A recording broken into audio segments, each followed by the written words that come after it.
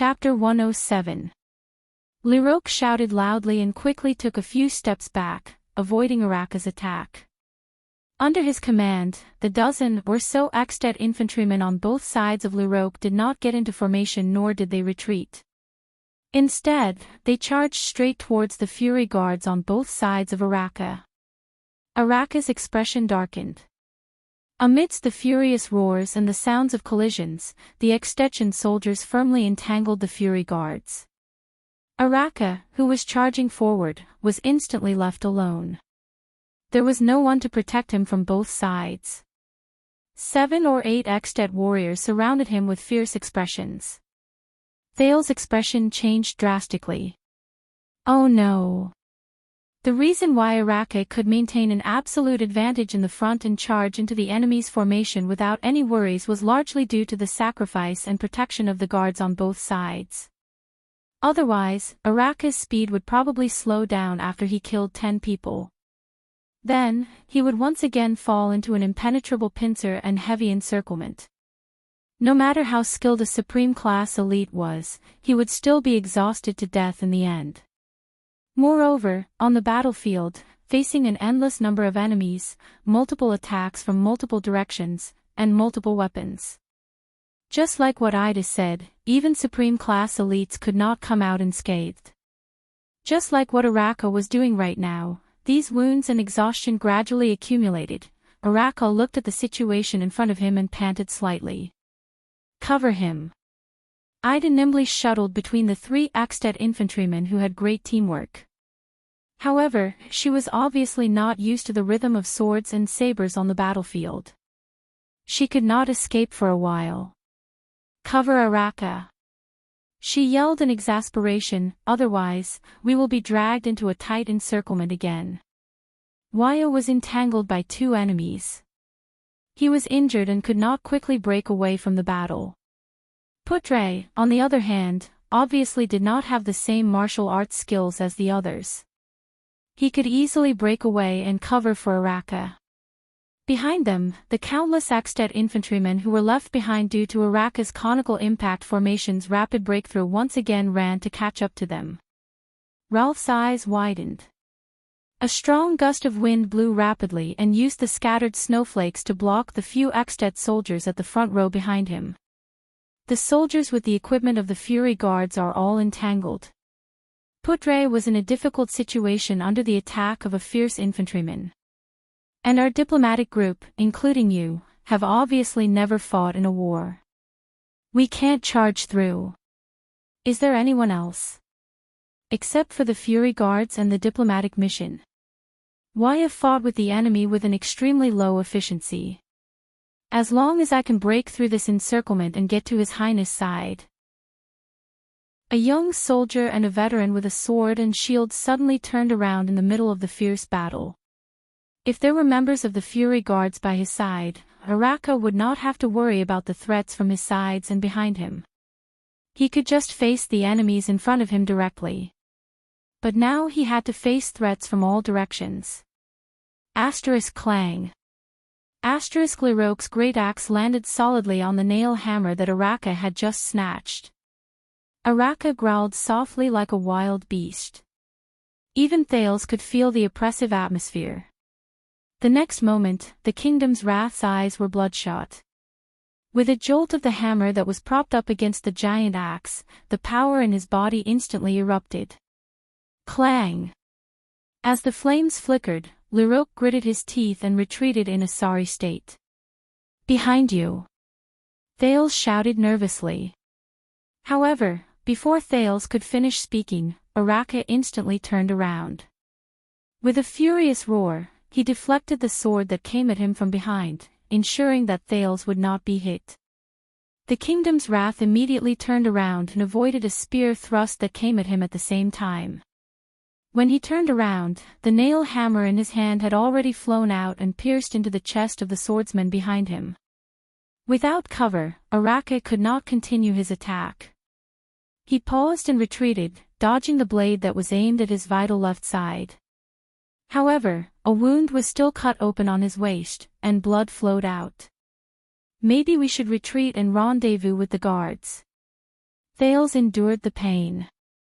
His back was still cut by the sword just now. The beast-like man ignored the prince.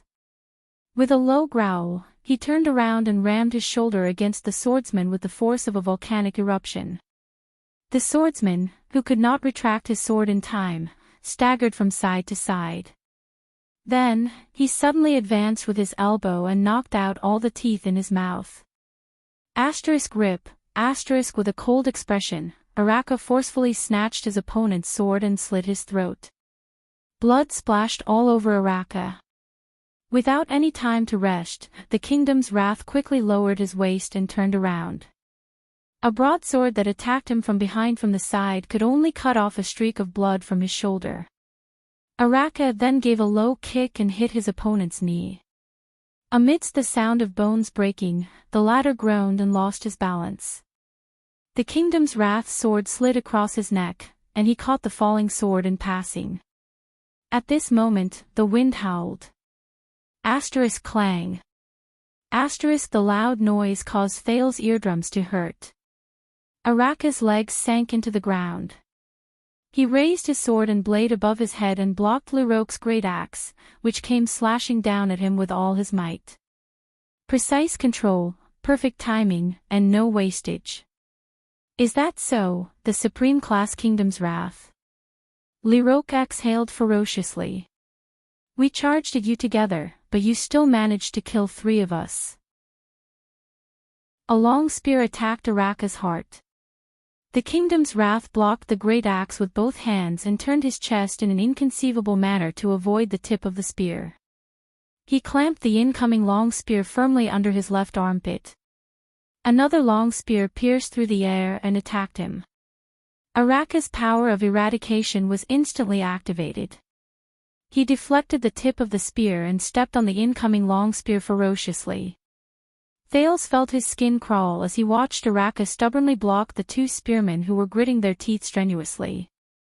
Their faces were completely red. This is bad. As expected, the enemy did not give him any chance to catch his breath. 2 Extet soldiers with 2 long swords attacked Araka's chest, abdomen, and head. Araka slashed the sword that was aimed at his chest with all his might. Then, he twisted the other sword tightly. Whoosh, the great axe pierced through the air and attacked again. But this is a battlefield. There has never been a one-on-one battle. The enemy's commander laughed savagely. The great axe drew an arc as it attacked. Even Supreme Class elites have their limits. A few Extet infantrymen howled furiously. They appeared from behind Lirok and surrounded Araka. Thales touched his dagger in shock and shouted, "Be careful." In the next second, the frightening sound of an axe piercing through flesh and a blade clashing against each other echoed. Splat. Clang. Thales felt a chill run down his spine. His eardrums were in intense pain. No, the prince panted and widened his eyes as he watched the great axe stop firmly on Araka's left shoulder. It cut through his breastplate, cut through his flesh, and stopped between his shoulder blade and collarbone. It was only an inch away from Thales' shoulder. Araka panted harshly. His dripping blood flowed all over Thales' shoulder. The sword in the kingdom's wrath's right hand had long since disappeared without a trace. He used only one hand to firmly hold the handle of Lirok's great axe. As he trembled slightly, he wrestled with the enemy's commander in a life-and-death struggle.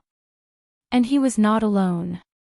At the front end of the axe, the young Constellatiate soldier with black hair and brown eyes knelt on one knee beside Araka. He gritted his teeth and raised both his hands above his head. He held a pair of spears of equal length in each hand and used all his strength to block the axe blade that had already cut into Araka's left shoulder. Damn brat. Lirok's eyes were bloodshot. He unleashed his power of eradication and the axe blade in his hand gradually pressed downwards. The 2 spearmen who were wrestling with Araka also exerted force at the same time. They wanted to force the kingdom's wrath to die here. Don't even think about it. Willow Ken's 2 spears trembled. Under the influence of gravity and Liroque's power, he desperately blocked the great axe upwards to reduce the pressure on Araka. Araka panted in a low voice. He looked at Willow with a complicated expression amidst the intense pain. Violent winds howled in the air. Ralph's figure glided over and swept past the extension's weapons strenuously. He brought along 2 Constellatiate soldiers dressed in fortress soldier uniforms and crashed into the battlefield. They fought against Liroque's subordinates who were about to join the battle. A sturdy veteran of Constellation charged over with a shield and knocked down the extension soldier who had just fought with Araka with his sword to the ground. The veteran of Starlight Brigade and Janet firmly pressed down on the enemy who was struggling madly. They grabbed each other's sword-wielding hands and competed in strength and endurance. Both of them wanted to stab their swords into each other's vital parts before the other. "Is there anyone else?" Thales asked nervously as he pulled out his dagger strenuously. He was hesitating whether he should cut the rope that tied him to Araka's back. "There are only a few of us. The Fury Guards and your subordinates are being held back." Janet, who was wrestling with his opponent, shouted with all his might, "You better be of use, you deserter who uses dual spears." Willow's face flushed red. His hand, which was holding the great axe, trembled continuously. "I told you," the extension infantryman whose spear was clamped by Araka's left arm roared and lowered his spear. He pulled out a short blade from his back and rushed towards Araka, who was in a stalemate.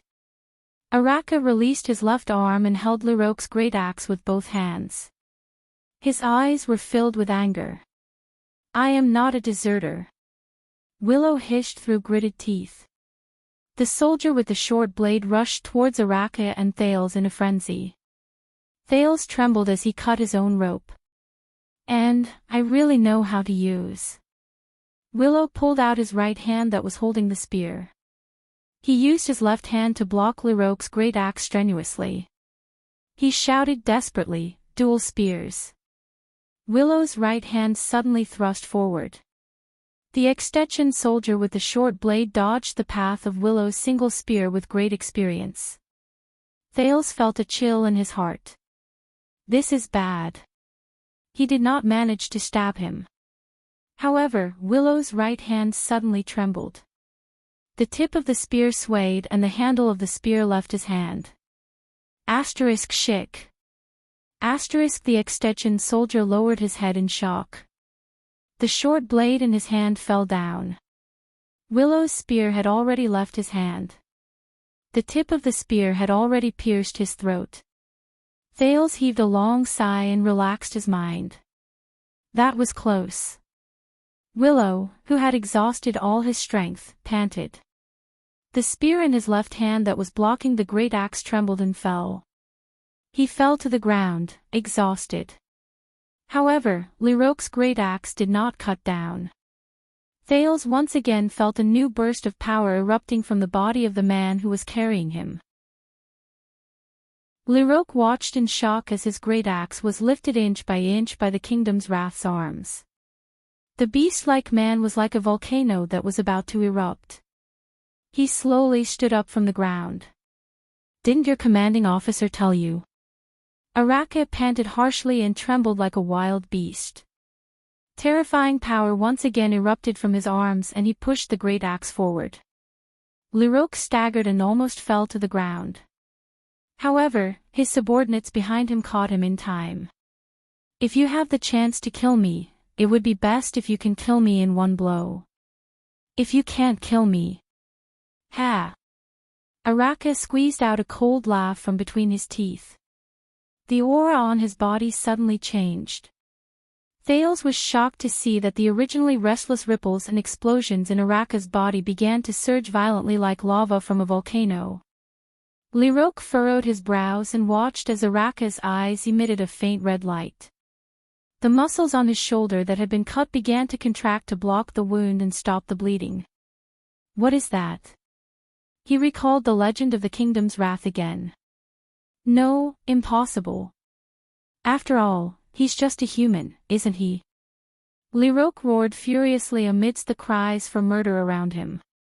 He mustered all the strength in his body and charged towards Araka with a few of his most trusted subordinates. 7 to 8 weapons were thrust out at the same time.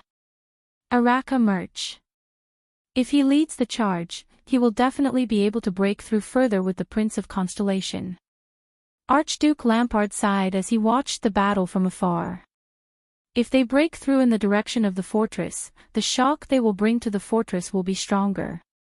Then, our plan to lure Sisir out will have a higher chance of success.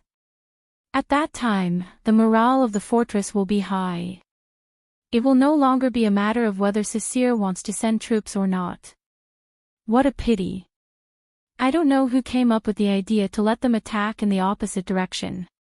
Did that 7-year-old prince also agree to throw away his life like this? Count Levon asked with a frown. Lampard shook his head regretfully. There is no point in thinking too much about it. It is already impossible for us to take down the fortress. There is another problem.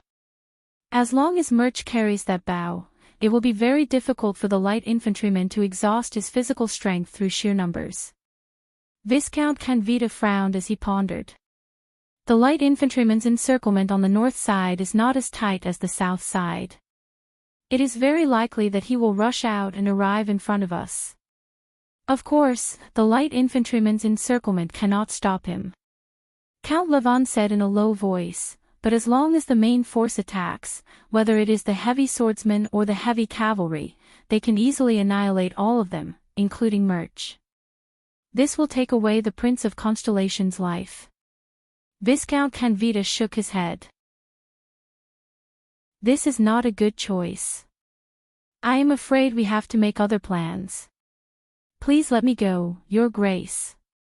Behind Lampard, Lord Tolja stroked a strangely shaped saber and bowed slightly on his steed. His eyes shone with endless fighting spirit. I will definitely take back the bow that originally belonged to Axtet from Murch's corpse.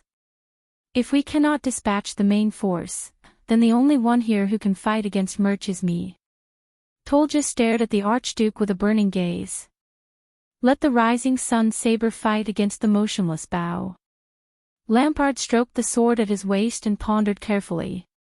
No, I do not wish for any accidents to happen to you. Around 10 seconds later, Lampard slowly shook his head and refused. Even if Murch does not bring that bow, he is still too dangerous. A hint of disappointment flashed in Tolja's eyes. After all, he has been fighting in the battle formation for half a quarter of an hour. He must be covered in wounds, which makes him even more dangerous. Viscount Canvita cautiously continued the Archduke's words. We all know the legend of that man. I heard that the Tower of Eradication specially named his mutated power of eradication. Lampard raised his head and sighed softly. Yes, the Firmament's Wrath.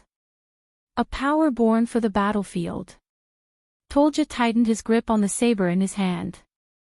The Archduke said faintly, the more he fights, the more he gets injured. The more he gets injured, the stronger he gets. When Thales came back to his senses, he was shocked to see Araka charging at full speed towards the 7 or 8 people in front of him. Without any protection on his side, he began his breakthrough once again. Facing the weapons in front of him, Araka's body suddenly moved in a strange manner. This movement seemed to bring about a fluctuation in the air. Thales, who was on his back, felt dizzy. A sword slashed across Araka's breastplate, leaving a deep wound between his ribs. A flail grazed past his raised right leg, taking away a piece of flesh. A saber was forcefully blocked by the wrist guard on his right hand. Countless sparks flew. Liroque's great axe swept past his head, which had suddenly turned around. The wind from the axe swept past his ears. A spear barely grazed past his thigh by a few millimeters. The last saber slashed horizontally into his unprotected left biceps, but not much blood spilled out. It looked as if Araka had moved slightly, avoiding all the vital parts during the pincer attack. However, Thales knew that this was definitely not a simple, slight movement. Araka did not care about the number of wounds on his body. He only charged forward with a fanatical expression. Until he squeezed between the enemies. Kill him. Liroque retracted his great axe and ordered furiously. However, the slightly panicked extensions could no longer keep up with Araka's rhythm. In the next moment, Araka let out an earth-shattering roar. His right fist erupted with an astonishing heat wave, and he punched the swordsman's face. The clear sound of bones breaking was heard. The extension howled madly. Araka laughed loudly. The power of eradication surged and erupted from his body. With a tremendous force, he rammed his shoulder against the flail-bearer's shield. The latter let out a pained cry and flew backwards. The kingdom's wrath grabbed his opponent's flail, turned around and smashed it, knocking away a saber that was aimed at the back of his head. Without losing momentum, the flail flew back until it dented the enemy's head. As red and white splattered, Araka turned around again and accurately locked a saber with his chain. He pulled the next enemy in front of him and used his lower abdomen to block a long sword that followed closely behind him. The swordsman who accidentally killed his comrade was stunned for a second. Araka then grabbed his clothes and crushed his windpipe. 5 extensions instantly fell at Araka's feet. Liroque roared furiously and swung his axe horizontally. Araka retreated at an astonishing speed and accurately avoided the trajectory of the axe. Thales, who was already dizzy from the battle where he dodged left and right, almost fainted. However, in the next moment, a shocking explosion came from within the Kingdom's Wrath's body. He kicked backwards with his right leg and instantly shot up like a flying swallow. He charged towards Liroque, who could not retract his axe in time. Thales saw stars and his vision immediately became blurry. Araka pressed his hands on the long handle of the great axe. "I like your axe." Thales could vaguely hear the Kingdom's Wrath's laughter and Liroque's despairing howl. When he raised his head again, he only saw Araka fiercely waving Liroque's double-sided great axe and smashing it into the face of its original owner. The latter flew out like a kite with a broken string. "Follow me." Araka, whose face was covered in blood, waved his great axe and roared at his comrades behind him. Araka waved his double-sided axe and charged into the crowd in front of him like a ferocious beast. He opened up a bloody path. Wherever he went, blood splattered everywhere and limbs flew everywhere. The death of their commander and the ferocity of the Kingdom's Wrath caused the surrounding extensions to fall into chaos. However, in the next second, the Kingdom's Wrath's body actually swayed.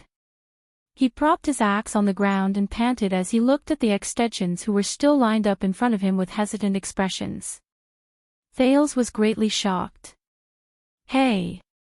Baron Murch, can you still hold on?" Araka panted strenuously and said discontentedly, "I can't believe I have to use this thing to charge at a light infantry formation. If only I was 10 years younger." "No, 5 years younger," Thales was stunned.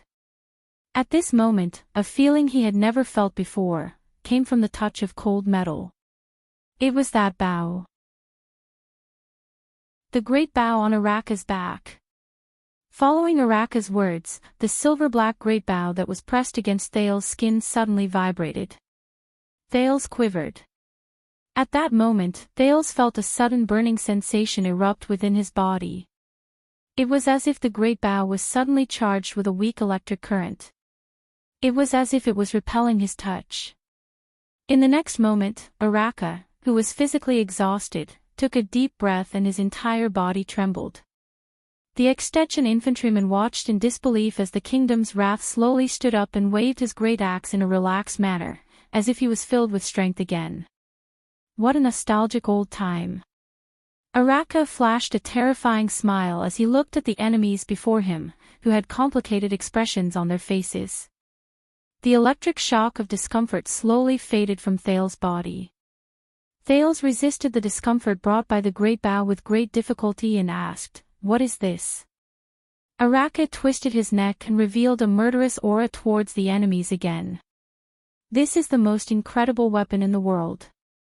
He grinned and said, each one of them gives its user a corresponding ability. Thales was shocked.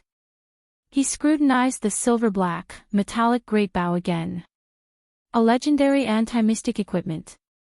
He suddenly realized that this bow did not have a bowstring. Yes. The kingdom's wrath nodded. The motionless bow. Then, what is its ability? Thales asked in bewilderment, even though he already had the answer when he saw Araka's rejuvenated physical strength. Araka snorted. Perpetual motion. Thales was slightly stunned. After Jen had dealt with his opponent, he pulled the exhausted Willow up and stood on either side of Araka. Ralph followed behind them with a complicated expression on his face. Liroque's death brought chaos to the Extension Brigade. The Fury Guards finally broke through the infantryman's entanglement. Hey, boy with 2 spears. Araka suddenly turned his head and looked at Willow. Willow shuddered violently. 3 days ago, this man wanted to send him to the gallows. Looks like you really don't look like a deserter, Araka snorted softly. Willow's expression became joyful. But your dual spears are terrible. Willow's expression froze again. Don't mind him. Thales smiled behind Araka. This is his way of saying thank you. Araka snorted coldly. He swung his great axe and strode forward. Next time, change to a pair of long and short spears. The kingdom's wrath's voice came from the front. Spears of the same length. How stupid. Willow was stunned. He immediately smiled and followed closely behind. The extensions in front of them were no longer as densely packed as before. Lampard's military camp was right before their eyes. A member of the Fury Guards howled angrily and pierced his sword into the body of an extension soldier beside Araka.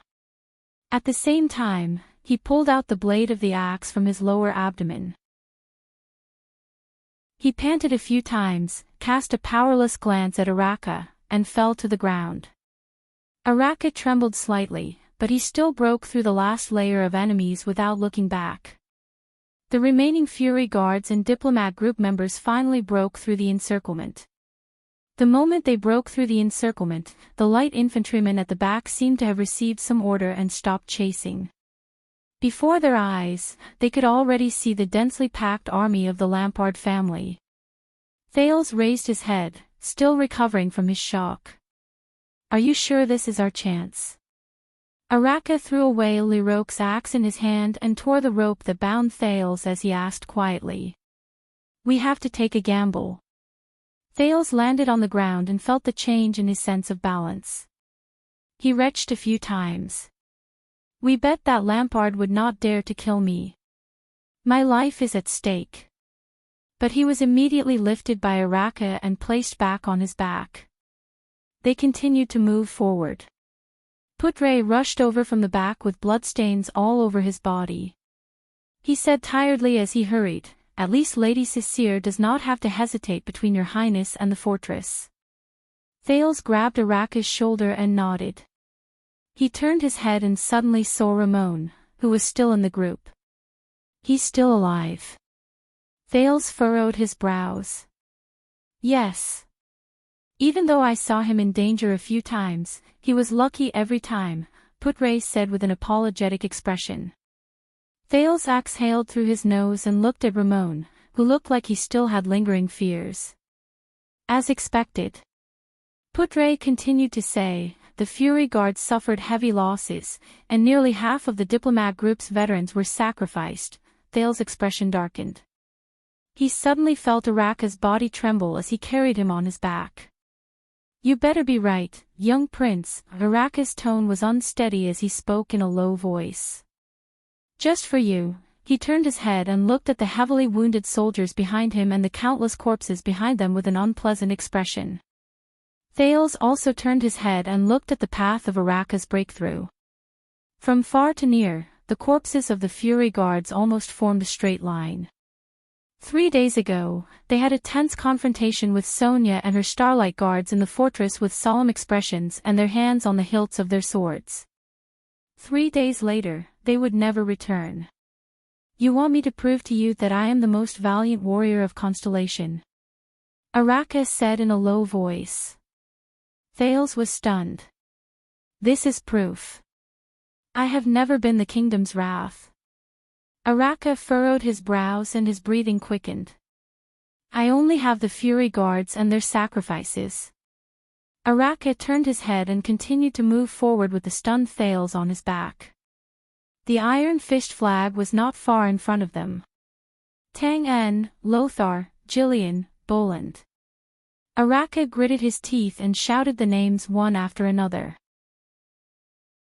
Without them, I would have died 10,000 times over. They, the past, present, future, all the Fury Guards who risked their lives, they are the true Fury Guards. The kingdom's wrath. Thales lowered his head. His expression was complicated. At this moment. Wait! Araka suddenly shouted loudly. Thales was startled and quickly raised his head. In front of them, from the side of Ekstet's military camp, a small group of heavily armed soldiers walked out in an orderly manner. Everyone also raised their heads and looked forward. The remaining Constellations immediately burst into an uproar. Almost everyone was shocked. Damn it! Ida punched Putre and said angrily, What did you do?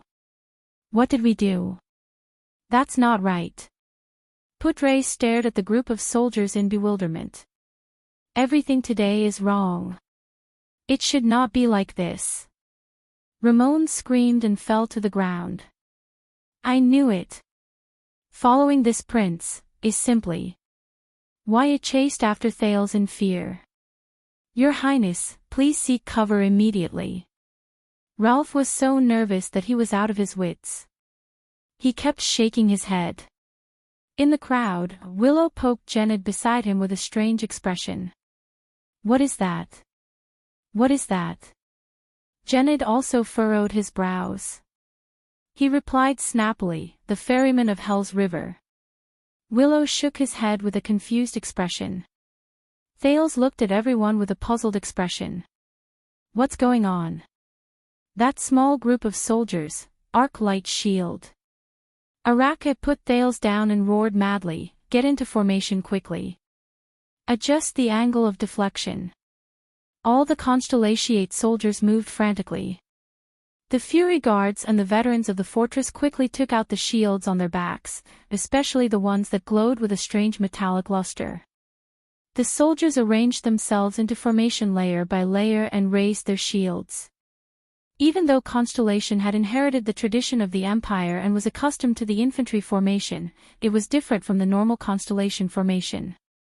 This time, the formation was particularly dense. There was only one row of soldiers, some squatting or standing, and they blocked the direction of the small group of strange Ekstetchen soldiers in front of them. Watching all this, Thales asked loudly in confusion. What happened? Those soldiers. What are they? Everyone was silent for a while. You said that you bet that Lampard would not dare to kill you. Araka broke the silence and said through gritted teeth. Thales looked at Araka's expression in bewilderment. Looks like it was a failed gamble. Araka's face was filled with anger as he pointed at the group of soldiers in the distance. Do you see what is waiting for us? Thales narrowed his eyes. He suddenly realized that the soldiers were holding strange and heavy long strips in their hands. They had one hand in front and the other at the back. One of the ends was aimed at them. This posture, his heart suddenly trembled. Araka's low growl, which was forcefully suppressing his anger, rang in his ears. That is, the Mystic Gun Unit. Chapter 108. Get ready to lift. A man whose left half of his face was burnt shouted. As the trainer of Black Sand Region's Mystic Gun Unit, Hardy watched with satisfaction as the 30-strong and elite soldiers under him wore heat-resistant gloves and glass goggles. They were divided into groups of 3, opened the incubator boxes, and steadily carried out 10 streamlined iron-gray mystic guns. Although they were not the best mystic gun unit he had trained, in Extet, which generally looked down on the use of mystic guns, the mystic gun unit under the Archduke of Black Sand region was already a rare expert. This reminded Hardy of the first time he touched the old and depleted Seagull Model V mystic gun as a new recruit. But looking at these lads, Hardy sighed with emotion. Look at the things in their hands. The Seagull Model 7 mystic gun had a sturdy gun body forged with the rough skills of the dwarves in the iron-gray mountain of the eastern peninsula. It was equipped with a barrel made of the finest crystal drops from the Snake's Belly Mountain, which was located at the border between the Hanbol dynasty and the Lagudan Alliance. It was also equipped with an oil storage tank made of dark copper mined from the seabed by Crystal Jade City. It was filled with high-quality eternal whale oil obtained from the Southern Sea of Eradication by the Trade Federation, as well as the sealed core of a mysterious origin. The gun body was hard and wear-resistant, and the barrel could withstand high temperatures. It was highly focused and easy to aim. Even the depletion rate of the core was only half of its predecessor, the Seagull Model 6, which was introduced 20 years ago. Mystic energy could be focused within a range of 200 meters without dispersing. It could be fired twice within half an hour, and it only needed 2 hours to cool down. Apart from the ridiculous weight and heat leakage problems that still left people helpless, in Hardy's eyes, it was perfect. The inferior mystic guns that were unknowingly sold into the underground black market through the country's arms trade but lacked maintenance were like wooden sticks to steel swords compared to this gun. The target has entered our field of vision. Prepare to aim. A strong gunner raised his hand and knelt down on one knee. He used his shoulder, which was wearing a special shoulder armor, to support the heat-resistant base at the front of the gun. A smart gunner quickly calculated the distance and direction. He turned the button on the side of the gun and adjusted the focus and energy scale. A decisive operator skillfully checked the gun's status. After confirming that the core was stable, he opened the safety lock and grabbed the firing handle. One day, Hardy thought silently, it will no longer be heavy. 2 people or even 1 person can hold it. It was no longer complicated. 1 person could aim and fire. It was no longer dangerous. The core would not become the fairy bell of Hell's River that could endanger the gunner's life at any moment. It was no longer expensive, and every soldier would be equipped with it in battle, instead of being limited to a small team of a few dozen people. It was no longer mysterious. The nuclear core was no longer a mysterious item that was imported through special channels. Everyone knew its origin and principle. One day, Hardy gently looked at the mystic gun beside him that had entered firing mode. He subconsciously touched his broken left arm and felt the dull pain on the left side of his face. It would become the king of war, take away the pride of the power of eradication, and completely eliminate metal weapons and physical combat from the world. Even in the north. It would tell people how heavy the price of war was and how precious peace was. Unfortunately, I won't be able to see it. Attack position. Hardy solemnly raised his right hand and shouted the second last word. 10 shooters pulled on the handle with built-in springs, and the mysterious core at the back of the gun began to vibrate and make disturbing noises. Hardy looked at the group of Constellatiates who had just broken through the light infantry's encirclement. They heard that their newly found prince was inside. Is that so? Hardy flashed a smile. Lucy, my daughter. You will always be the pride of your mother and me. No matter how desperate the situation is, you must be strong and live on. The next moment, the weathered man, who only had half a face, smashed his right arm with all his might. His face was distorted as he roared. Fire! The soldiers set up a densely packed shield formation, blocking a large area of vision in front of them. Everyone else hid behind the shield formation.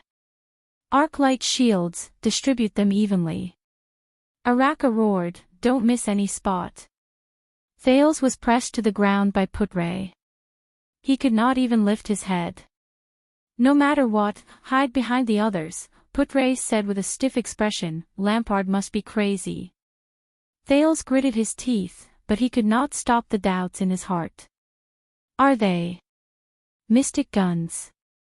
He remembered that not long ago, Morris of the Brotherhood had gotten 2 of them from the army at a high price, but he gave them to his subordinates for self-defense.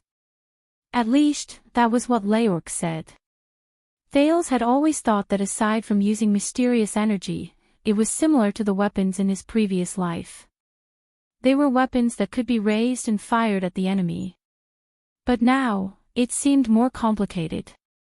At least, looking at how Araka and the rest looked as if they were facing a great enemy, it should be. At this moment, Araka roared madly, "Fire!" The soldiers clenched their teeth and trembled. They held the metallic arclight shields in their hands even tighter. A strong, crimson-red light attacked from the front. The light penetrated the shield formation. The weather was very cold, but at this moment, it was as if they were being shone by the sun. A gentle warmth enveloped them. "Hold on, scatter them away." Before Araka could finish speaking, a strange change occurred around the constellations. Swoosh, the moment the snowy ground beside them came into contact with the red light, the accumulated snow immediately shrunk and turned into water, then evaporated into thin air. Thales frowned slightly. This is. The red light spread to a short tree on the snowy ground. Thales stared at the top and bottom of the tree in bewilderment. Every inch of the tree instantly turned black and then emitted tongues of fire. The next moment, the small tree suddenly exploded, and countless sparks burst forth. Boom. The flying sparks scattered to the crowd. Many of the soldiers screamed in pain. The shield formation suddenly trembled. Hold on. Araka roared, 10 seconds or so is enough. Thales was horrified to feel that the air around him was continuously heating up. It was getting hotter and hotter. Until the warmth turned into a merciless scorching heat. Even the temperature in his body was rising.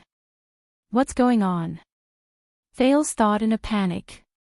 What is a mystic gun? Why does it have such an effect? No.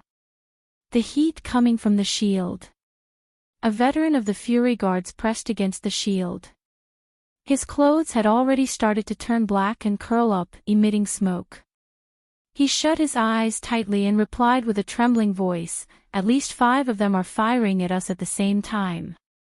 Our anti-mystic equipment, arclight shields are not enough. We still have to hold on." Araka roared loudly. He drew the motionless bow, which had no bowstring, from his back.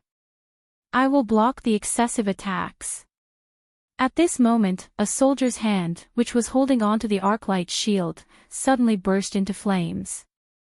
He screamed in pain and took a step back under Araka's shocked gaze. The soldier's shield swayed. A ray of red light passed through the gap and shone on his body. No. Before Araka could shout in shock and anger, the soldier's screams exploded before he could.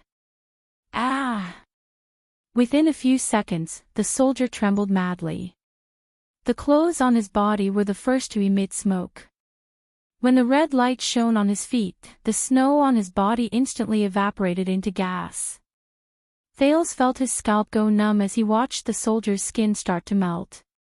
The next moment, there was a ting sound from his body and endless tongues of fire emerged. After another second, the soldier's body exploded like the small tree and exploded into countless sparks. Boom.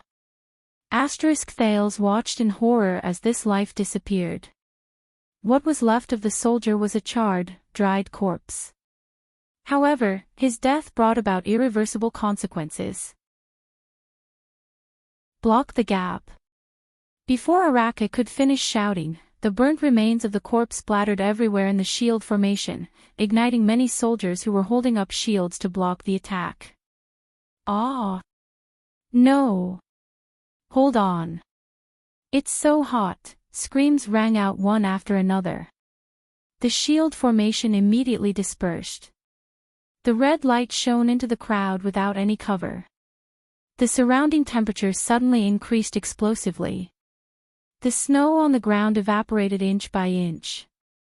Thales felt a chill in his heart. No, this is bad. At this moment, Araka stood up with a furious roar. He charged forward and stood firmly in front of everyone. Asterisk bang. Asterisk his hair was instantly set on fire.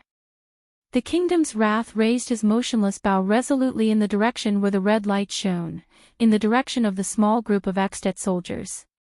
The motionless bow trembled slightly. Then, it emitted a strong silver light that was not inferior to the shot from the mystic gun. When the red light from the mystic gun met the silver light, it suddenly weakened and scattered in all directions. It was as if the silver light had sealed off the path of the mystic gun's red light. Araka roared. His right hand, which was holding the motionless bow, began to emit smoke. But he still persisted. However, the area of the silver light was not enough. Araka could only block in front of the people in the center. There were still many soldiers at the periphery who were shot by the red light from the mystic gun. Asterisk boom. Asterisk the second soldier turned into a huge fireball and immediately exploded. No, no, no. Boom. The third. Aw, aw, aw. Jennett covered his right shoulder in pain, which was illuminated by the silver light. He was desperately dragged back to the area protected by the silver light by Willow. During this process, one of the black-haired soldier's short spears suddenly exploded into countless sparks. He can't hold on for long. Ida shouted through gritted teeth. I can't die here. This was Ramon. Bring His Highness out. Why said while sweating. No, there are too many mystic guns, Putre said with difficulty, we can't escape. While everyone was in a mess, no one noticed that the second Prince of Constellation was in a strange state. The moment the silver light erupted from the motionless bow, Thales experienced that electric shock again. And it was even more severe than when he was on Araka's back. It was as if the silver-black metal bow that was emitting silver light was rejecting every corner of his body. Thales lay on the snow-covered ground. His face was contorted and trembling. No, is the legendary anti-mystic equipment really rejecting me this much? The silver light suddenly weakened. Araka's right hand started to catch fire. In the endless scorching heat, the kingdom's wrath still gritted his teeth and endured. A few rays of red light leaked in and shone on Thales' body. At that moment, Thales suddenly shuddered. His clothes started to smoke. He only felt the cells in his body suddenly heat up. So hot. It was as if he was on fire from the inside out. That familiar fluctuation surged through his entire body. Time seemed to have slowed down again. In the vision provided by the fluctuation, the red light and the silver light were like two pairs of enemies that were strangling each other, melting each other. However, where the light intersected, the silver light obviously had the upper hand. It was just that there were more red lights. However, at the same time, Thales only felt that his body was getting hotter and hotter. No, so hot. Thales closed his eyes in despair. He opened his mouth wide and howled as he felt the heat that was almost burning him. He stretched out his hand and screamed. So hot. Then, his heart suddenly skipped a beat. Asterisk thawed.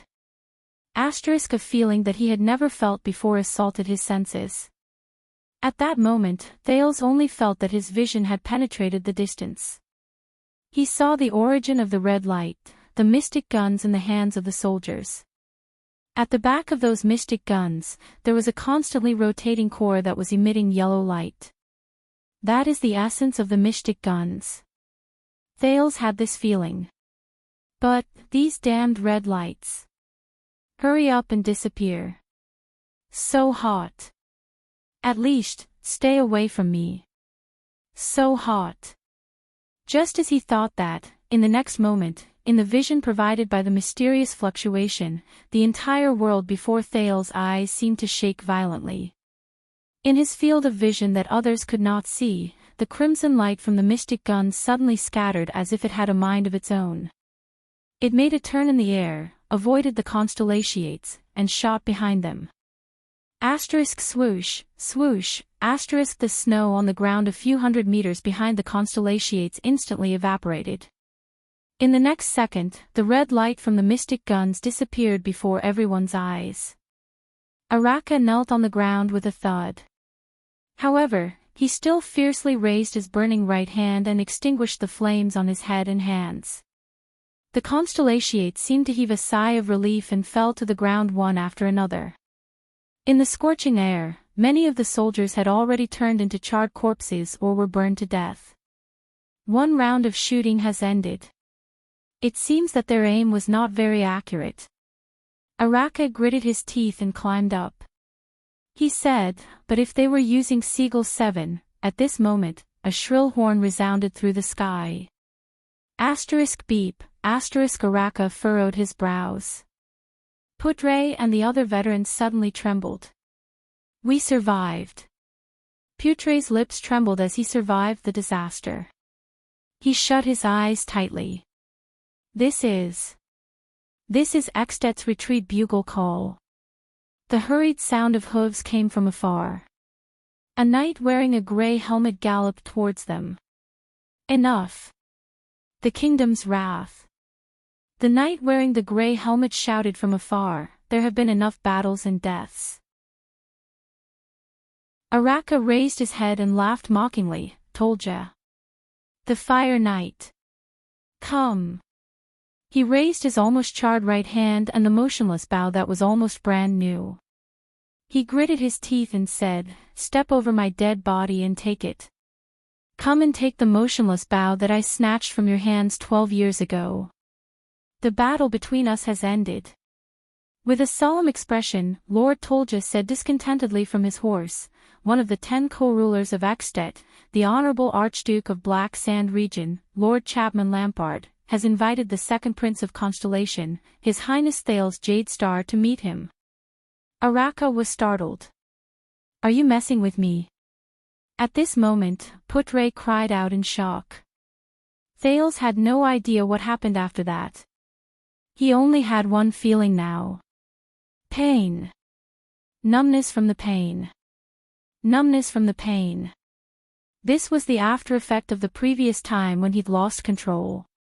Now, it struck him again. Intense pain erupted from all over his body in waves. It was even more severe than the last time. It was as if every molecule in his body was cracking and collapsing. Then, this pain was transmitted to every nerve in his body. What's wrong with him?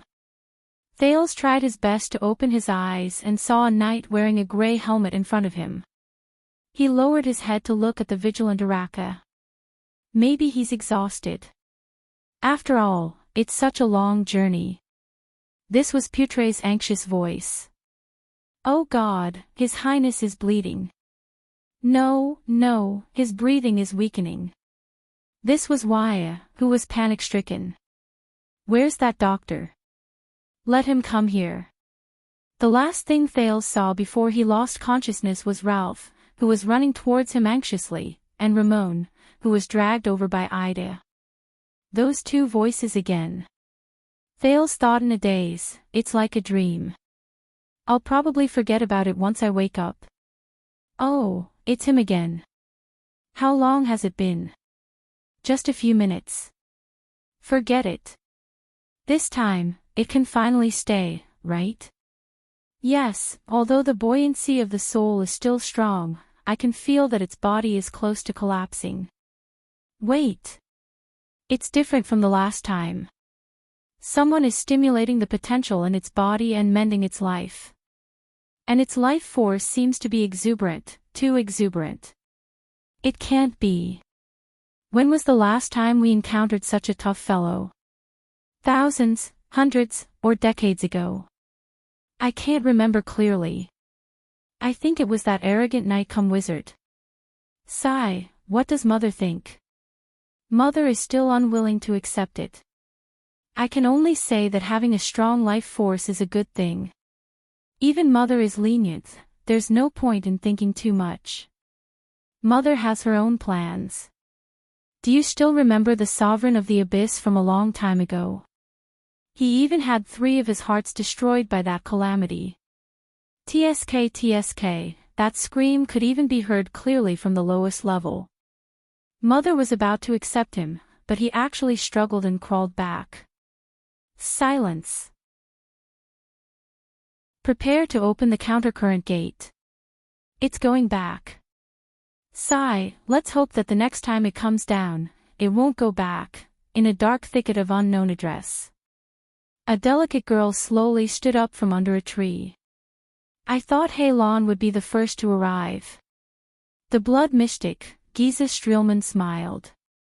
Without turning her head, she said softly, after all, I caused such a huge commotion. After so many years, it seems that she has become lazy. Right after she finished speaking, a man slowly walked out of the thicket behind her. Do you know who I am? Giza smiled charmingly and stroked her hair. The man did not speak. If you knew, why would you dare to follow me all the way here? Giza smiled sweetly and turned around. The man remained silent. It was as if he did not hear anything. This was a man who, no matter how one looked at him, was ordinary and unremarkable. Ordinary looks, ordinary clothes, ordinary figure, ordinary temperament. It was difficult for him to leave any impression on anyone. Except for the left side of his waist. 2 weapons were tied to the belt there. One of the weapons was wrapped tightly in old sackcloth. It was barely visible that it was long. Giza raised her eyebrows slightly. Under the sackcloth, she sensed a hint of an annoying presence. And the man's other weapon seemed to be a sword. But the shape was not very regular. The man was still expressionless. But he moved. He held the irregular sword at his waist in a backhand grip. He slowly drew it out. Are you sure you want to use a sword against me? Giza exhaled softly. You don't look like a commoner. The man still did not speak. He only raised the sword without changing his expression. It was as if he was doing the most insignificant thing.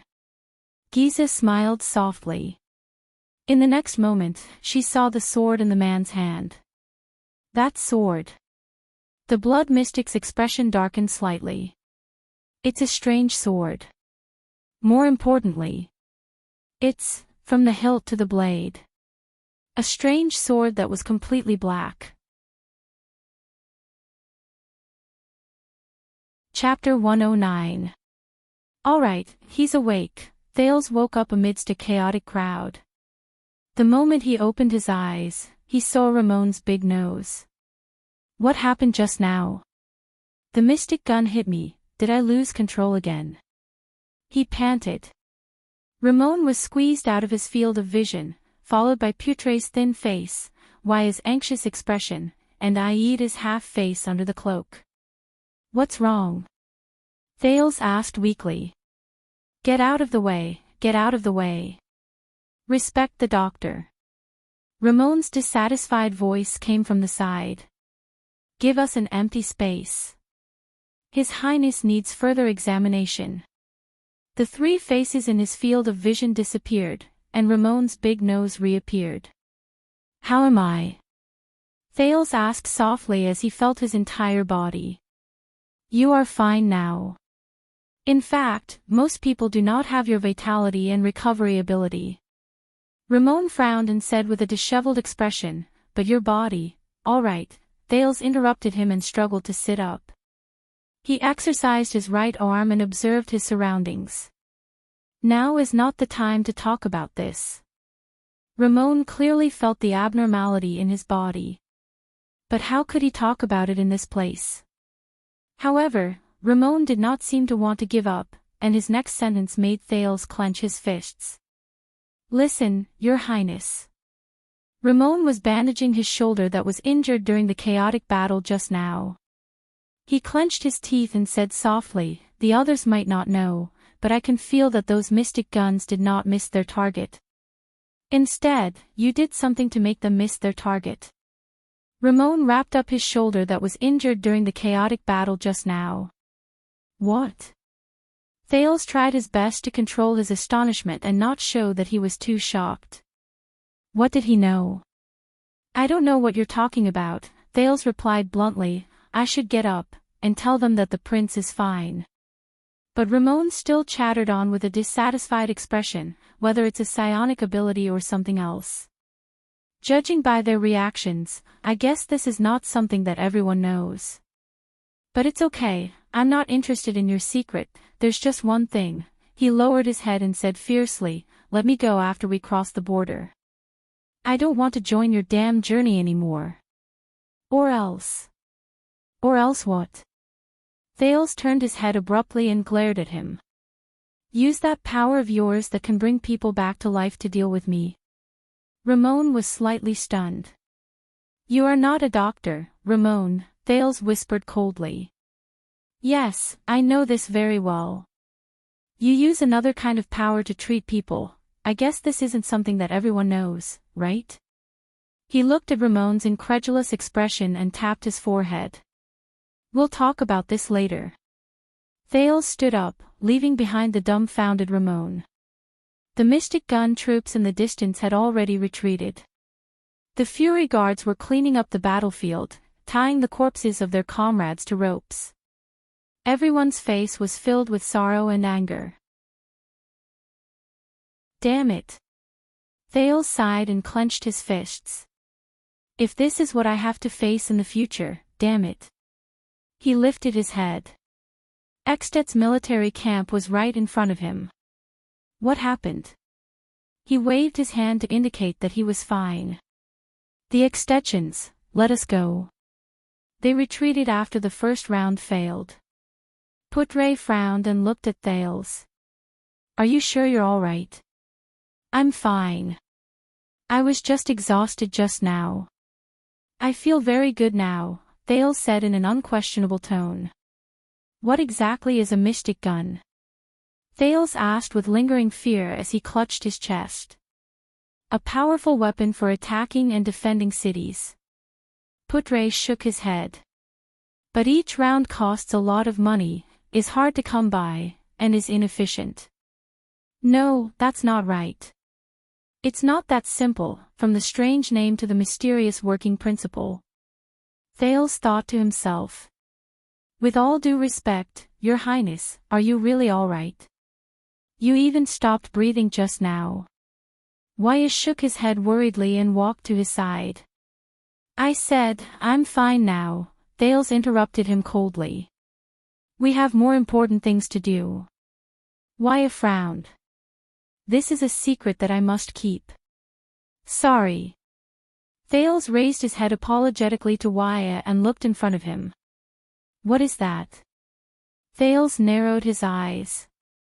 Not far in front of him, Araka, who was covered in wounds, was glaring at a knight in grey armor who was riding on a horse. One of Eksted's 5 war generals, the wielder of the legendary anti-mystic equipment Rising Sun Saber, Putre said warily. "The fiery knight, Ram Tolja." Putre shook his head. "It seems that Lampard sent him here alone to make peace." "If Lampard really went crazy and wanted to kill us all, why did he give up halfway?" "Yes. At the end of the day, Lampard has no reason to kill me." "Then why? But we have already come this far," Putre said slowly. "There is no turning back now." Thales nodded lightly. "You are Prince Thales." Tolja saw Thales from afar. "I am Ram Ford Tolja." The knight in grey armor looked at Araka warily and said slowly, "Sir Chapman Lampard invites you to meet him."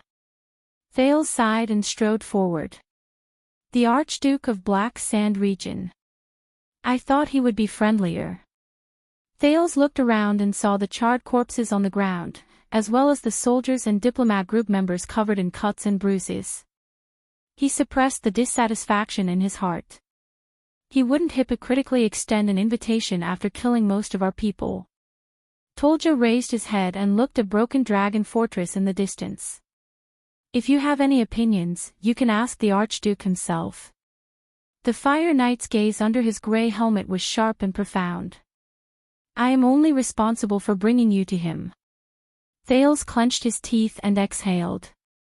At this moment, the ferocious-looking Araka strode towards Tolja. Have you forgotten something? An extension. The kingdom's wrath's words were filled with anger. Forget it, Araka. Go back. Tolja looked at the kingdom's wrath, whose gaze was hostile, and turned his horse around. The Archduke does not welcome you, neither you nor your guards.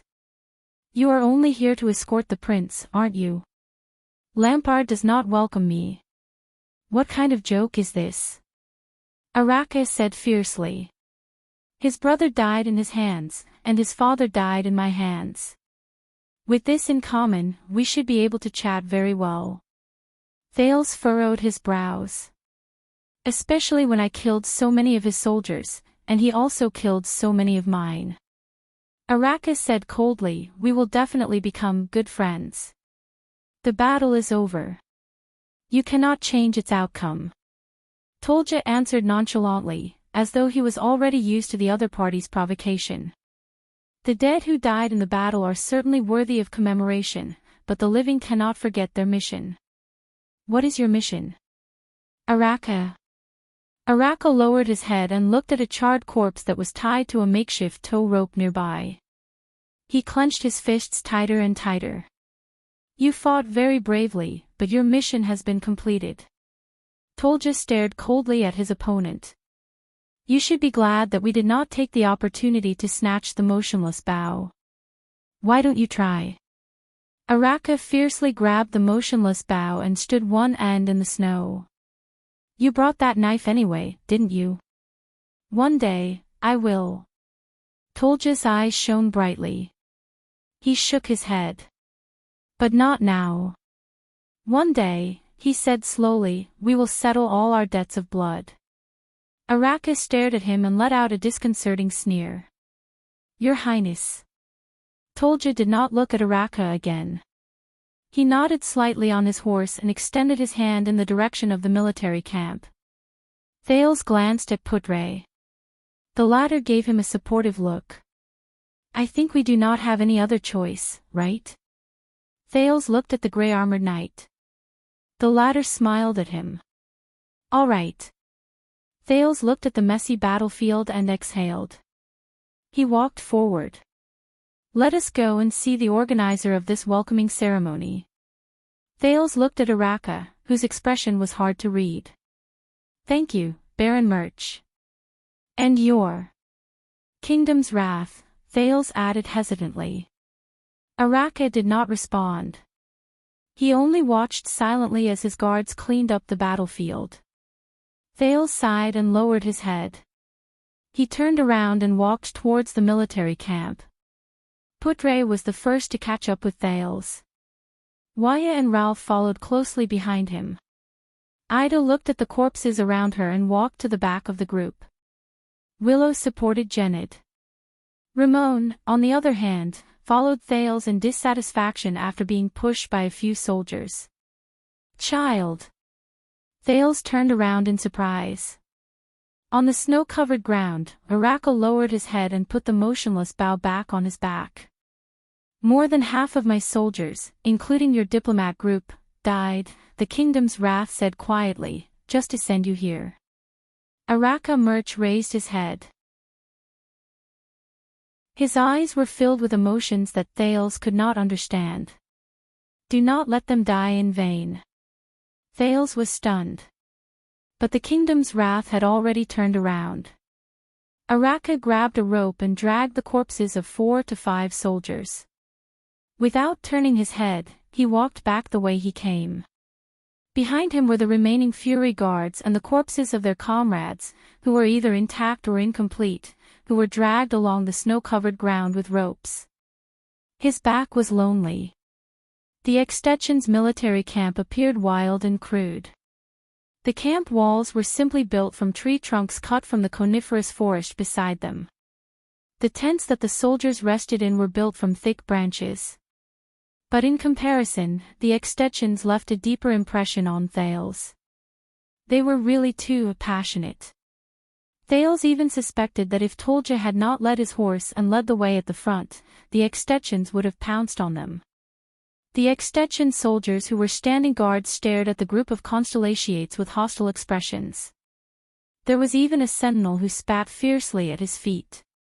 A group of cavaliers who had just returned to the camp passed by them. They looked at the Constellation flag that they held high and let out provocative laughter at them. "Go back, Southerners." An Extension soldier who carried heavy armor and a greatsword shouted at the diplomat group in disgust, "Northland does not welcome the people of the Empire.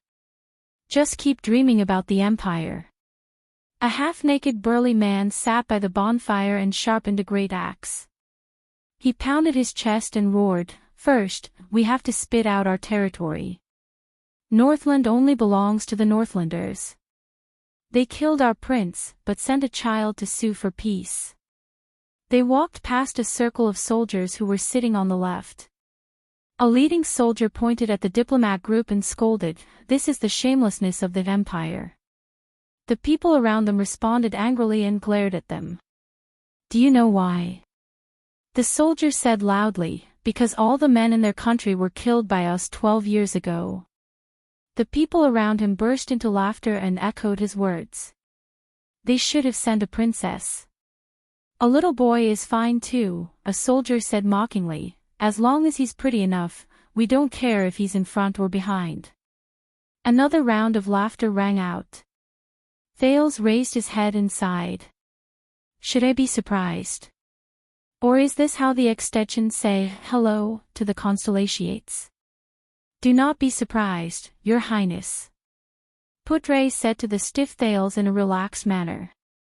The relationship between Constellation and Extet has never been good since the founding of the country more than 600 years ago. Whether it is the history of the Empire or the competition in the Western Peninsula, there are enough reasons for our hostility. Cold Castle was snatched from Extet by us 400 years ago. History was the first to breed hatred, and hatred is the first to write history. Putre sighed. Only the Peninsular War can make us temporarily forget our opinions of each other and fight side by side, which is rare. During the Third Peninsular War, the hero Chara and the Oathkeeper King Midir were close friends. Together with Camus Union's prophet Kai Ping, they worked together to fight against the Eastern Peninsula's expeditionary army. Unfortunately, they turned against each other in the end, and the rare chance for the Dragon and Constellation to mend their relationship was lost just like that. But this is a military camp. Other places are much better. Many Northlanders do not care about those meaningless things. Waya nodded.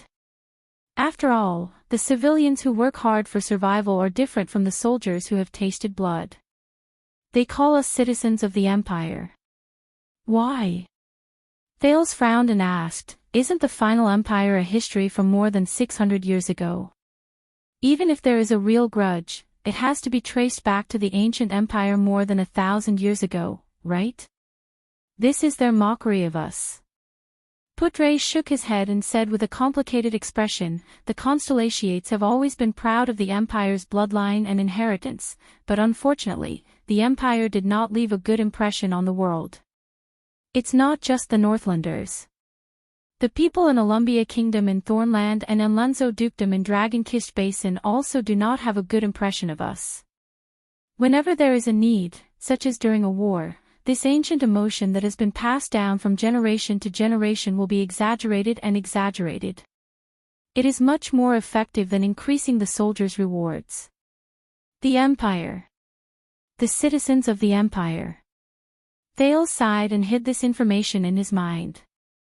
Speaking of which, the recruitment of more than 10,000 people is almost the limit of Black Sand region.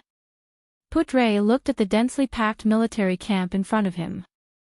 "I think Lampard's supplies and expenses are also quite difficult. Black Sand region is not a rich place. For the Northern Territory. They must have planned for a long time and spent a lot. The Constellations finally followed Tolja and walked to a huge tent. A tall nobleman in military attire who had been waiting in front of the tent walked forward and nodded slightly at Tolja. The tall nobleman bowed to Thales and said, "Is this Prince Thales? It's our first meeting. I am Lesac Canvita, Viscount of Ekstedt. My fief is located in Black Sand region's halting light city. Everyone in the diplomat group, please follow me to rest." As for His Highness. Viscount Canvita nodded and looked at Thales. "The Archduke is waiting for your visit." Thales raised his eyebrows. "This is a private meeting." Canvita stared at Thales with a burning gaze. "The Archduke of Black Sand region and the Prince of Constellation. Do not worry." Viscount Canvita raised his hand and stopped Putre and Waya, who wanted to say something. His tone was firm. "His Highness is already here. At least before we reach Dragon Cloud City and meet His Majesty, he will be fine." Thales sighed softly and smiled. "I think we still don't have much of a choice, don't we?" "Do you know, Your Highness, I suddenly thought it through," Putre said quietly, his eyes shining brightly. "Lampard is not crazy." Thales thought of something. Canvita furrowed his brows and gestured for Thales to go ahead. The Archduke's own tent was tall and spacious, but it was not bright. The ground was covered with a thick carpet, embroidered with the picture of a powerful iron fist. A rough-looking man in his 40s sat beside a thick square table filled with food. He had gray hair and blue eyes. His chin was covered in stubble, and he wore a chain armor with fine iron rings. He was chewing on a plate of roasted meat on the table. An iron brazier burned fiercely by the side, illuminating the man's face, making it look even more mysterious. Thales noticed that a saber with a polished leather scabbard was also placed horizontally on the table. He calmly stared at the actual ruler of Black Sand region, Archduke Chapman Lampard. Lampard stuffed a ball of roasted meat into his mouth while staring at him, making Thales feel uncomfortable. "You're calmer than I thought," the Archduke said slowly. Thales sighed. "Perhaps." He walked to the table, climbed onto a chair, and sat down. "But in the face of an enemy who owes me hundreds of lives, I really can't think of any other expression. Even anger seems unnecessary." Lampard picked up a wooden wine cup and poured the wine into his mouth. His Adam's apple bobbed as he swallowed. The Archduke put down the wine cup and wiped away the wine that flowed out with the back of his left hand. He grabbed a piece of hind leg meat and took a bite. "According to the news that spread from Constellation, you really don't look like a 7-year-old child. When life isn't easy, you have to learn to mature earlier." Thales shrugged. "Eat up, this is good venison." Lampard pushed a plate of roasted meat over. "The Prince of Constellation can't starve to death in my military camp." Thales stared at the crudely styled roasted meat and frowned. "All of you have guts." "Your counterattack was indeed beyond my expectations," Lampard said coldly. "Who made this decision? Maybe I should reward him properly. He ruined all my years of planning." "You." Thales pulled the plate in front of him. Without raising his head, he took out his dagger and started cutting the meat. Lampard raised his eyebrows. "This is your decision, Your Grace." Thales cut the venison and said calmly, "You killed half of our men on the first day I stepped into Ekstedt's borders. You forced us to choose the path that was most disadvantageous to you. How long have you been standing here and looking at the fortress opposite you every day?" 2 weeks. 3 weeks. I guess it's not easy to maintain the supplies, food, and lodging for more than 10,000 people? Thales shrugged. I'm really worried about Black Sand region's finances. He picked up a piece of venison the size of a thumb and put it in his mouth. It tastes good. Lampard stopped eating and drinking. He stared straight at Thales with a fierce look in his eyes. You know, the Archduke said slowly, I originally planned to spare your life and only kill the people around you. Thales frowned. His venison was not cut well. But we encountered the Mystic Gun unit. That level of attack. Thales snorted softly and began to cut off a piece of meat. It was to kill me. That was an accident, Lampard said flatly. An accident. Thales was so angry that he laughed. He put down the dagger in his hand. Your mystic gun, but he was immediately stunned. Wait. Putre said that Lampard did not go crazy. So, Thales stared at Lampard in a daze. Could it be, that was an accident? Thales asked in disbelief. It was an accident. Lampard placed his arms on the table, his eyes burning. Thales closed his eyes and exhaled deeply. After a while, Thales opened his eyes and said with certainty, You did not send out the Mystic Gun unit. I did not. Lampard put down his wine glass and shook his head slowly. You did not intend to kill me either, Thales continued. I did not. Lampard's eyes were burning. Thales clenched his teeth. So that's how it is. He exhaled and laughed. Someone else is commanding the Mystic Gun unit. Lampard had no reason to kill me from the beginning. The Mystic Gun unit is an uncontrollable killing weapon. No matter how stupid he is, he will not use this kind of thing against me. Thales sighed. Lampard closed the wooden plate with the venison, pulled it in front of him, and grabbed a piece of meat. You are much smarter than I thought. Lampard's expression was unpleasant. He stuffed the meat into his mouth and narrowed his eyes slightly. Do you understand why we met here? Yes, I understand. Thales wiped the dagger with his sleeve and put it back on his waist. He sighed and said, But I really did not expect that the command of the Mystic Gun unit under the command of the famous Archduke of Black Sand region would be so easily tricked by someone. Lampard suppressed his anger. That officer is called Hardy. He has been in charge of training my Mystic Gun unit since 3 years ago. The commander of the unit fell ill this morning, so he is only temporarily in charge. How is he? Thales asked quietly. After the signal to retreat was sounded, he still ordered a second attack, but there were soldiers who immediately questioned his orders, Lampard said gloomily. Then, Hardy did not hesitate to slit his neck and committed suicide. We are still investigating the person behind him. This also explains why you hurriedly blew the signal to retreat after only one shot. Thales sneered. Even the command malfunctioned. Sorry, I really do not know what expression to use at this time. Archduke Lampard pursed his lips tightly and said nothing. Their goal should be to use you to kill me, or to use my death to plot against you. Thales sneered. I think the latter is more likely. My enemies are all in the country. The higher you stand, Lampard said quietly, the more enemies there will be. So, the sudden accident also made you cancel your plan. Thales snorted. Were you originally prepared to humiliate me by capturing me and see if the fortress would waver? There was silence. Lampard opened the bottle of rye wine beside him and filled his empty goblet. I hate to say this, but King Kessel made a good move. He pushed you out, Archduke Lampard said calmly. The moment you stepped into my military camp, I could no longer take down the fortress and the northern territory. And the oath he made in Renaissance Palace was equivalent to forging a suit of armor for you with the ownership of royal power. Lampard raised his goblet and said quietly, If you die in Eckstedt, no matter who did it, the neighboring Black Sand region will only suffer.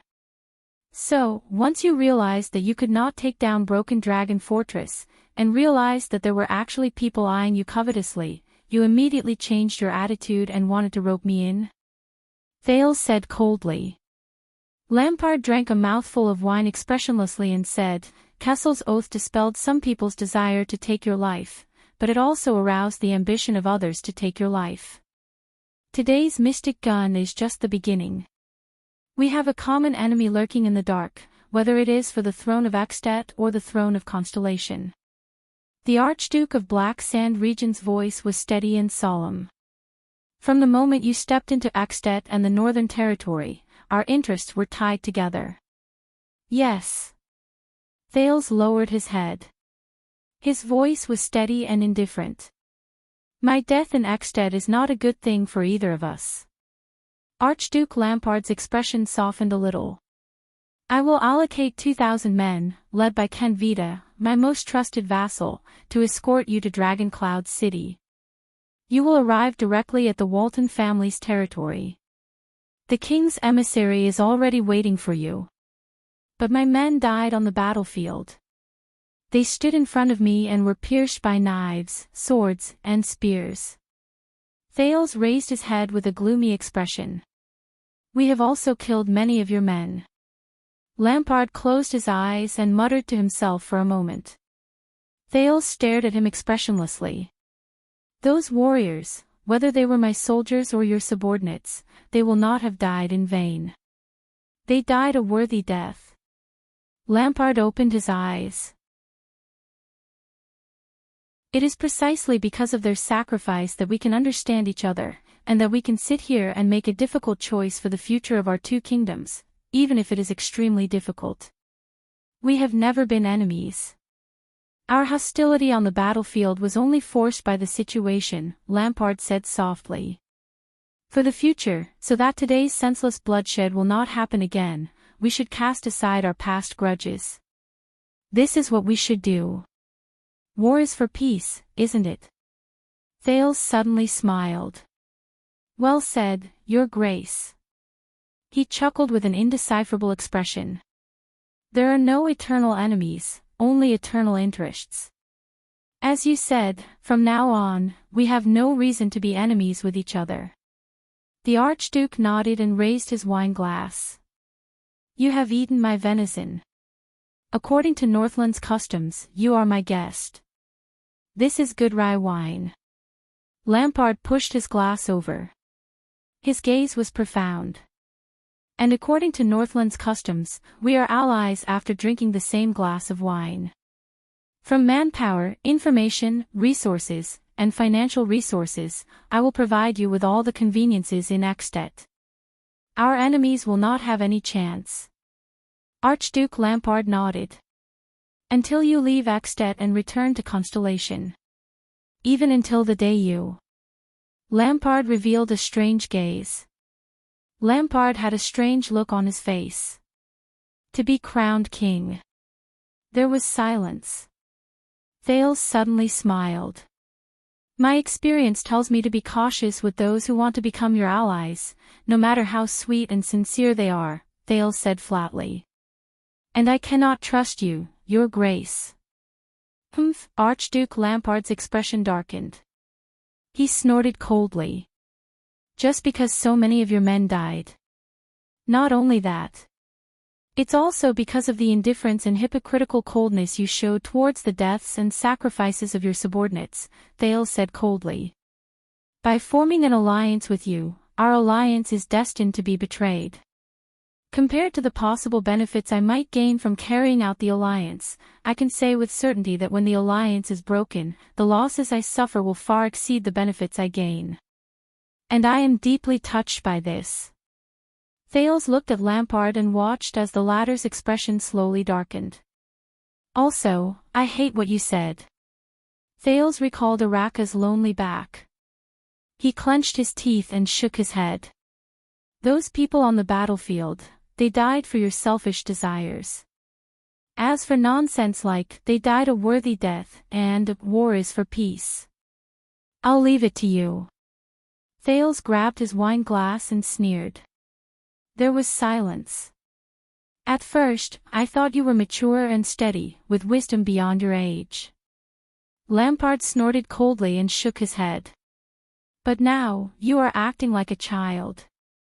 You are right, Thales said coldly. He poured the wine in his glass and said to the gloomy Archduke Lampard, and children cannot drink.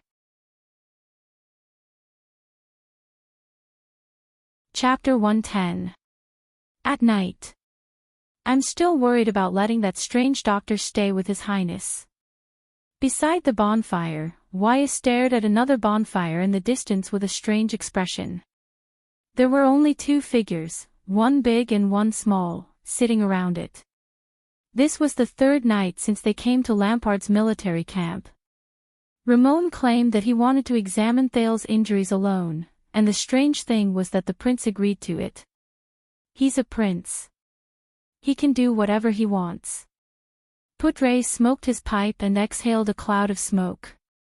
Beside him, Wyatt's expression darkened. Also, relax. Ramon's fear of His Highness is not an act. Also, there are so many extension soldiers guarding the area. His Highness' safety is assured. Putre glanced at the hostile extension soldiers who were either on sentry duty or patrolling around. He then glanced at Ida, who was not far away, and said slowly, also, if Ramon is really an assassin, he had too many chances on the previous battlefield. Don't forget, he was the one who saved His Highness. Wyatt recalled what happened on the battlefield and his heart skipped a beat. Speaking of this, what happened to His Highness? The young attendant said worriedly. At that time, even his breathing was. Putre looked at Wyatt, who had a doubtful expression on his face, and narrowed his eyes slightly. You've been brooding over this matter? The thin vice diplomat asked with interest. It's not just this. Wyatt furrowed his brows. As he recalled solemnly, he voiced the doubts in his heart. His Highness' physique is very good. In fact, it's better than I expected. No matter how serious his injuries are, the time it takes for him to recover is calculated in days, but this is even more suspicious, is it not? Also, the psionic ability that His Highness said he learned from the Black Prophet. I can't ignore it. Wyatt lowered his head and glanced at the single-edged sword beside his hand. After all, that's the Secret Intelligence Department. Although His Highness, he's still just a child. It's not a good thing to be too close to the Secret Intelligence Department. Secret Intelligence Department. Humph, Putre raised his head and exhaled a cloud of smoke at the moon in the sky with a complicated expression. You think the Secret Intelligence Department is a scary place? The vice diplomat did not look at Wyatt. Wyatt pursed his lips and nodded. I've heard a lot of stories about that place. Some are ridiculous, some are bizarre, and some are unreasonable. The young attendant drew his sword, his voice filled with hesitation. But I have to admit, the mysteriousness of the kingdom's secret intelligence department and the reputation of the Black Prophet are terrifying. I thought that with your age, you wouldn't have heard too much about the Black Prophet. Putre chuckled. After all, Murad has been in charge of the secret intelligence department for more than 30 years. I even suspect that when the young Adi II was crowned, Murad was already working in the secret intelligence department. Wyatt wiped his sword and shrugged. When I was training in the Tower of Eradication, I heard this joke. An incident happened in each of the 4 major intelligence agencies in the world. The Red Witch broke a teacup, the White High Priest burned an oil lamp, Lieutenant Ching wore an old robe, and the Black Prophet broke a pillowcase while sleeping. Guess, which incident had the most serious consequences? Putre took a puff of his tobacco and the corners of his lips curled up. The grey sword guards broke a scabbard. Wyatt and Putre chuckled together. Master Shao is not as heartless and terrifying as the rumors say. It's just that as the Tower Master of the Tower of Eradication, he's more level-headed and prudent. Wyatt revealed a nostalgic expression and nodded. Besides, other than his hair and beard, there's no part of him that's grey. After the joke, Putre slowly became serious. Wyatt, as an attendant, it's good to be concerned about the prince you serve, but, he looked at Wyatt Casso with a threatening gaze. Do you want a piece of advice? Waya raised his eyebrows and showed an expression that he was all ears. Every Jade Star prince is like a separate secret intelligence department. They all have a lot of secret treasuries, Putre said with a profound gaze. Just be concerned about what you should know, and that's enough. Waya frowned. Don't make life too difficult. Putre sighed. You have to know that the princes' lives alone are difficult enough. Especially when their surname is Jade Star. Putre said quietly. The figure of the past appeared in his mind. Waya stared at the crackling fire with a complicated expression. Sir Putre, I still remember what you said that day in the birch tree forest. Waya flipped his weapon over and said quietly, were you once an attendant as well? Putre's pipe was no longer smoking. The vice diplomat spat out the cigarette holder and looked at Waya. The latter raised his eyes and asked him with a calm expression, then, which prince did you serve back then?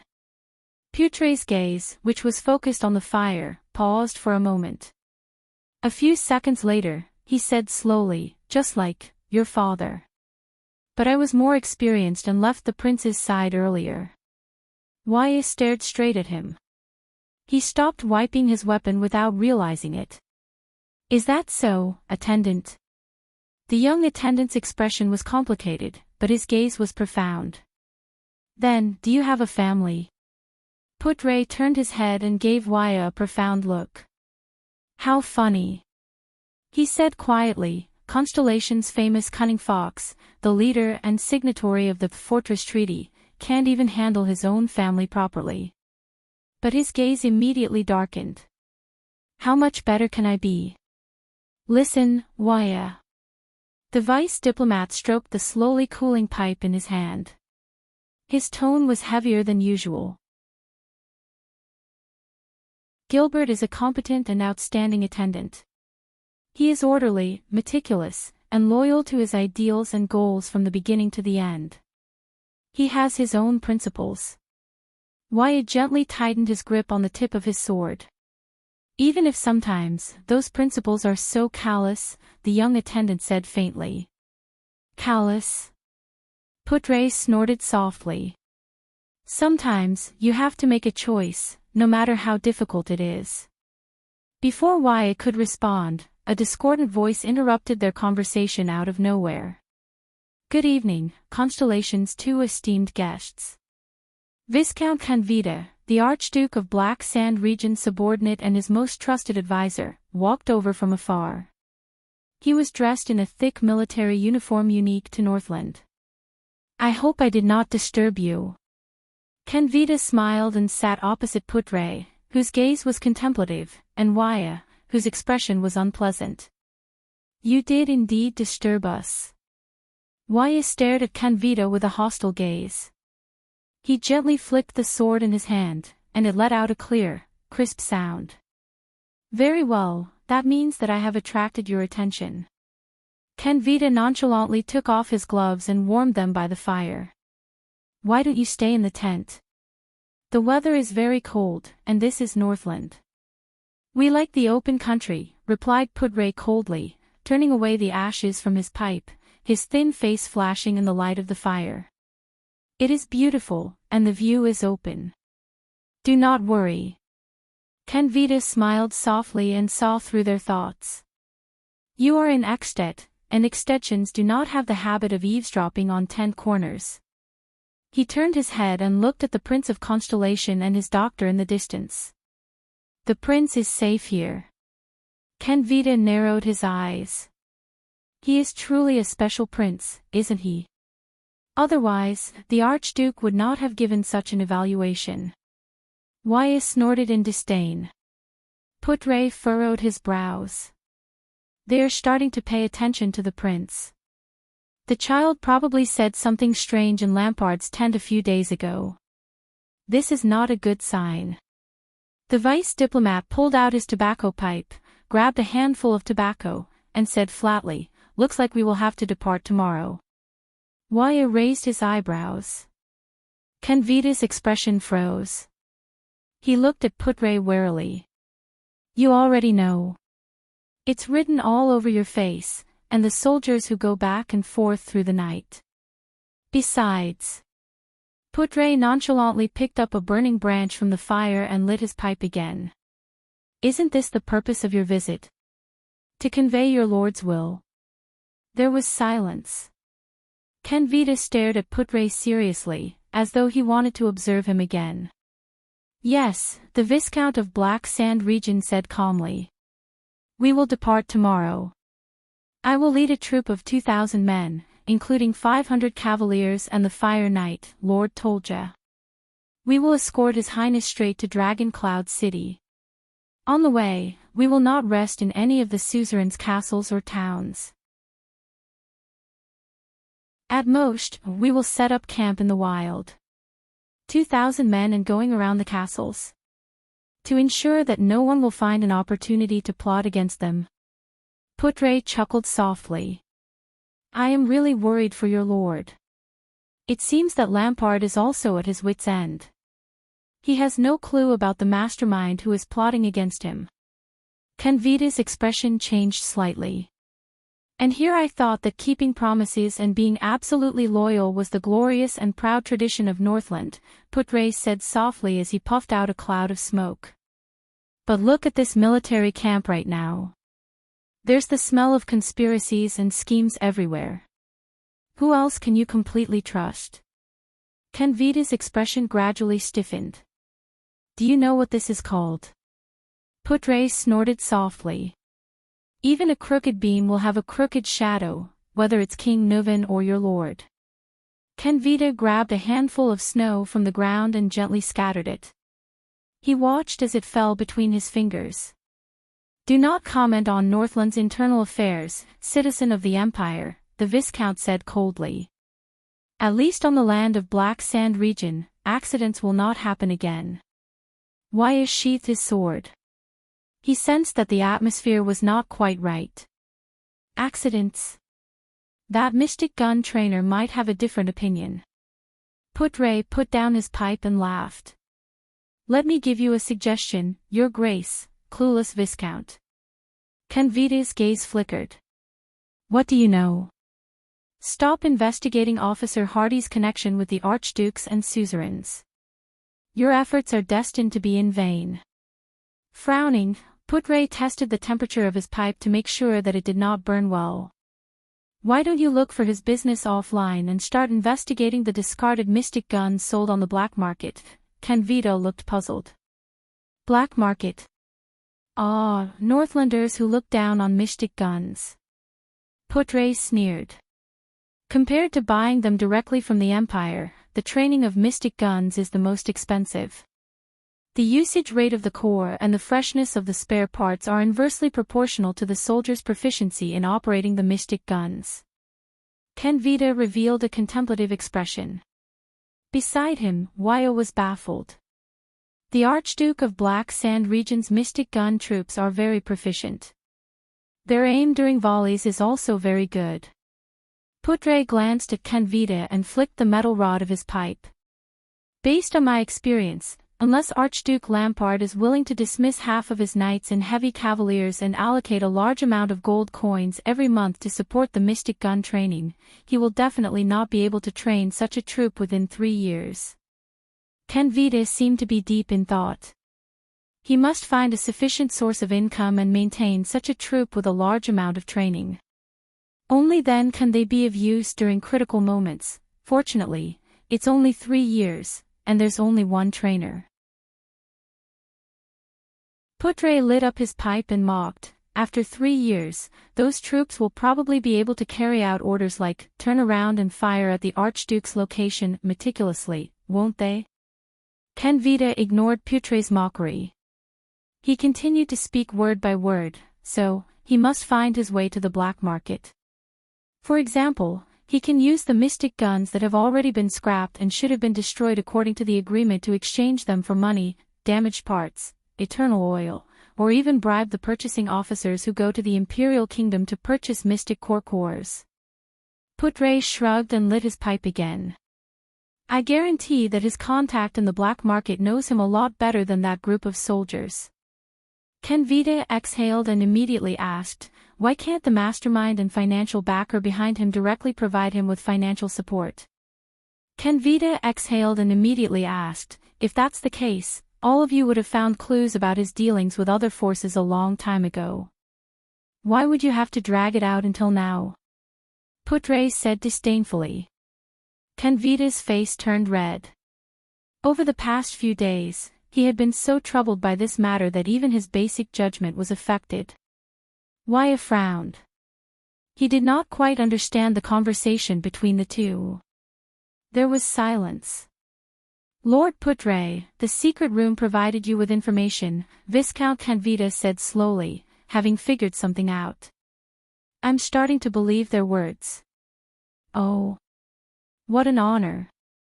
With an intoxicated look on his face, Putre took a deep puff of his tobacco.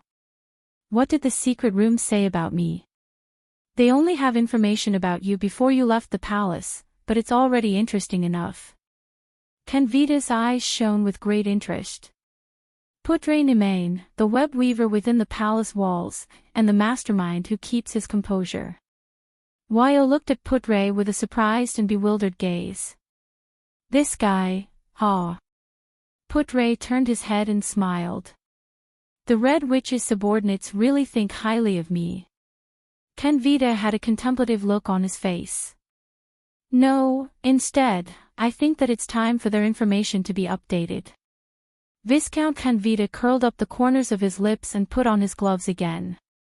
The people within the palace walls might be good at observing people's words and expressions and coming up with strategies. But some wisdom must be accumulated through experience and knowledge. Putre made 2 trilling sounds through his nose and puffed out a puff of smoke. By the way, Lord Putre Nimain, Constellation's former viscount, Kenvita stood up and smiled from ear to ear. Your decision to charge in the opposite direction on the battlefield was both brave and decisive. Very well. Putre cast a deep glance at Thales and Ramon in the distance. Compared to you, they like me more now. We're already within Extet's borders. This is not our deal.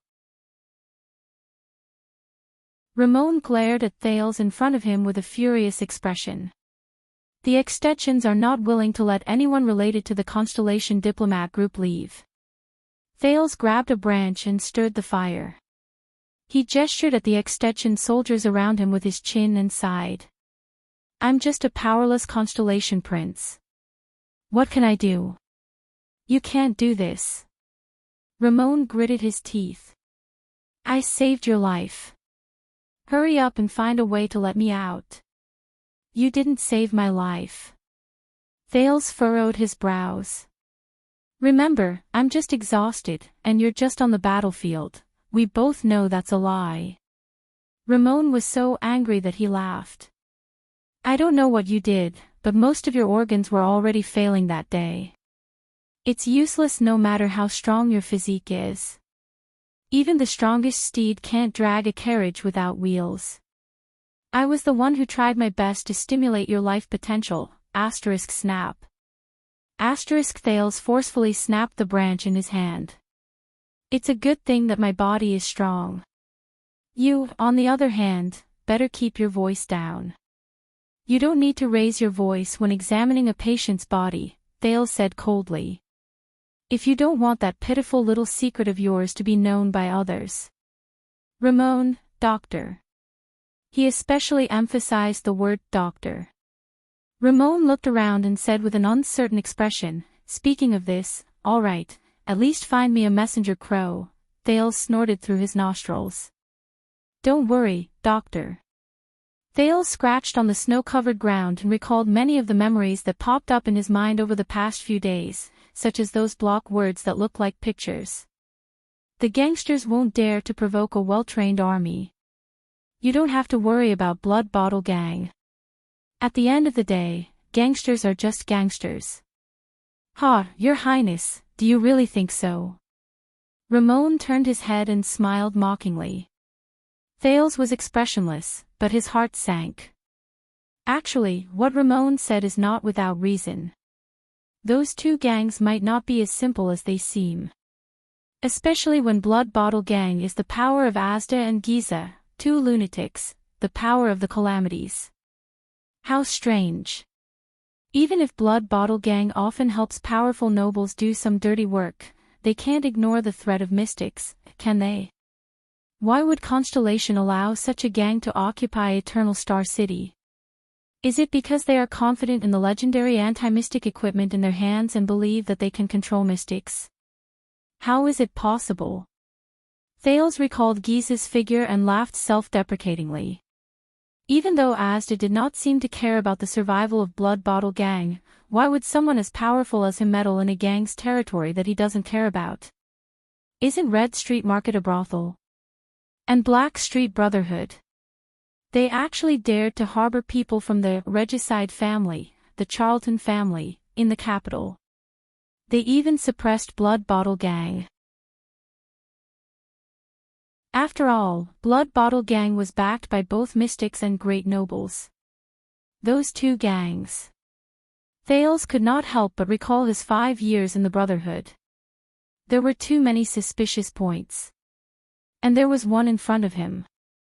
Thales looked at the strange doctor with the big nose. The latter stared at him in the firelight. Ramon himself, a doctor with a secret, travels between the borders of two countries, and is at the center of the whirlpool of conflict between Blood Bottle Gang and the Brotherhood. A smile appeared on Thales' face. The second prince of Constellation looked at Ramon with great interest. A prince is not someone who can casually agree to other people's requests. Since you have a request, let's make a deal.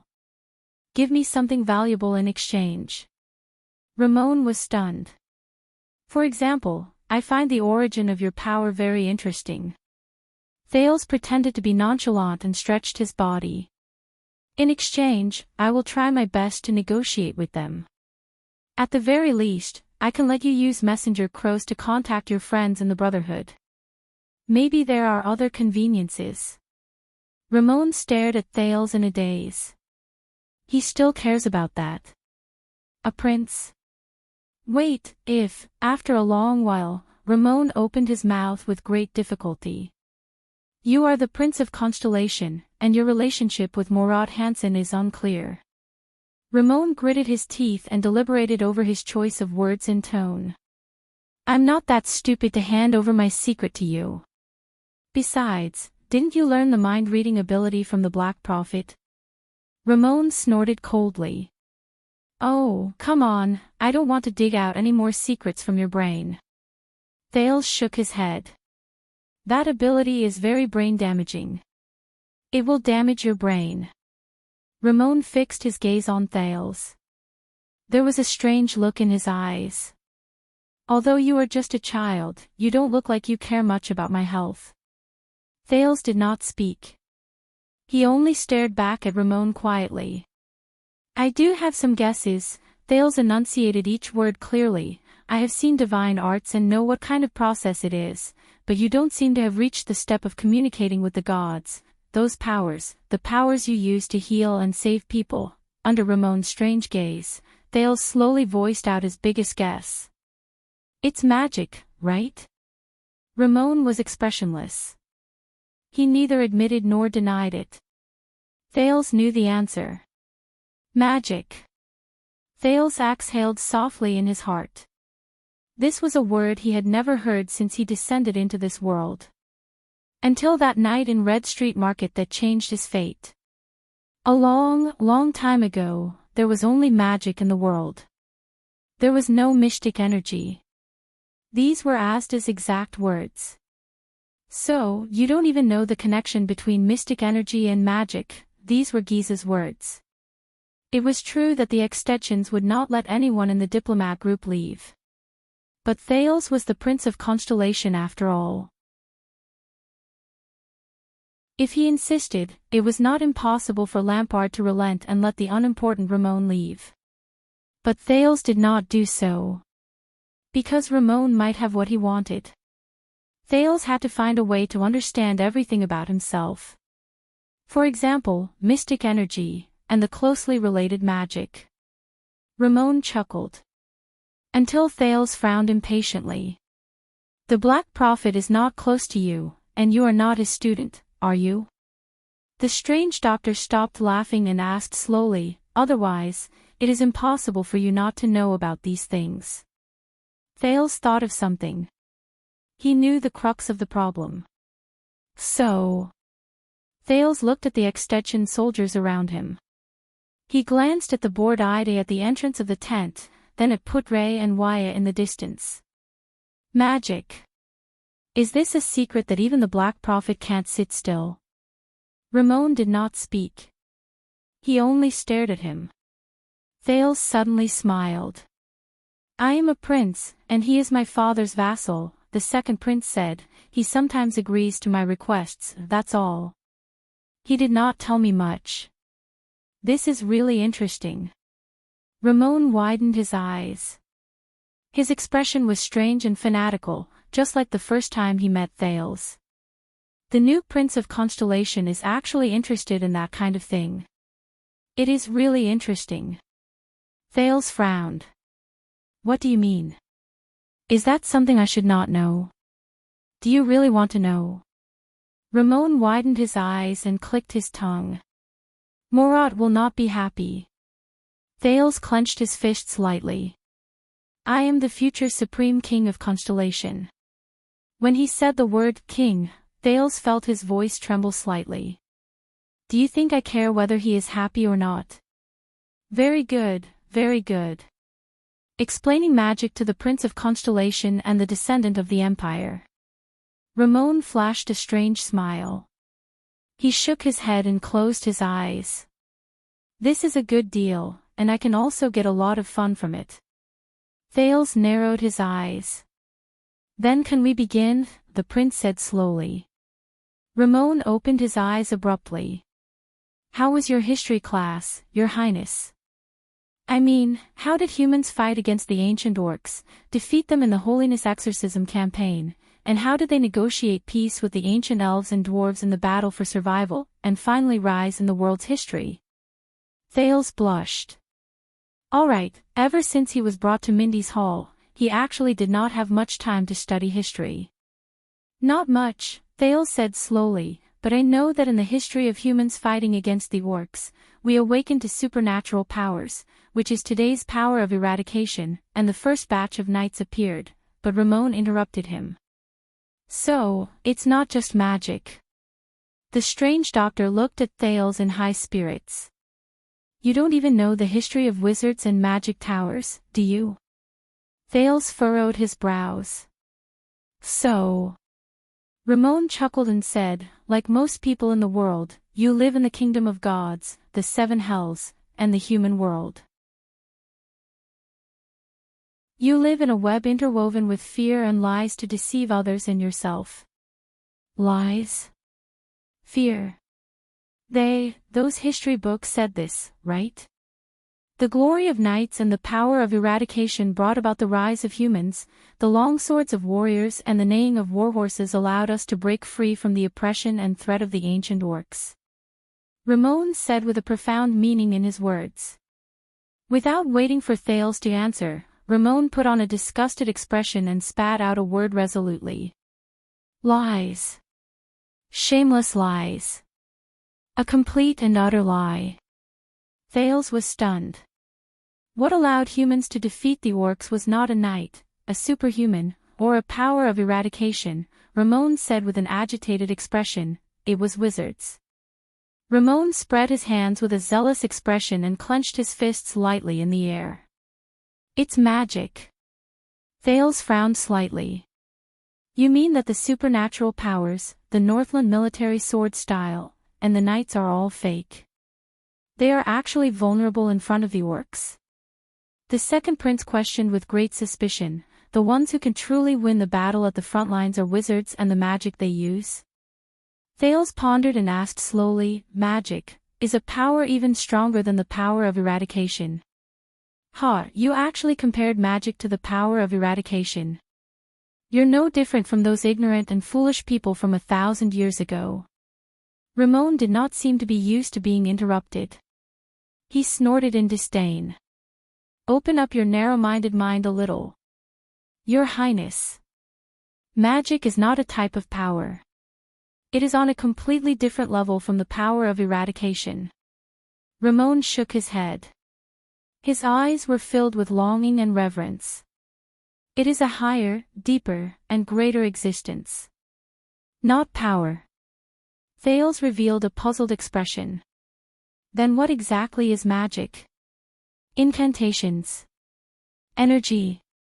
Knowledge. Elements. Molecules. Mental power.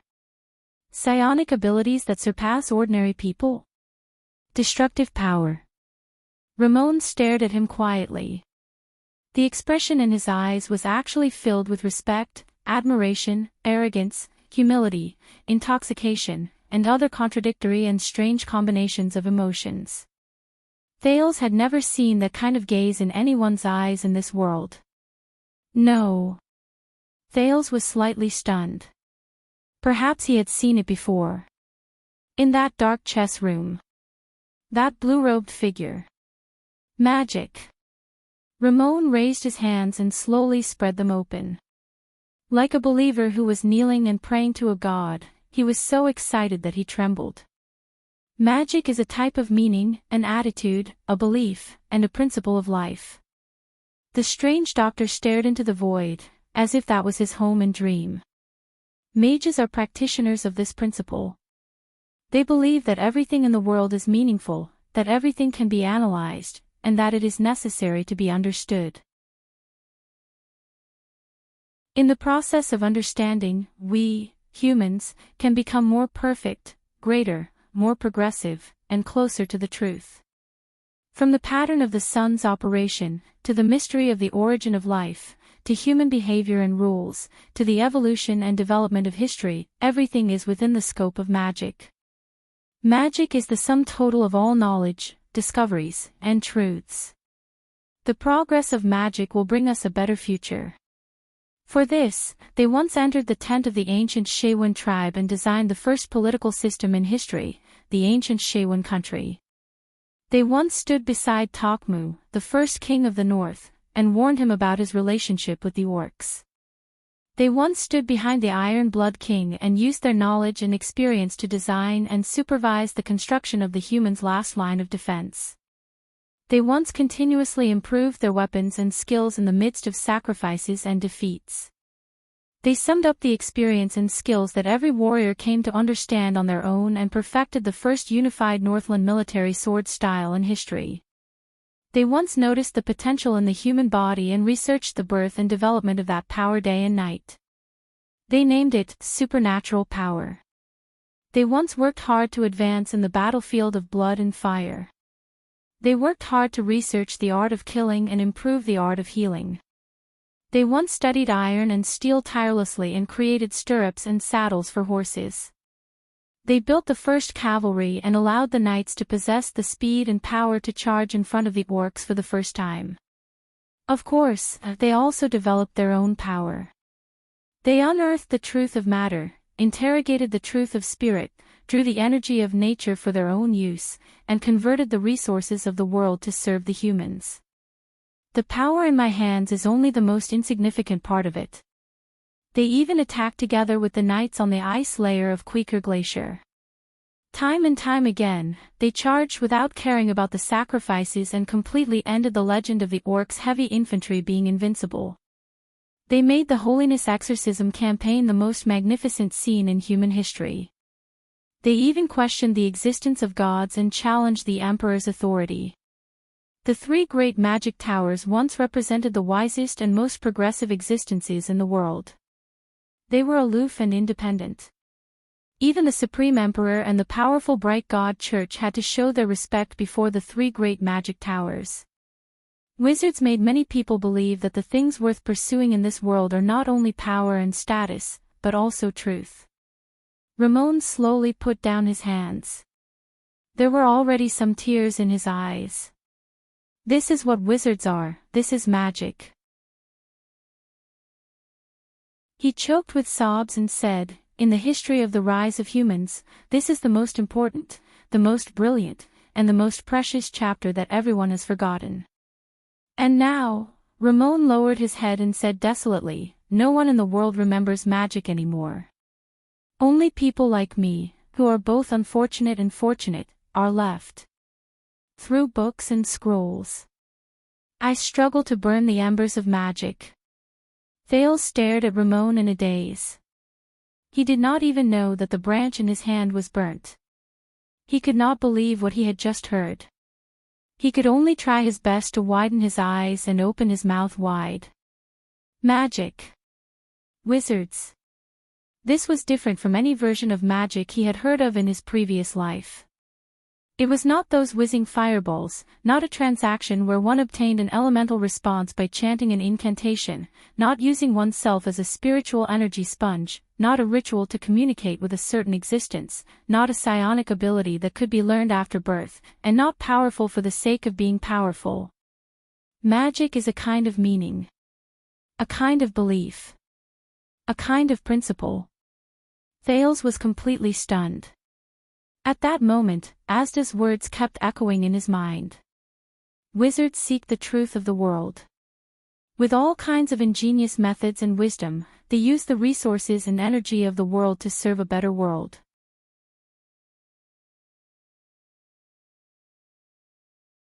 Chapter 111. Extet, on the road from Black Sand region to Dragon Cloud City. Your Highness, I would still advise you to put away those two flags, especially the constellation flag with the double cross-shaped stars. Among the marching groups of Northland soldiers, Viscount Canvita held the reins in his hand and rode to Thales' side, who was heavily surrounded. He ignored Putre and Waya's unpleasant expressions and said to the second Prince of Constellation,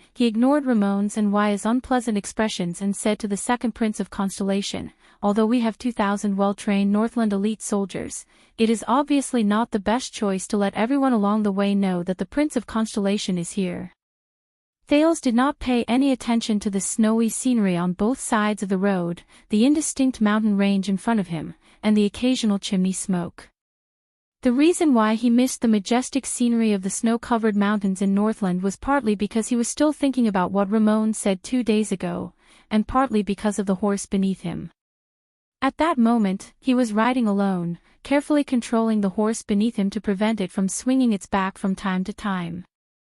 Ralph followed nervously by his side, ready to use the wind to lift his little employer at any time.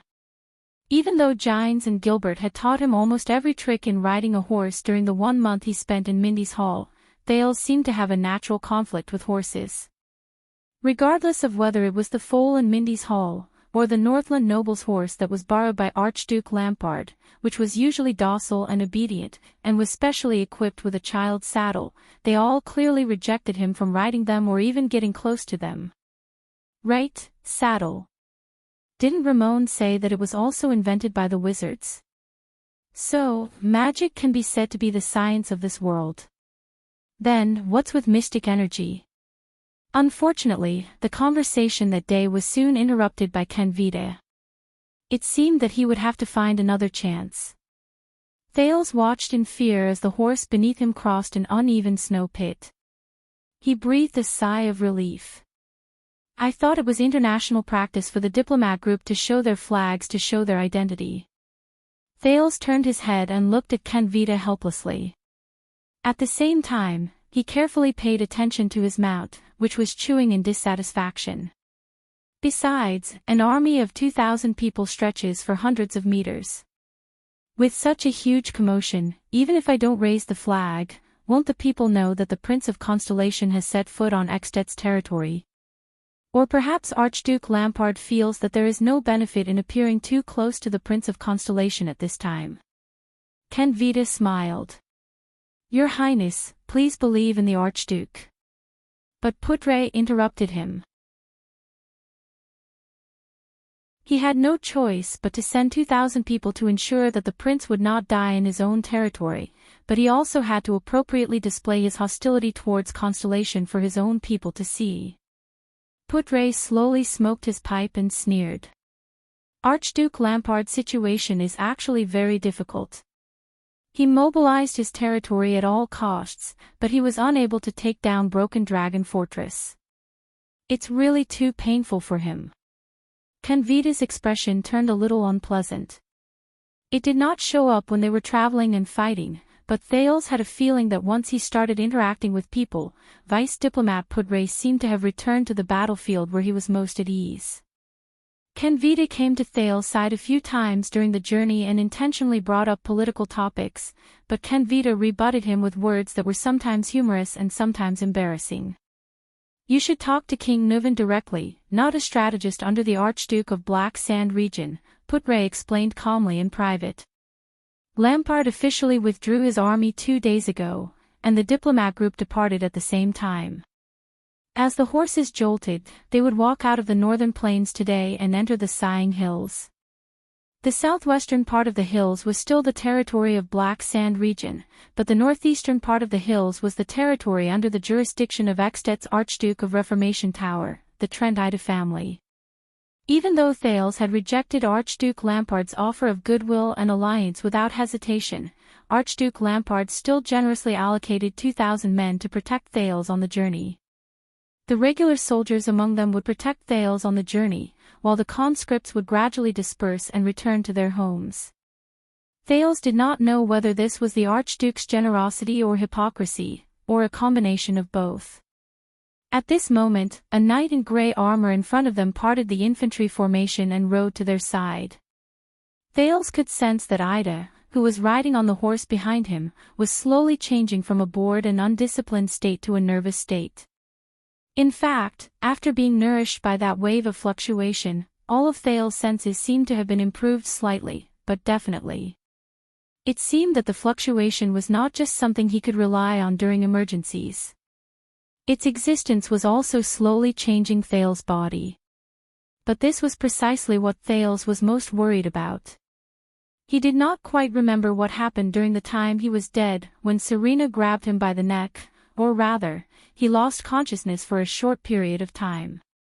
But Thales kept feeling that he had experienced something important, and after he woke up, that fluctuation appeared. Raymond Pass is right in front. The knight in grey armor in front of them was the supreme class elite who confronted Araka on the battlefield previously. He was the Fire Knight, Tolja. He solemnly reined in his horse and rode in the same direction as Thales. He solemnly said, "There is a village there. We can rest and eat. We will continue to move forward in the afternoon, and at the same time, let the scouts scout out the area. After all, we will soon reach the Archduke of Reformation Tower's territory."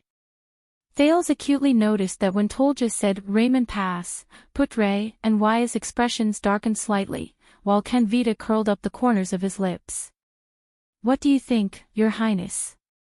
Without waiting for the others to speak, Kenvida smiled at Thales and said, "Regardless of whether it is due to practical needs or personal reasons, I suggest that you stop for a while at Raymond Pass so that you can recuperate or pay homage." Personal reasons. Pay homage. While Thales was puzzled, Putray rode to his side and heaved a deep sigh. Raymond Pass is the starting point of the southwest side of Sighing Hills. It is also the only way to enter the hills from the northern plains. The thin vice diplomat extinguished his pipe and furrowed his brows tightly. Beside him, Wyatt turned his head away. But that was also the place where Constellation's former second prince, Prince Horus, finally lost his life during the Bloody Year, Putray said with a displeased expression. Thales' expression changed. He understood why the other people's expressions had changed.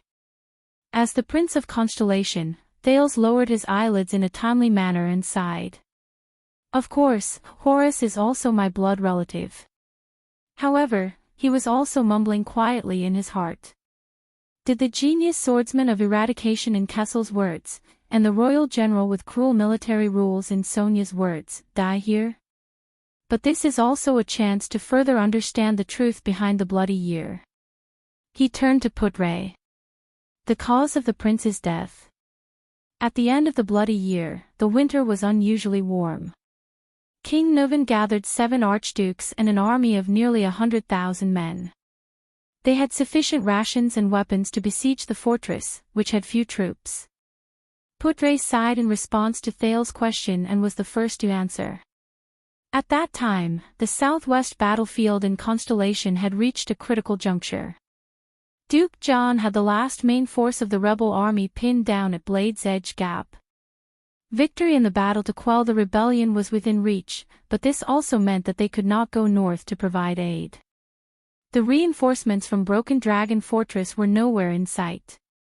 Putre shook his head and put away his pipe. His gaze was complicated as he said, catapults, siege crossbows, mystic guns, and countless troops who went up to the city walls.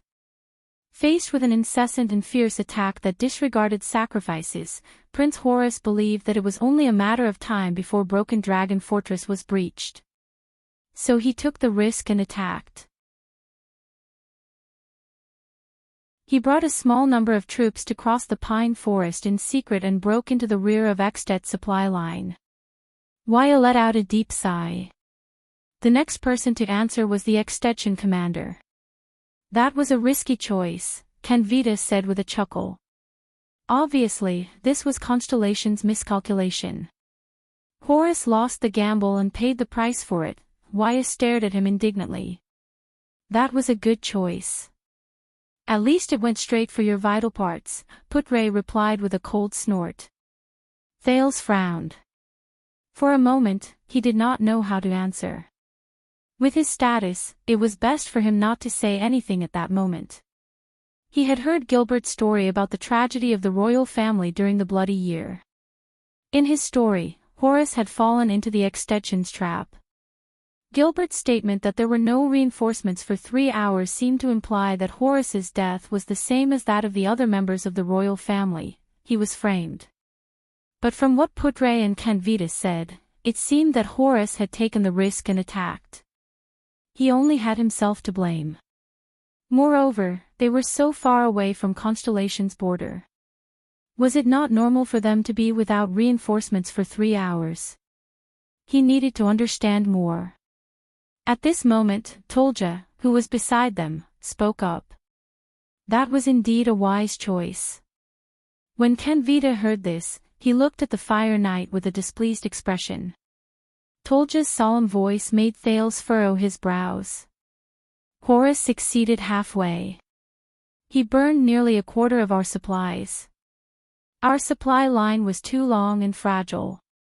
What he did at least bought a lot of time for Broken Dragon Fortress, Tolja said solemnly. He sounded as if he was complaining about Horus's injustice. If we hadn't noticed it early, King Nuvan would have stopped attacking the city, retreated the main forces at the front line, and set up an ambush on the way back to the fortress. Yes, we blocked Horus's way back from the pine forest and forced him to the plains. Viscount Canvita snorted, seemingly dissatisfied. Just like how we surrounded a fox. Putre's expression darkened. Thales was also very embarrassed. Waya, on the other hand, had an indignant look on his face. Any Constellatiate who heard an Extension tell the story of how they killed the Prince of Constellation would probably not be happy. That's not fair. After all, he only has a little more than 1,000 men. But Lord Tolja spoke again. He said solemnly, we used an army that was nearly 20 times our number to surround Horus on the plains. But his warriors were elites who had gone through hundreds of battles. Their willpower was as tenacious as the Northlanders. Under their counterattack, the Archduke of Elefure City's troops suffered heavy casualties. The Archduke of Beacon Illumination City and the Archduke of Prestige Orchid's war banners even wavered and retreated. King Nuvan had no choice but to use the rest of his troops and send the elite White Blade Guards under his command to block the gap. Only then did he manage to stabilize the battle line. The battlefield was terrible. The black smoke burned so much that even the fortress could see it. If Broken Dragon Fortress had sent reinforcements at that time, they might have had a chance to rescue your prince from the side of the chaotic battlefield. Putre gripped the reins tightly. Thales was stunned. But they did not send their troops. Thales recalled the scene of him being besieged under the fortress a few days ago. Puzzled, he asked, "The fortress did not send their troops?" "No, I still remember," Tolja said faintly. "From the afternoon until the sky turned dark, the people in the fortress watched Horus's troops fall one by one on the plains. There were no reinforcements for 3 hours." Thales recalled Gilbert's words and furrowed his brows. Regarding this, Putre said with a straight face, "The fortress had its own reasons for choosing to do so." "Enough of that." Kenvita snorted coldly. "Even us extensions feel bitterly disappointed when we see them leave us in the lurch." "Leave us in the lurch?" Thales gripped the reins tightly and gritted his teeth as he endured the jolt of the horse. Kenvita cast Thales a meaningful glance. "Of course, perhaps they were just as cautious as the fortress flower 2 days ago." "Who?" Thales turned his head and asked in puzzlement, "Who?" "When Horus led his troops outside, who was the one who guarded Broken Dragon Fortress?" Putre looked worried as he looked at Thales. "Go on." Kenvita chuckled. "Tell your prince, who is responsible for Horus's death." "This is not a secret." Thales suddenly realized that it was not appropriate to talk about this in front of the extensions. Putre glared at Kenvita in dissatisfaction, but he still sighed and answered, "The Northern Territory was in danger at that time.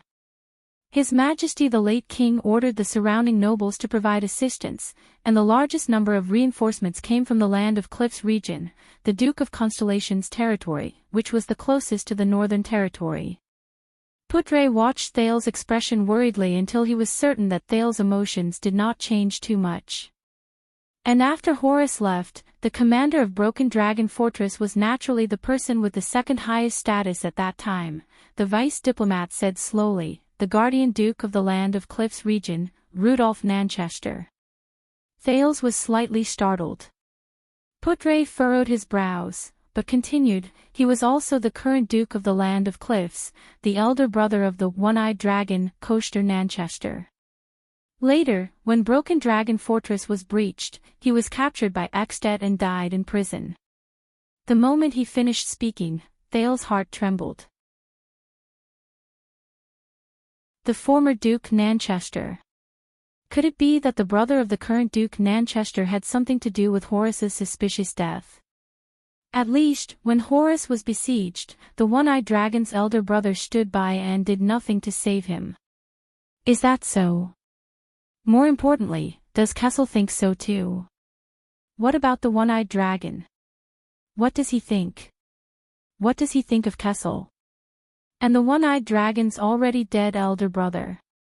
Could it be that, and the one-eyed dragon's words when I set off from Eternal Star City? Thales thought about the relationship between the two, and his brows furrowed. Putre patted Thales' saddle and shook his head at him. "Don't think too much." Thales felt that this was what he meant. And at that time, Horus probably felt that he no longer had any hope of returning to the fortress. The Fire Knight, Tolja, stroked the sheathed blade on his saddle. With a nostalgic expression, he smiled bitterly and said, "He made a decision that no one would have expected." Putre shook his head. His expression was desolate.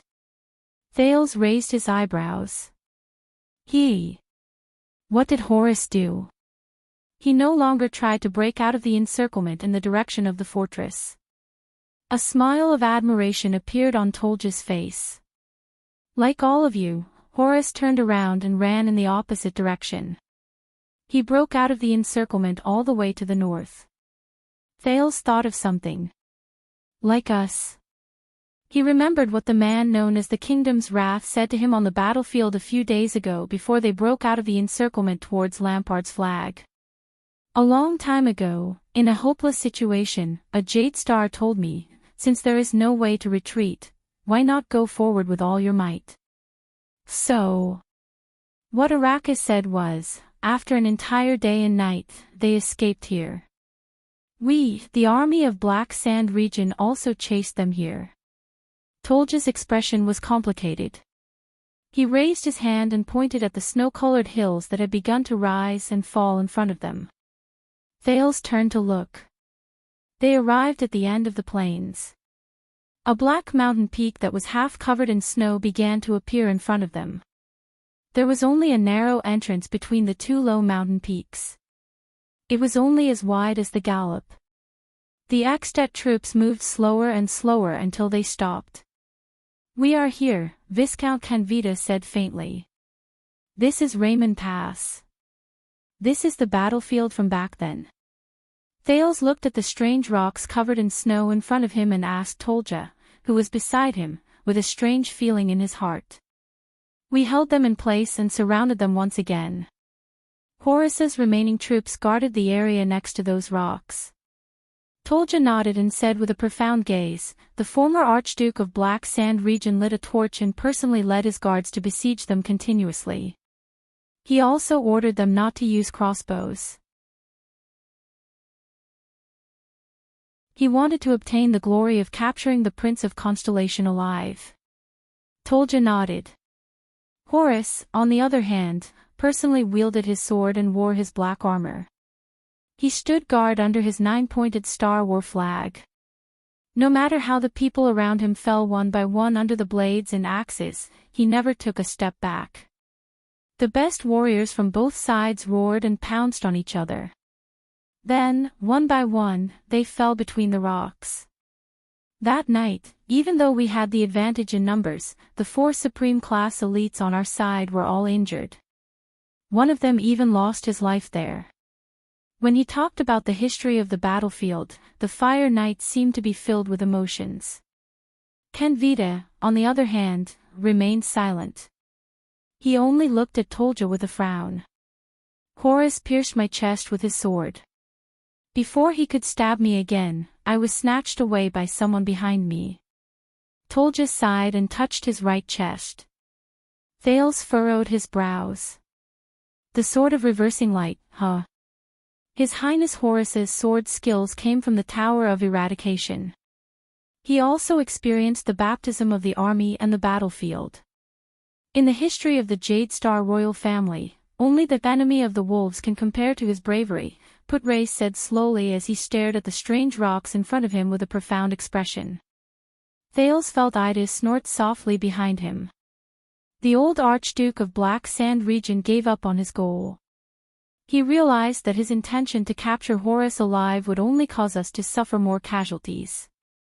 In the final, fierce battle, Horus, who was wounded more than 10 times, beheaded the unceasing fire, Tyrande. Then, his heart was pierced through by a sword. Tolja urged his horse forward and stared at a rock that was half the height of a man. He felt as if he had returned to that night 12 years ago, when the shadows of swords and blades flashed. "A prince died here."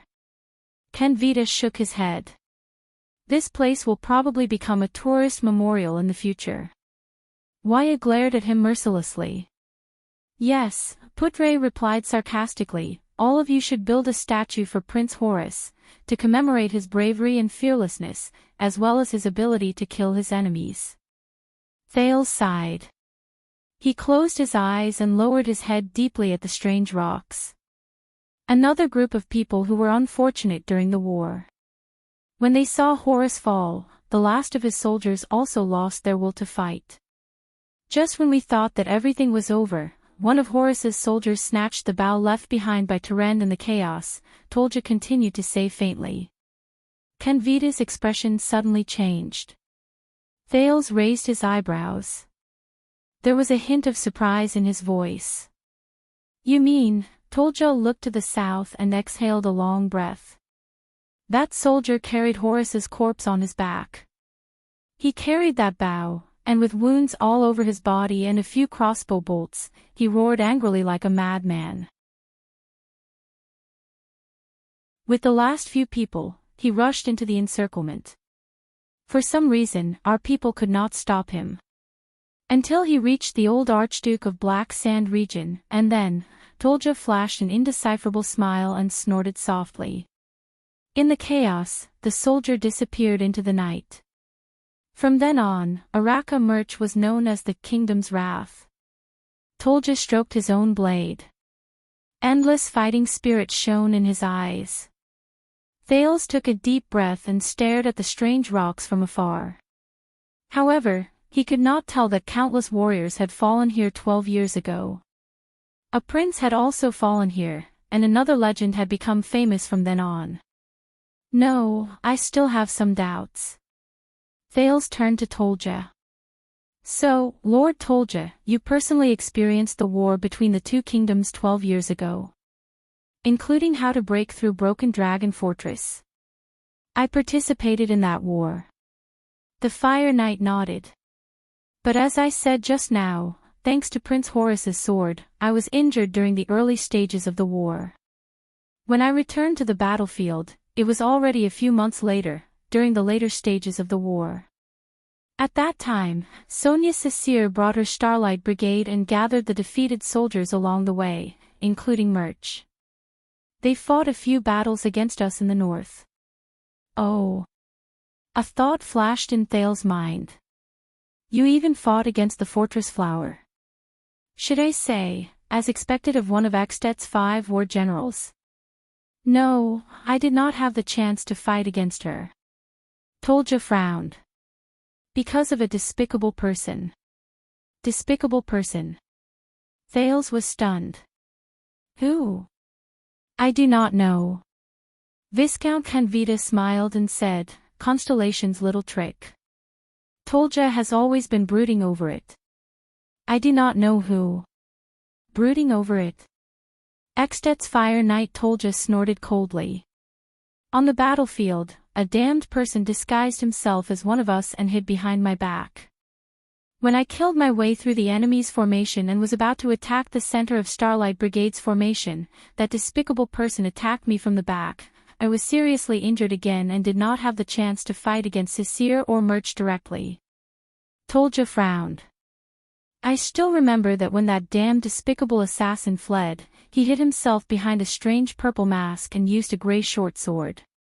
He came and went like a ghost and was extremely fast. Oh, Thales said with a strange expression and scratched his head. Disguised himself as someone else. Attacked the enemy from the back. Purple mask. Gray short sword. Came and went like a ghost and was extremely fast. These characteristics and habits. I seem to have heard of them somewhere before. Behind him, Idis snorted softly again. Is that so? Looking at Tolja's cold gaze, Thales frowned and nodded sternly. This method is really despicable.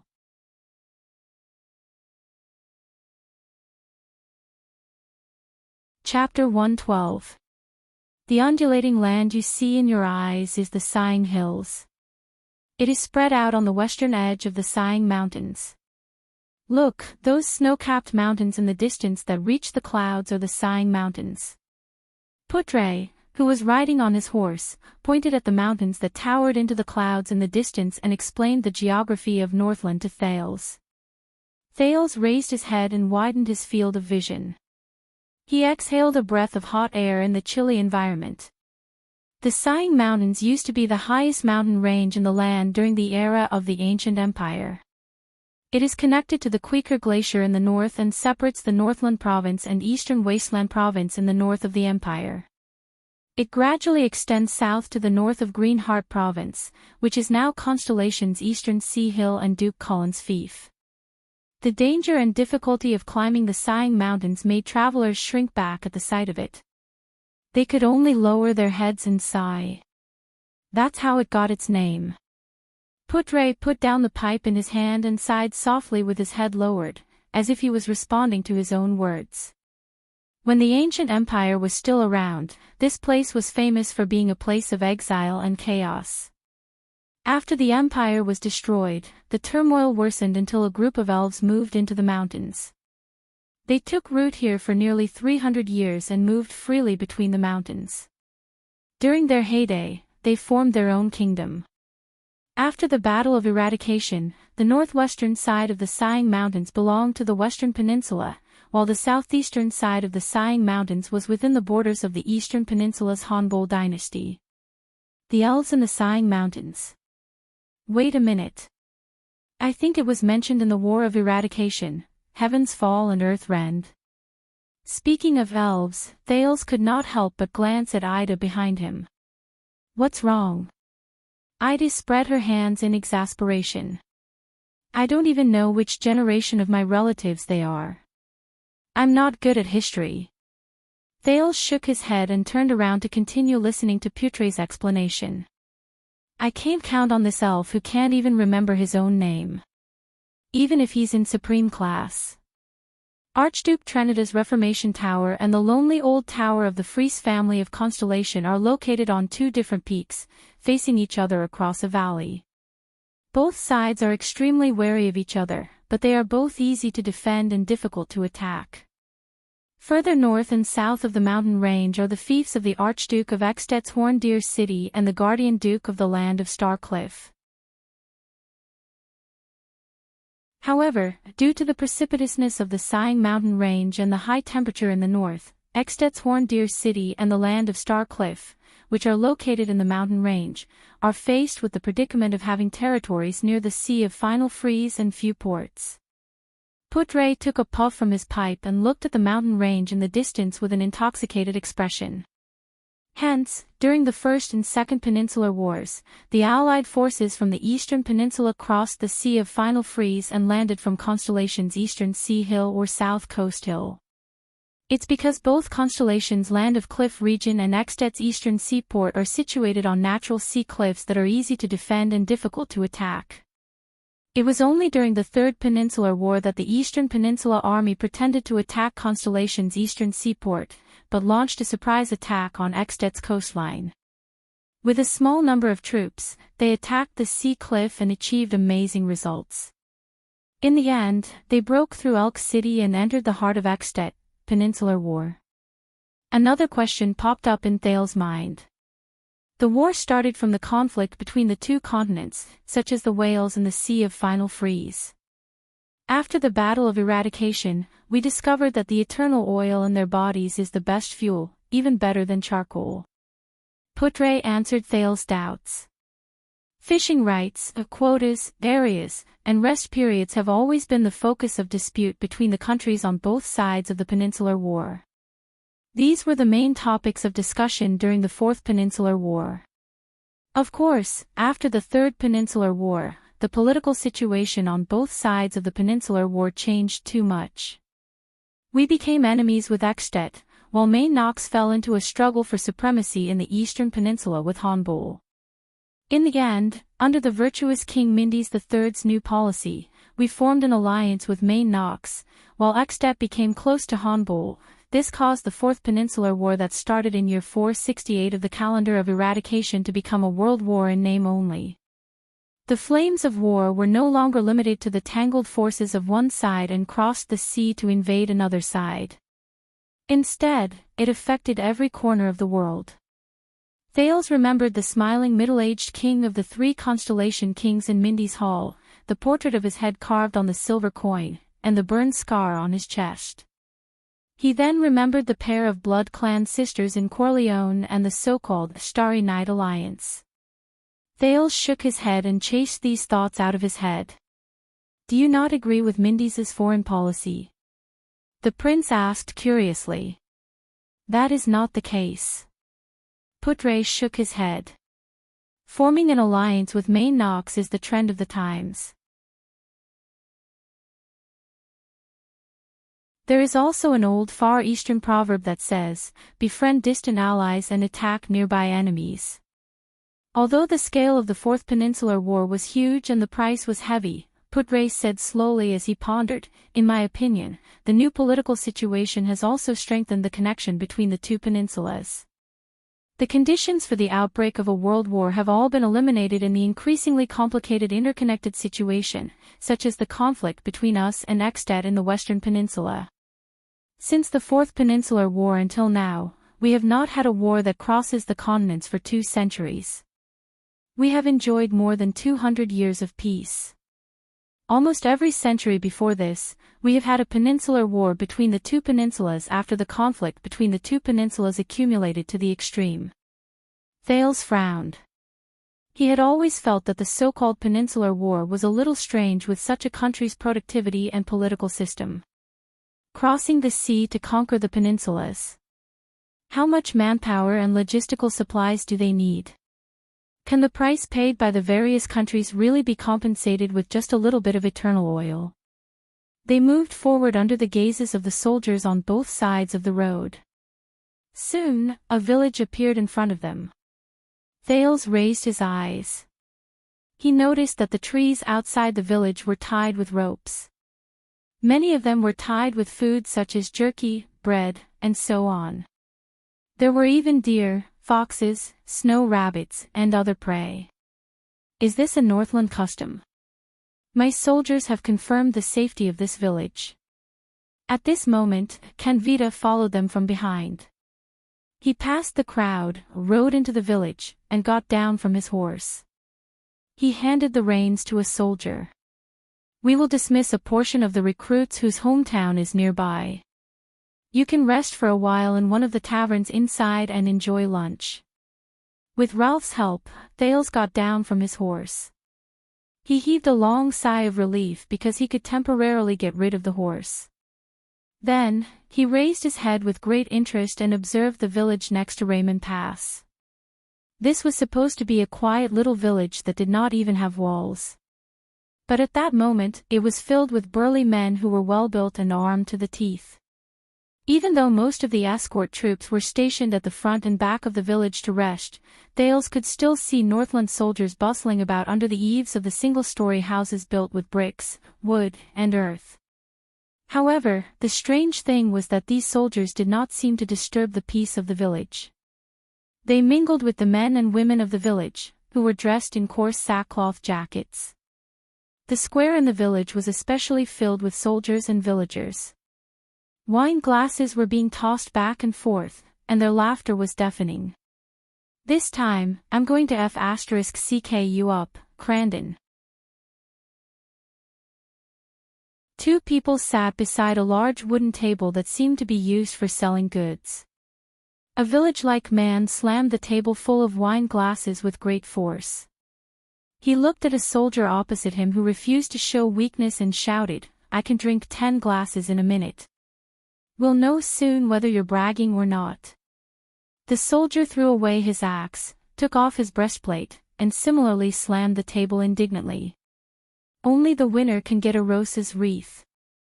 The onlookers in a circle jeered enthusiastically. A young lady holding a flower basket laughed loudly. What nonsense are you talking about? She put down the flower basket, lifted her skirt and sat down in a forthright manner. She joined the drinking party at the round table. Only those who can outdrink me can get my wreath. Thales could not help but chuckle. At that moment, he even somewhat forgot that it was this group of Eckstedt soldiers who risked their lives to fight against his protectors on the battlefield and killed each other.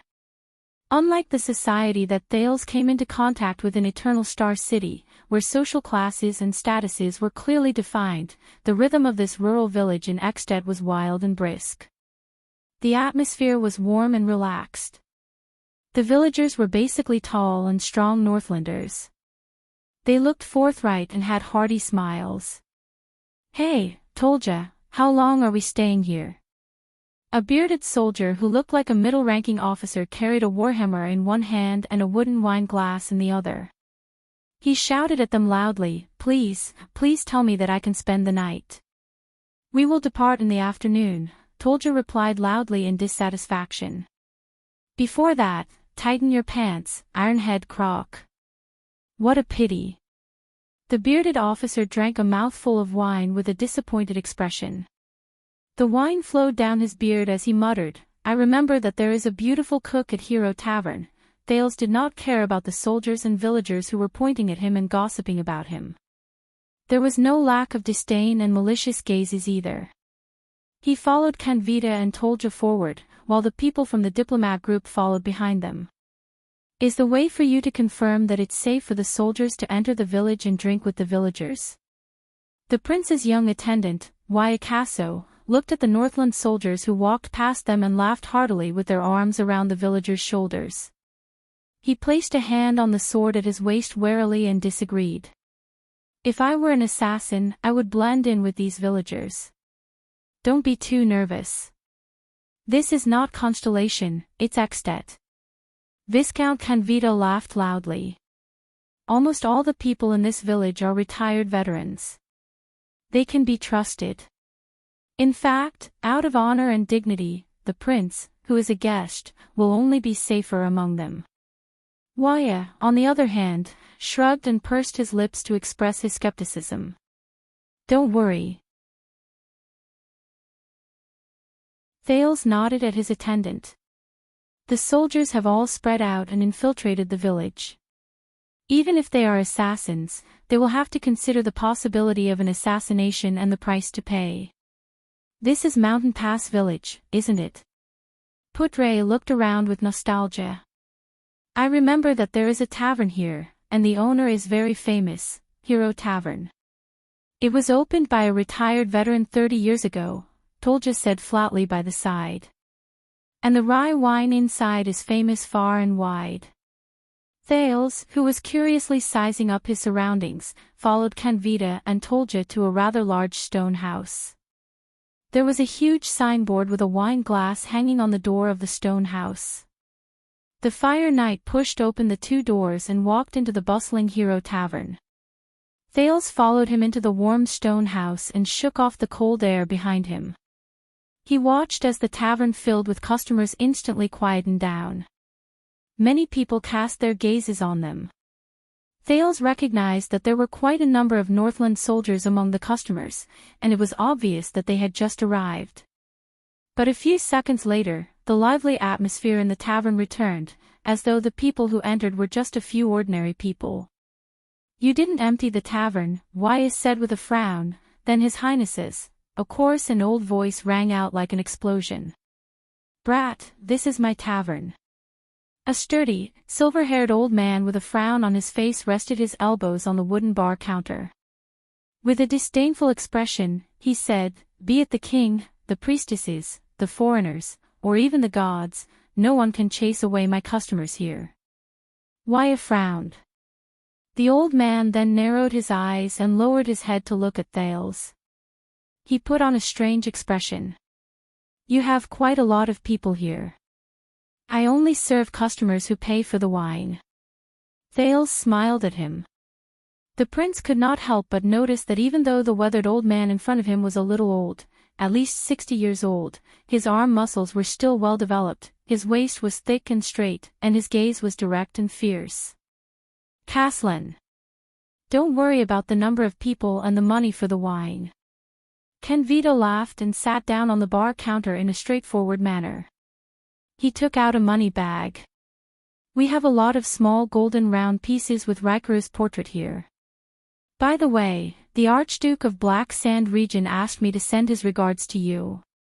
Thales' gaze shifted. A retired veteran and an ordinary tavern owner. How could the Archduke of Black Sand region personally greet him? But Canvita obviously did not receive the response he deserved. Each cup of rye wine costs 6 Extet copper coins, and the price for nobles is 60. The tavern owner, the old man Caslin, glanced at the money bag with a cold expression. He then pushed it back and snorted coldly. Also, I don't accept gold coins. Especially the gold coins from Lampard, who killed his own family. Canvita's expression immediately froze. Thales was also shocked. Killed his own family. Canvita spread his hands at Tolja, who was behind him, and put on a resigned expression. That was a duel for the right to inherit the throne in accordance with the ancient rites. Tolja walked forward and calmly took out a bag full of Extet copper and silver coins. He said flatly, the Archduke defeated his eldest brother, that's all. The casualties were just an accident. Let him quibble all he wants. Killing his own family is killing his own family. The old man Caslin took the money bag in disdain. As for the so-called ancient rites of duel, that was something the Empire used to make us kill each other. The Archduke of Black Sand region killed his own brother and seized the right to inherit the throne, and it seems to be following some kind of dual ritual of the ancient empire. Thales silently stored this information in his heart. Anne. Thales looked at the boorish old man in front of him. This tavern owner's identity is not simple, and he doesn't seem to be on the same side as Lampard. Maybe I can gather some information from him. So it's 1, 2, 3, 6, 7, 8. Caslin weighed the money bag in his hand and counted the number of people in front of him. Wait. Thales had a brainwave and spoke at the right time. The Archduke of Black Sand Region's money belongs to them, but the few of us will pay for our own. We have, about a dozen people. Caslin's eyes darted around and he noticed Thales again, who could not even reach the bar counter. Ken Vita furrowed his brows and looked at Thales thoughtfully. Thales nodded at Putre. The latter raised his eyebrows, then walked forward and took out a few silver coins. Ah, I recognize this portrait. King of the Oath Keepers, Midir, right? Caslin took the silver coins and scrutinized the picture on them. He then raised his head and chuckled, revealing his yellow teeth. You're from the Empire? No. Thales smiled and shook his head. We're from Constellation. Beside him, Wya's expression changed, while Putre seemed to be deep in thought. I know, brat. You're the Prince of Constellation, and you're here to apologize. Caslin stared straight at him. What a long and arduous journey.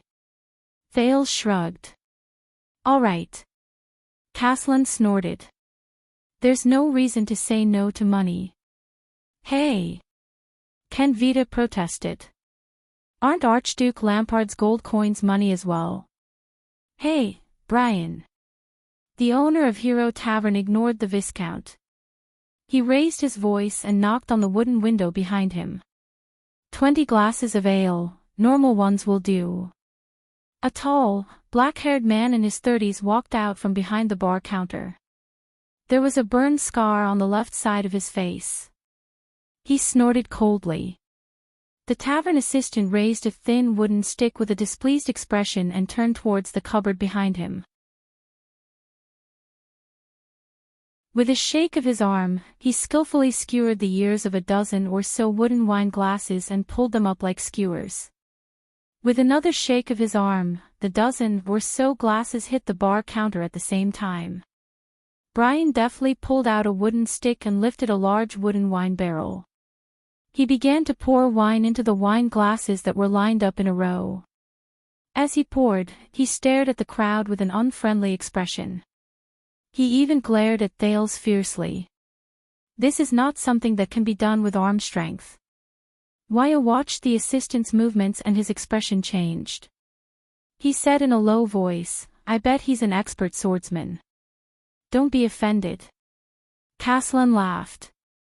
My buddies here are all uncouth men who served in the army. Of course, Hero Tavern, Tolja said flatly, the gathering and distribution center for retired soldiers in Northland. Thales sadly realized that he could not even reach the chair at the bar counter. It would be too awkward for him to speak directly under the watchful eyes of the crowd. At this moment, it was especially important to have a guard who knew sign language. Ralph carried Thales to the high chair at the bar counter. Wya, the attendant, who realized that he had lost his job again, furrowed his brows again. Ken Vita and Putre sat on either side of him. The people from Constellation and Extet were divided into two distinct groups. They sat at two round tables respectively. The soldiers glared at each other fiercely. My God! Willow looked at the rowdy Northland drinkers around him and said in high spirits, I've never come to a place so far away to drink. Hold on to your guns. The veteran Janet furrowed his brows and said, they might pounce on us at any moment. Sir Caslin. Thales curled up the corner of his lips and brought out his ability to strike up a conversation with people from his memory. When did you open Hero Tavern? Why is it called this? It's been 30 years. Caslin watched lazily as Brian filled the wine cups and brought 3 of them to the bar counter. He let Brian serve the other one on a plate. After I retired due to an injury, I returned to my hometown and opened the tavern. As for why it's called Hero Tavern, It's a boring name my wife gave it. Oh, right. Thales touched the wooden wine cup that was half the height of his head. Rationally, he decided not to touch it. When I entered the village, I found all kinds of food tied to the tree at the entrance. What's going on? The day before the bitter cold winter is coming. Caslin yawned and served a few plates of black bread that did not look appetizing. That's a gift from the mountains. Tolja and Canvita grabbed the black bread habitually and ate it with ale. The latter looked like he was watching a show as he stared at Waya, who had a distressed expression and did not know what to eat. It's best if you eat more, Canvita said flatly. We still have to continue our journey in the afternoon. We'll only set up camp at night. A pampered constellatiate. Canvita chuckled in his heart. This is Hero Tavern's signature dish, the common coarse grain of the Northland villagers. Waya frowned as he stared at the black bread in front of him. Putre sighed and grabbed the bread. It seems like this will be our lunch today. It was probably Canvita's deliberate action to test the prince's attitude or to take revenge for the prince's indifference. But immediately after, everyone watched in astonishment as the Honorable Second Prince of Constellation, His Highness Thales Jadestar, grabbed a thick and hard piece of black bread with both hands. Then, he took a bite without a care. His expression made it seem like he was not eating the black bread that was difficult to swallow, but a gift from the mountains. Thales chewed on the hard bread in his mouth and curiously asked in a muffled voice, the day before the bitter cold. The taste is actually not bad. I only need to chew and chew it. It's not like the black bread in the Brotherhood, which needs to be roasted with fire when it's bad. Caslin's expression changed. He looked at Thales with an increasingly amused gaze. The day before the bitter cold is a weather unique to Northland. At that time, Northland will welcome the coldest period of the year. The amount of sunlight will be drastically reduced. Those who go out must wear extremely thick leather jackets and bring along enough fire supplies. They cannot go too far either.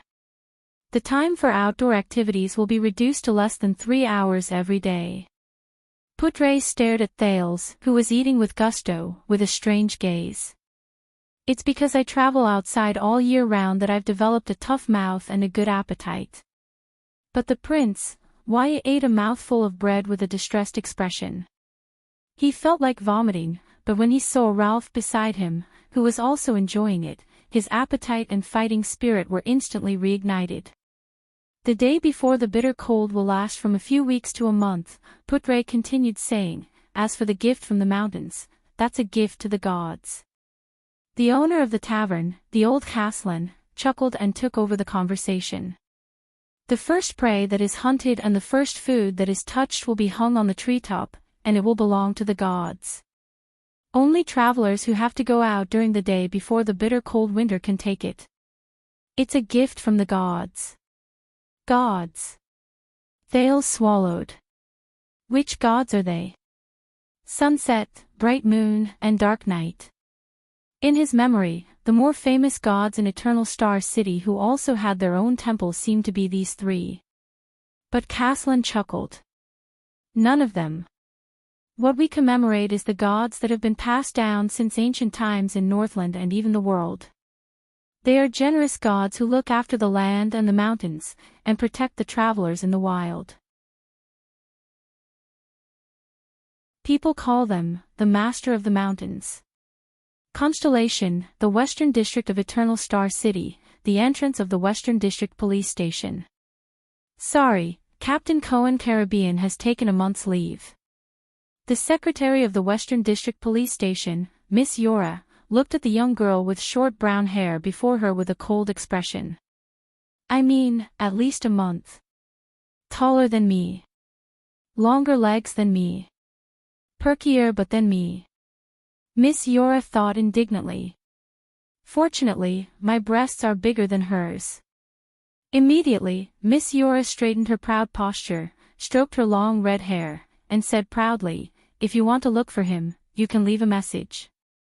I see him often, I can help you pass the message to him. Also, not as feminine as me. Looks like a boy. Miss Yora sized up the brown-haired woman before her. The other party slowly furrowed her brows and said, "Is that so? He's not here." She also speaks in a gruff voice. Not like a woman at all. As Miss Yora thought of this, she immediately felt a lot better. That's a croaky voice. She would never admit that it was heroic.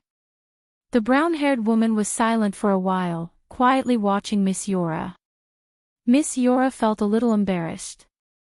The brown-haired girl immediately lowered her head and looked at the emblem of the Twin Tower longsword on her right hand. Her lips curled up into a smile. "All right then, please leave a message for him." The brown-haired girl looked at Miss Yora's expression and said with a playful smile, "Just say." Under the secretary's impatient gaze, the brown-haired girl licked her lips. That day at Red Street Market, the woman lying in his arms misses him. Miss Yora's expression changed as if she had been struck by lightning. Red Street Market, lying in his arms, woman, miss him. Miss Yora widened her eyes in disbelief. She furrowed her brows and looked at the woman before her with an uncertain expression. How could this be? This woman. With the handsome Captain Cohen, she actually, Jayla Charlton snickered. Ha ha ha, all right, I'm joking. Under the secretary's murderous gaze, the descendant of the assassin's flower stroked her abdomen and waved her hand with a smile. I've only met that blonde, green, police officer once. I just happened to save his life. You like him, have a crush on him, love him to death, and want to give birth to a child for him. Jayla shook her head under the secretary's strange gaze. I don't care about any of that. I'm not your competitor or rival in love either. I'm just asking him for a favor. Don't worry, he's not my type yet. The former bartender flashed a bright smile. The secretary blushed, which was rare for her. She looked at Jayla's sincere gaze and was momentarily at a loss of what to do. She was speechless. The silence lasted for more than 10 seconds. Miss Yora finally exhaled. All right. Miss Yora turned her head away in embarrassment. The blush on her face had yet to disappear. She said helplessly, actually, Captain Cohen has returned to the Tower of Eradication, and we can use messenger crows to contact him. You can write him a letter, and then. Jayla smiled. All right, I'll write him a letter. The young former bartender nodded and thought about something. Thank you, Miss Yora. Actually, if it's not too troublesome, the secretary said a little embarrassedly, maybe I can help you. After all, you're Cohen's friend. Although I am just the secretary of the director, I know a lot of people. For example, my brother is serving the royal family. He can come into contact with a lot of important people. This way, you don't have to look for Captain Cohen. Miss Yora clenched her fists in her heart. Do you think it's over just because you don't like him? What a joke. Don't look down on a woman's persistence, whether it's for yourself or for your rival in love. Jayla looked at Yora in astonishment, then broke into a smile. You can't help me with this. Jayla shook her head in resignation. You're still too. Jayla suddenly stopped talking. She seemed to have remembered something. Miss Yora revealed an expectant gaze. Maybe you can really help me, she said slowly. Yora, you're the secretary of the police station. You can see all cases, wanted posters, and intelligence. Can you help me pay attention to some information? Miss Yora smiled and nodded. Of course, if it's not a secret, what do you want to know? Jayla exhaled and said in a low voice, I want to investigate the locations of large arms smuggling cases from Constellation to other countries over the past few years, especially those related to Black Street Brotherhood. There's a guy called Rhoda. Miss Yora took out a pen and paper. Jayla hesitated, but in the end, she still said, also, I want to find 3 children. Their characteristics are very obvious. They might have been abducted by the Brotherhood, but they are not in Eternal Star City. Miss Yora raised her head in puzzlement. A 10-year-old boy called Cindy. He's a little bigger than the average child. A little girl with a circular burn scar on her face called Coria. She's about 4 or 5 years old.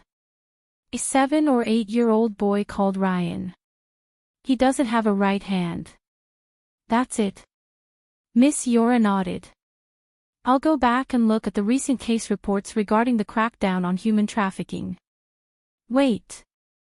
Jayla raised her head and said with a serious expression, I'm looking for another little boy. He went missing near Red Street Market. He might have fallen into the hands of Blood Bottle Gang. Black hair, gray eyes, about 7 or 8 years old. He's Jayla's gaze darkened. A child who doesn't look like a normal child. Miss Yora raised her head in astonishment.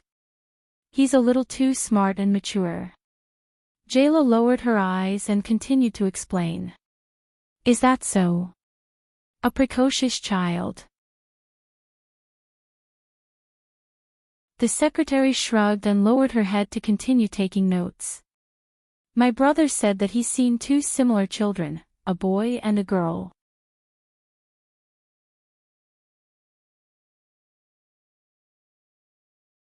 Chapter 113. Master of Mountains. Thales was stunned.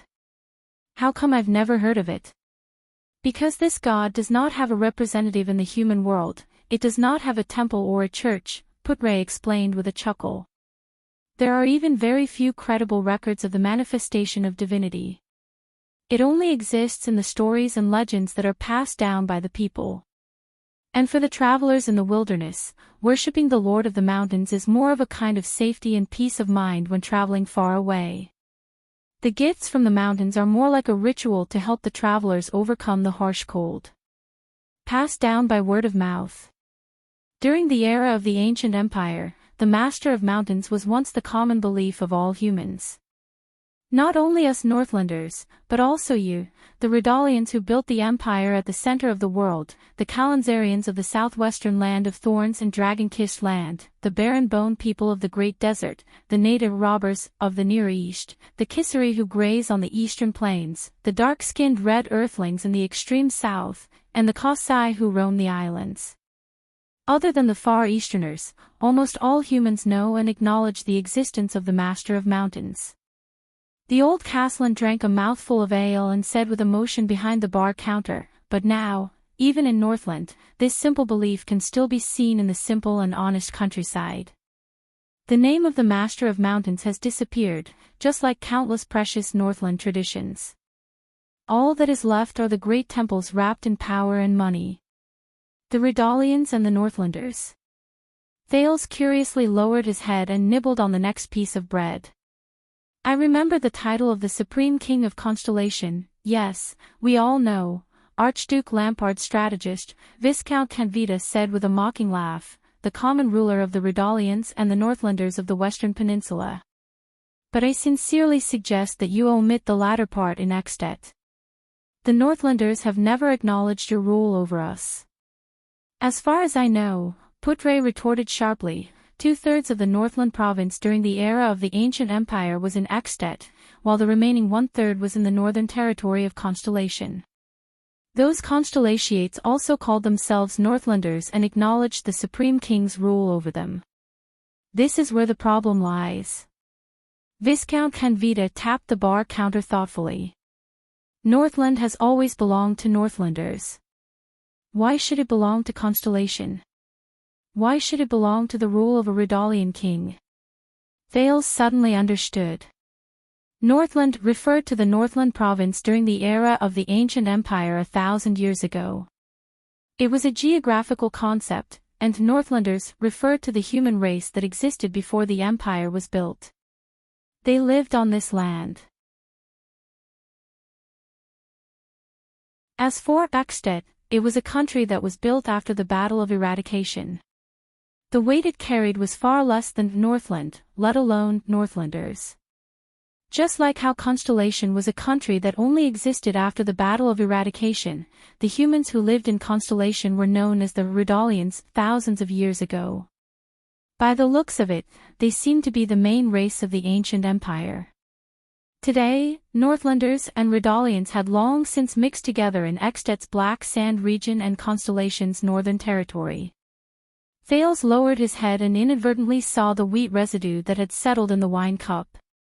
He suddenly remembered the Sunset Pub in the underground street of Lower City district of Eternal Star City, the careless female bartender Jayla, the fierce-looking fat chef Edmund, and the owner of the pub who only showed up once or twice. Why? Because of history, Putre said flatly. Today, whether it's Black Sand region or the Northern Territory, the Redalians and Northlanders have lived together for many years. There is no longer any distinction between them. That's the land and people you snatched from Northland, Kenvita retorted. For example, Cold Castle 400 years ago, and the lonely old tower 200 years ago. Your Northern Territory is our southern land. As the owner of the pub, Caslin listened to the argument between Kenvita and Putre. He could not help but let out a loud laugh that no one else could understand. Thales felt a chill in his heart. So this is how Extetians think. He thought of the soldiers' attitude and behavior towards them when they first entered Lampard's camp. He immediately understood. Constellation wants to protect its northern territory, while Extet wants to recover the Northlanders' territory. Both sides are fighting for justice. How ironic. These are all voices I can't hear in Constellation, right? When Putre said this, he chuckled softly. If you really want to say that Northland only belongs to Northlanders, the Arund family of Constellation's northern territory used to manage the entire Northland province for the Emperor, and they were a dukedom family for as long as 1,000 years. Constellatiates are pointless proud. Viscount Kenvita snorted coldly and said, in the end, all of you still want to go back to the ancient empire that perished a long time ago, don't you? Are you still reminiscing about the supreme authority and glory of the Pegasus throne, the emperors who could make the entire world tremble with just a wave of their sleeves, and the era where the map of the country could be spread from one end of the room to the other? The empire is undoubtedly the most precious legacy in human history, the most glorious page, and the most powerful existence. Putre answered coldly, even though it no longer exists, its glory has been passed down to this day and has never faded. Ha! I almost forgot. Kenvita raised his hands and laughed mockingly at Thales. As long as Constellation exists, the Empire will last forever, right? Your Highness. Thales shrugged and responded to him with a smile. Don't make fun of the royal family, Putre said coldly. His bloodline once stood at the top of the world and witnessed the rise and fall of mankind. Bloodline. Kenvita snorted with a nasal voice. Northlanders do not believe in bloodlines. A hero who can shoulder the burden of the country and its people will naturally become a king. The next moment, the Viscount of Extet narrowed his eyes and said sternly, and listen carefully, Your Highness. The empire ruled by the so-called imperial family that you were born in has only left the world a nightmare of chaos. Thank you for your reminder. Thales scratched his head awkwardly and laughed dryly. What a novel point of view. Novel. Kenvita stared at him and said flatly, have you heard of Quisso Lampard's story? Your Highness. Quisso Lampard. The ancestor of the Lampard family. The King of Rebellion. Thales answered excitedly. You don't need to hear it from the subordinate of an archduke. Putre was about to speak, but he noticed that Thales had raised his hand with great interest and stopped him from speaking. Please continue, Viscount Kenvita, Thales said with a smile. I am very interested in all knowledge. Putre and Kenvita glanced at Thales in surprise. Do you know Archduke Trentide of Reformation Tower? He is one of the 10 archdukes of Extet. Kenvita pondered for a while and said quietly, Reformation Tower is adjacent to your lonely old tower. It is ruled by the Trentide family, a famous family of knights in Northland's history.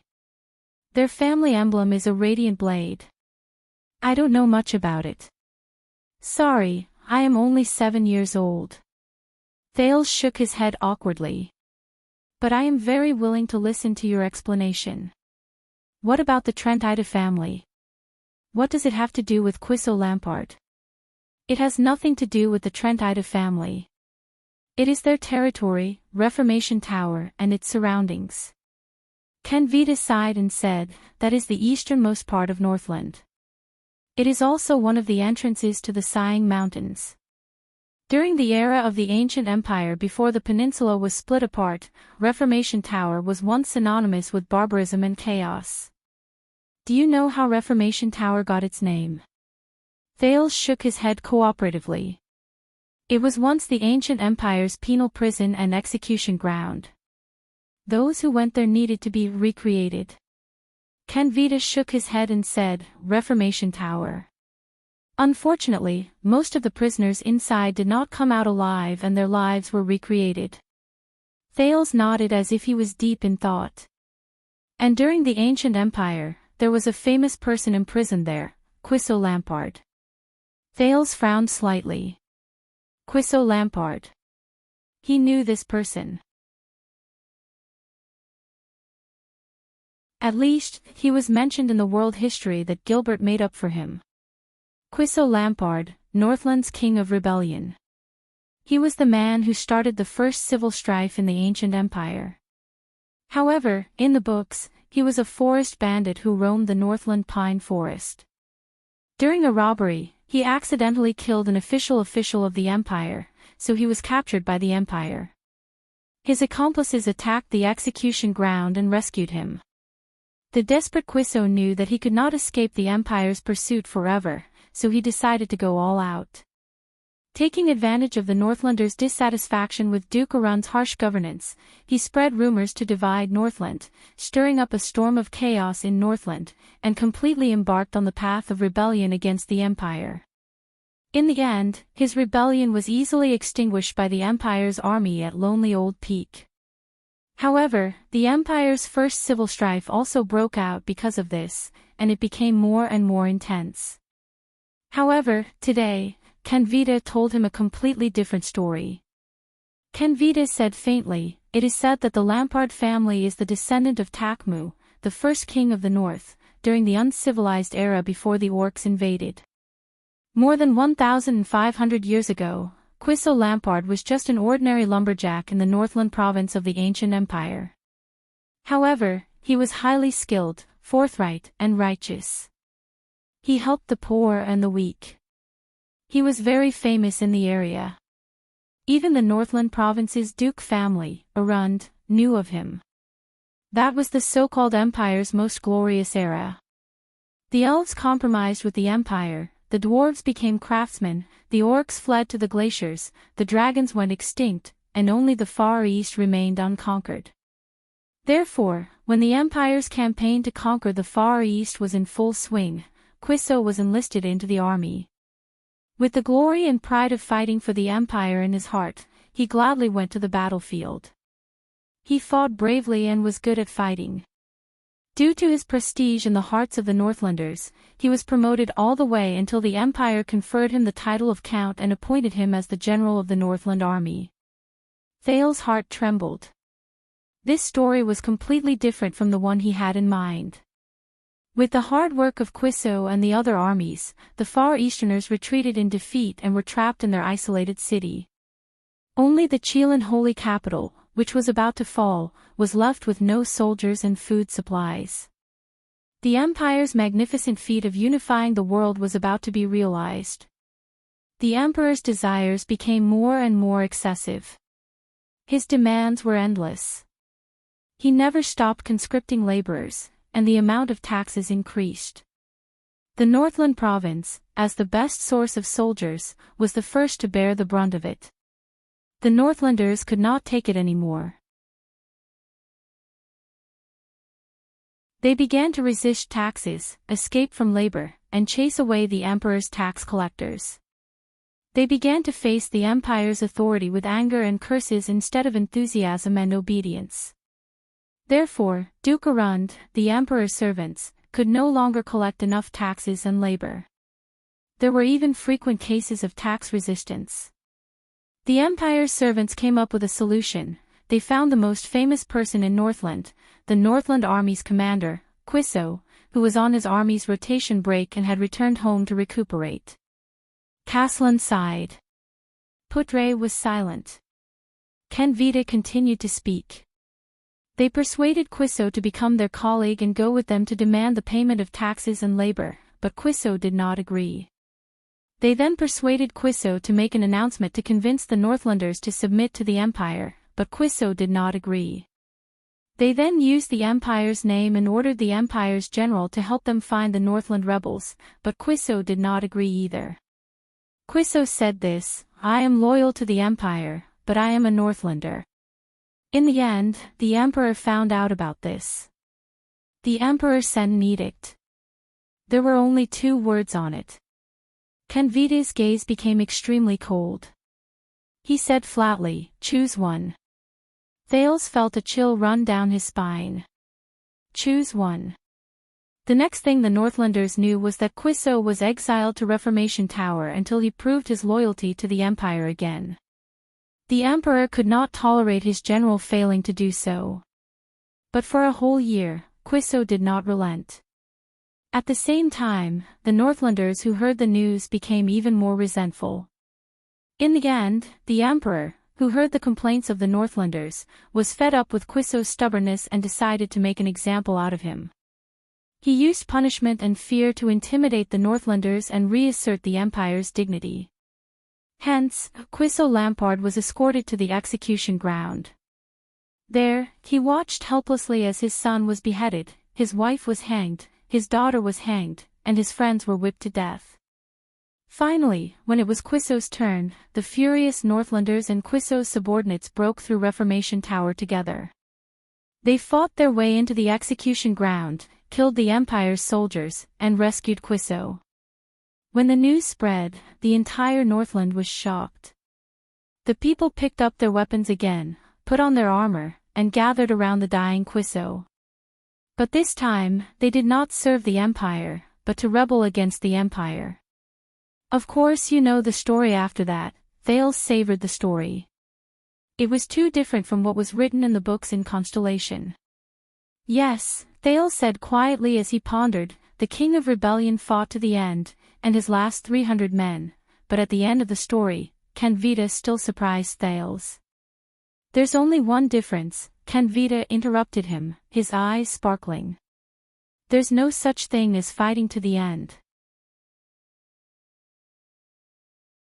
Thales was stunned.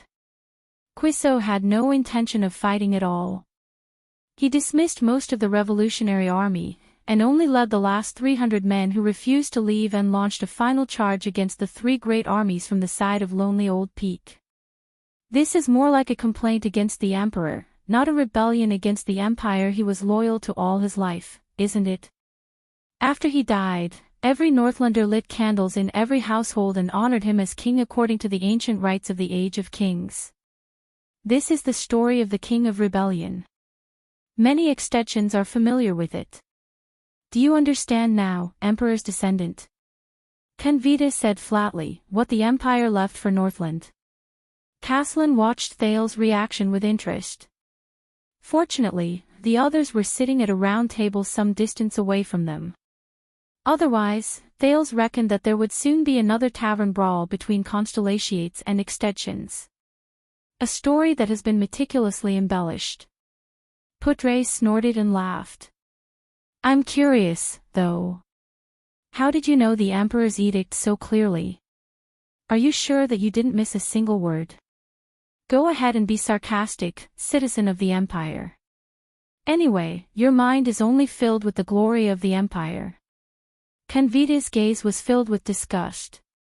He continued, what did the Empire give the world? Endless military conquests, unreasonable and harsh taxes, greedy and corrupt high-ranking officials of the Empire, cruel and oppressive rule by the ignorant people, ugly and dark religious oppression. Do you know that primitive beliefs like the Master of Mountains, the Maiden of the Sea, the Father of the Grasslands, and so on disappeared under the ancient empire's ban and the conspiracy of the Emperor and Bright God Church? And the Temple of Knights in the north that was forcefully demolished by the Emperor 1,000 years ago. That was the cradle and sacred land of the Knights, the legendary place where humans fought against the ancient orcs together in Northland. Citizen of the Empire. Kenvita took a sip of wine and sneered. Stop lying in the glory of the past and wallowing in it. You have no idea how ugly your positions are. Continue to hold on to that thought, but history cannot be changed.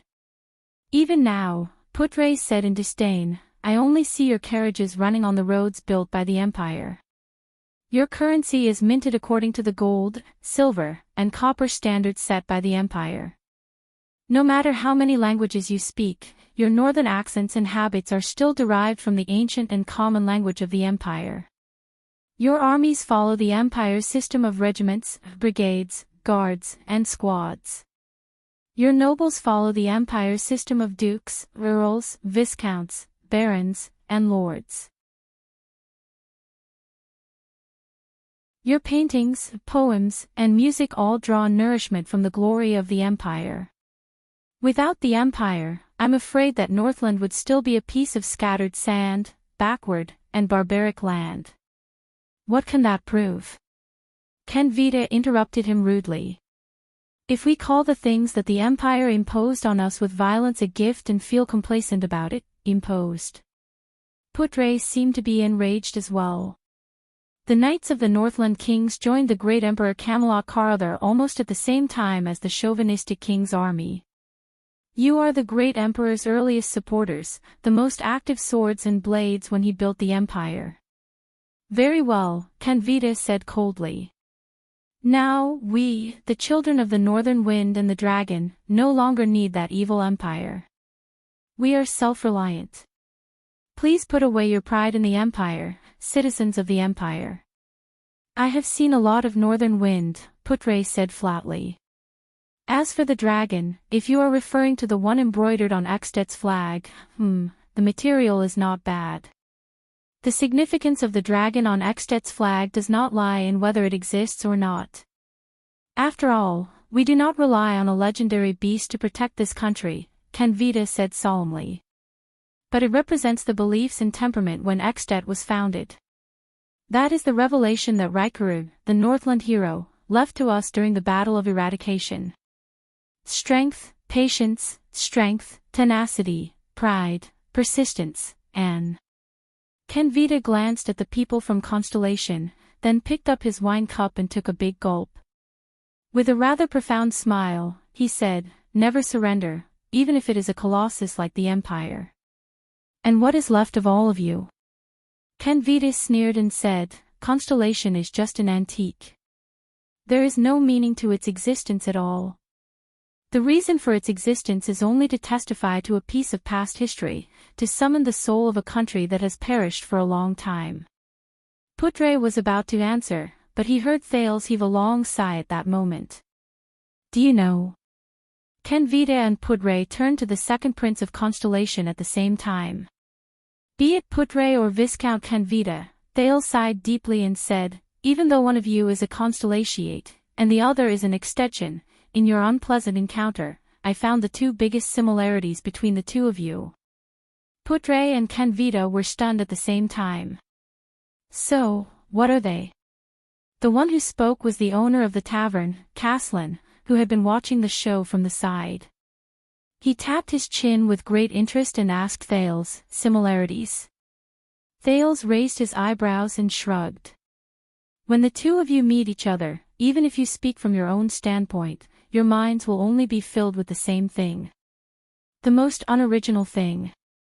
Putre revealed a puzzled expression, while Kenvita frowned slightly. The Empire. Thales said softly. He took the last bite of the bread. Putre and Kenvita were stunned at the same time. Ha ha ha ha. Caslin clapped and laughed loudly. What an interesting conclusion. What about the second similarity? The second, Thales bit into the black bread and mumbled, even though the two of them talked so much about the Empire, but in truth, none of them have actually seen the Empire with their own eyes, whether it was the final Empire 600 years ago or the ancient Empire more than 1,000 years ago. Castellan's laughter grew louder. Putre and Canvita's faces darkened at the same time. Well said. The second Prince of Constellation. Castellan slammed the table in extreme joy and laughed loudly as he looked at Thales. They have never seen the Empire. Thank you for your support. Thales shrugged. On one hand, it shows that the Empire's influence is indeed far-reaching. On the other hand, he stared at the two quarreling men in resignation. Both of you are arguing with each other's imaginations. Really? Putre and Canvita turned their heads at the same time and no longer looked at each other. Get over it, boys. The old Castellan shook his head. Who else remembers ancient legends, glorious past, lost history, and sacred traditions, other than the nobles who boast about their families and the stinky scholars? But this thing. He pointed outside the door. The gifts from the mountains can prevent the young lads from freezing and starving to death when they go out in the cold winter. That's enough. It's useful to people, so it has its own meaning of existence. The Master of Mountains has not disappeared. It has always lived in the cracks of every day before the bitter cold, and lives in the gratitude of travelers who pluck food from the trees.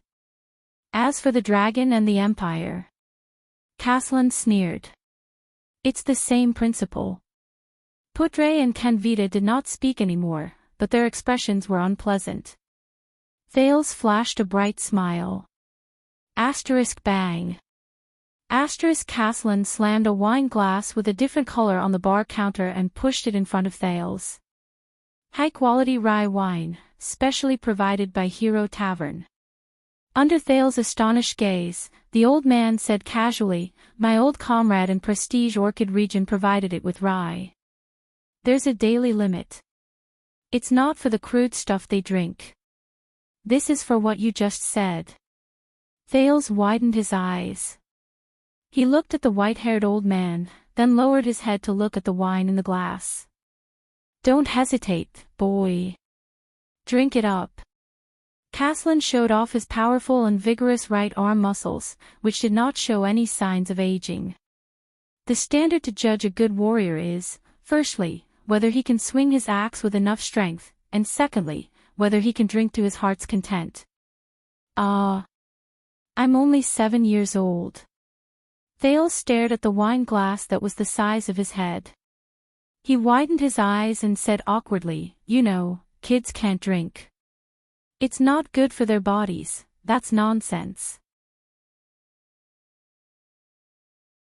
Castellan gave Thales a thumbs up with his yellow teeth. He then slapped Thales' shoulder, causing him to stagger. Only 7 years old can drink.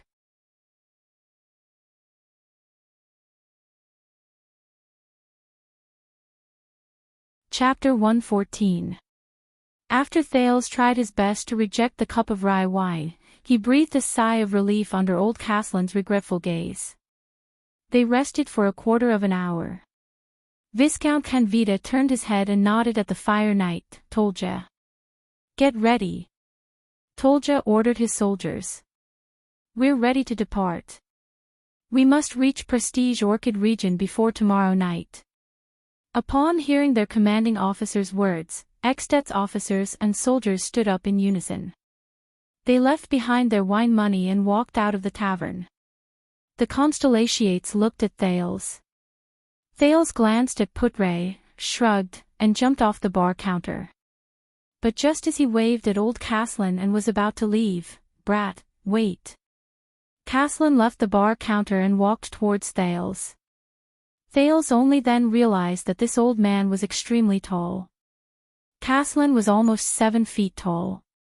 He had to raise his neck to an angle that he could barely look up at him. Fortunately, Castellan squatted down in front of him. You want to apologize to King Nuvan, don't you? Old Castellan said slowly, and I also heard that it is to repay Prince Moriah for his misfortune in Constellation. Yes. Thales exhaled. Let's see if King Nuvan will be interested in my head. Caslin's gaze on him changed slightly. The old man sighed. When I was your age, I only knew how to chase sparrows behind my brothers, but... Thales smiled faintly. But before Thales could speak, Caslin continued, damn those messy political schemes of the nobles. They never show mercy, don't they? I don't care if you are 7 or 17. God knows how Prince Moriah died. It's a pity, he was a good lad. This. Thales looked surprised. Thank you for your understanding. Sir Caslin, listen, Caslin said flatly. I once served under Nuvan. To a certain extent, I am quite familiar with him. This tavern owner knows King Nuvan. Thales was slightly stunned. He turned to look at Kenvita, who was not far away. Why did they bring me here? Is it really to rest in the middle of the journey? Caslin sighed softly. He was a good king when he was young, a typical burly Walton man. I still remember Nuvan Walton standing at the 38th century ground, swinging his flail at the attacking orcs. At that time, he was generous, tolerant, and just. He could stand in front of an orc's axe for a nobody. Every warrior thought it was an honor to die for him. Oh. Thales' eyes brightened. That's good. It looks like at least he won't be a king who will simply order me to be beheaded. But people change. The old Caslin exhaled. His gaze became misty and unfocused. Nuvan is also human. He will grow old. There will come a day when he will be bewitched by slander and women, and be controlled by desires and impulses. Although he has the blood of Rikaru Extet, he is not a perfect dragon or hero. Especially, he's a father who lost his son. Thales could not help but be stunned. Caslin lowered his head and stared at Thales. Be careful, Constellation's second prince. Extet uses the Great Dragon as its flag, but for the past 600 years, we have only worshipped the Great Dragon's strength, learned the Great Dragon's pride, and cast the Great Dragon's wisdom to the back of our minds. Although we claim to be the children of the Northern Wind and the Dragon, the shackles of the Empire on our shoulders are no less than constellations. What do you mean? Thales widened his eyes. Do you mean that Extet's domestic situation may be worse than we think? Child, take care. Caslin only shook his head and gently placed his hand on Thales' shoulder. Since you paid but did not drink, consider this a bit of advice from me. Thales could only spread his hands. Thank you for your advice, unfortunately, it's useless. What will come will come. No matter what, he had to face Nuvan VII. Right. Caslin hesitated for a while and suddenly exhaled. He smiled and said, if you run into any irreversible crisis in Extet, when even King Nuvan can't save you, King Nuvan can't save me. Thales was puzzled. What does that mean? There is a butcher's shop on Dragon Cloud City's westbound road. Its signboard is a dagger. Caslin snorted. Under Thales' furrowed brows, he said in a low voice, the boss is a Far Easterner with the surname Gu. He owed me a favor in the past. He is an extremely daring fellow and often does things that violate the law. If you want to ask him for help, just say, $6.50. Under Thales' astonished gaze, the old man Caslin slapped him hard on the shoulder again. The second prince staggered again. As Thales grimaced in pain, the old man before him slowly stood up and laughed heartily. The next time you come, remember to drink my rye wine. That is the symbol of a man. Thales smiled awkwardly and left before Putre revealed a murderous gaze. Kenvita frowned as he watched Thales and the Constellations leave. Then, he slowly walked to the bar counter and turned to the old man Caslin. You saw it, right? The next king of Constellation. Canvita's gaze was cold. You saw how different he is. He has matured and changed. What were we doing when we were 7 years old? What was King Nuvan doing when he was 7 years old? The old man Caslin stared at the door of the tavern and said slowly, this child's gaze is indeed different from other people's. He could not see reverence or nervousness in the child's eyes, only interest and curiosity. There was also an enigmatic confidence and determination, as if they had never wavered. This is not the gaze of a child who is thousands of miles away from home and afraid. This is the next opponent that Extet will face. I am almost certain that when he grows up, he will definitely become Extet's greatest enemy. Canvita curled up the corners of his mouth and knocked on the bar counter. Unfortunately, the Archduke cannot attack him directly. When did we Northlanders become cowards who would scheme against and fear even a 7-year-old child?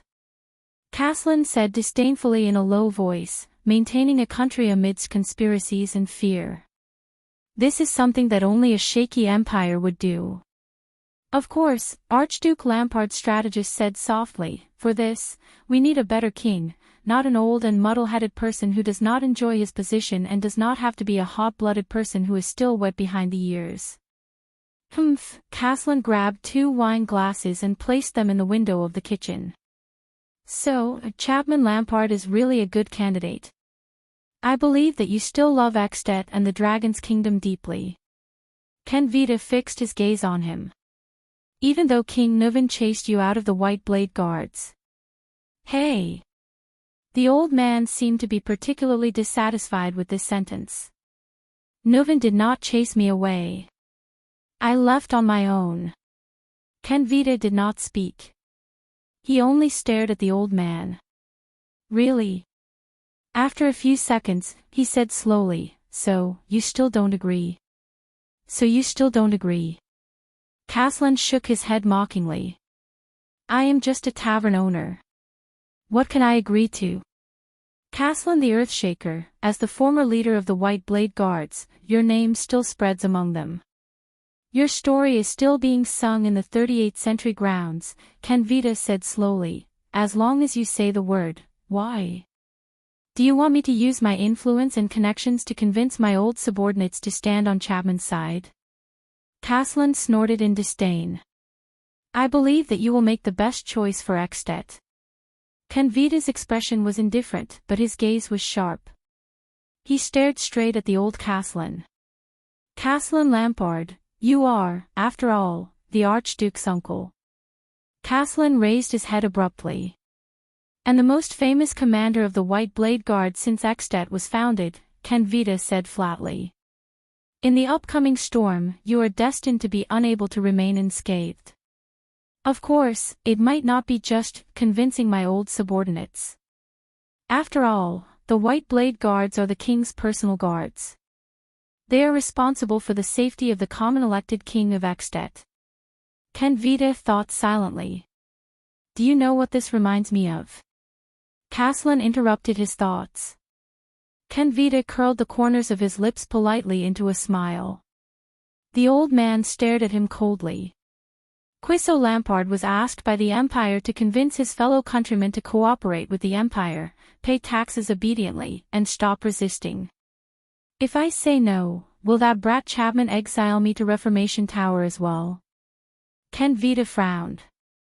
Go back and tell my nephew, Caslin said slowly but firmly, go to hell with Lampard.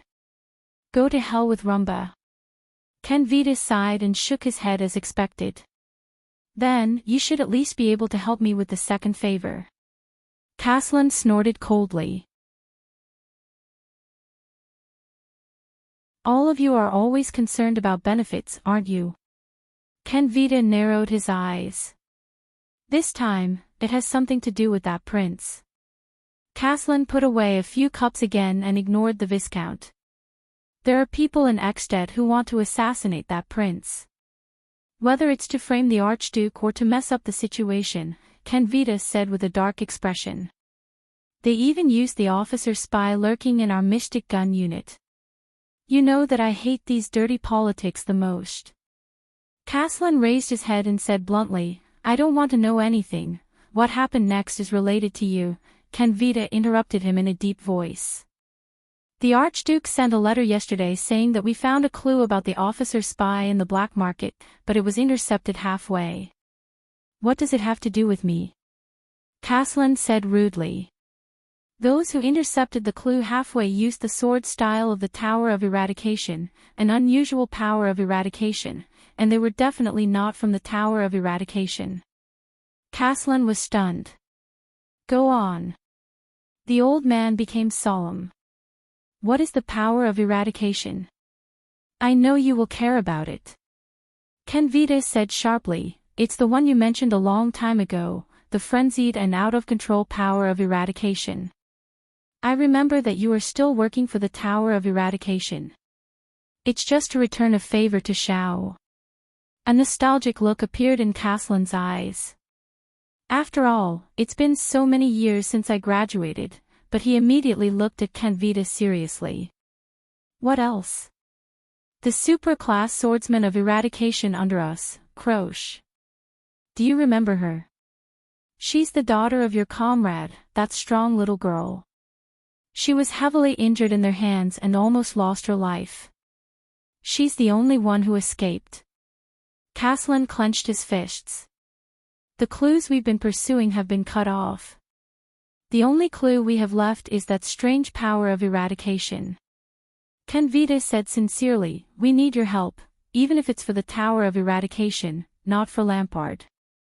The person who is as famous as Grey Sword Guard, Shao, the pride of the Tower of Eradication, the pride of the White Blade Guards, ground shaker Caslin Lampard. A few days later, in the lounge of the House of Legacy in the Tower of Eradication. We can be sure that the disaster swords do not have the complete inheritance of the Northland military sword style.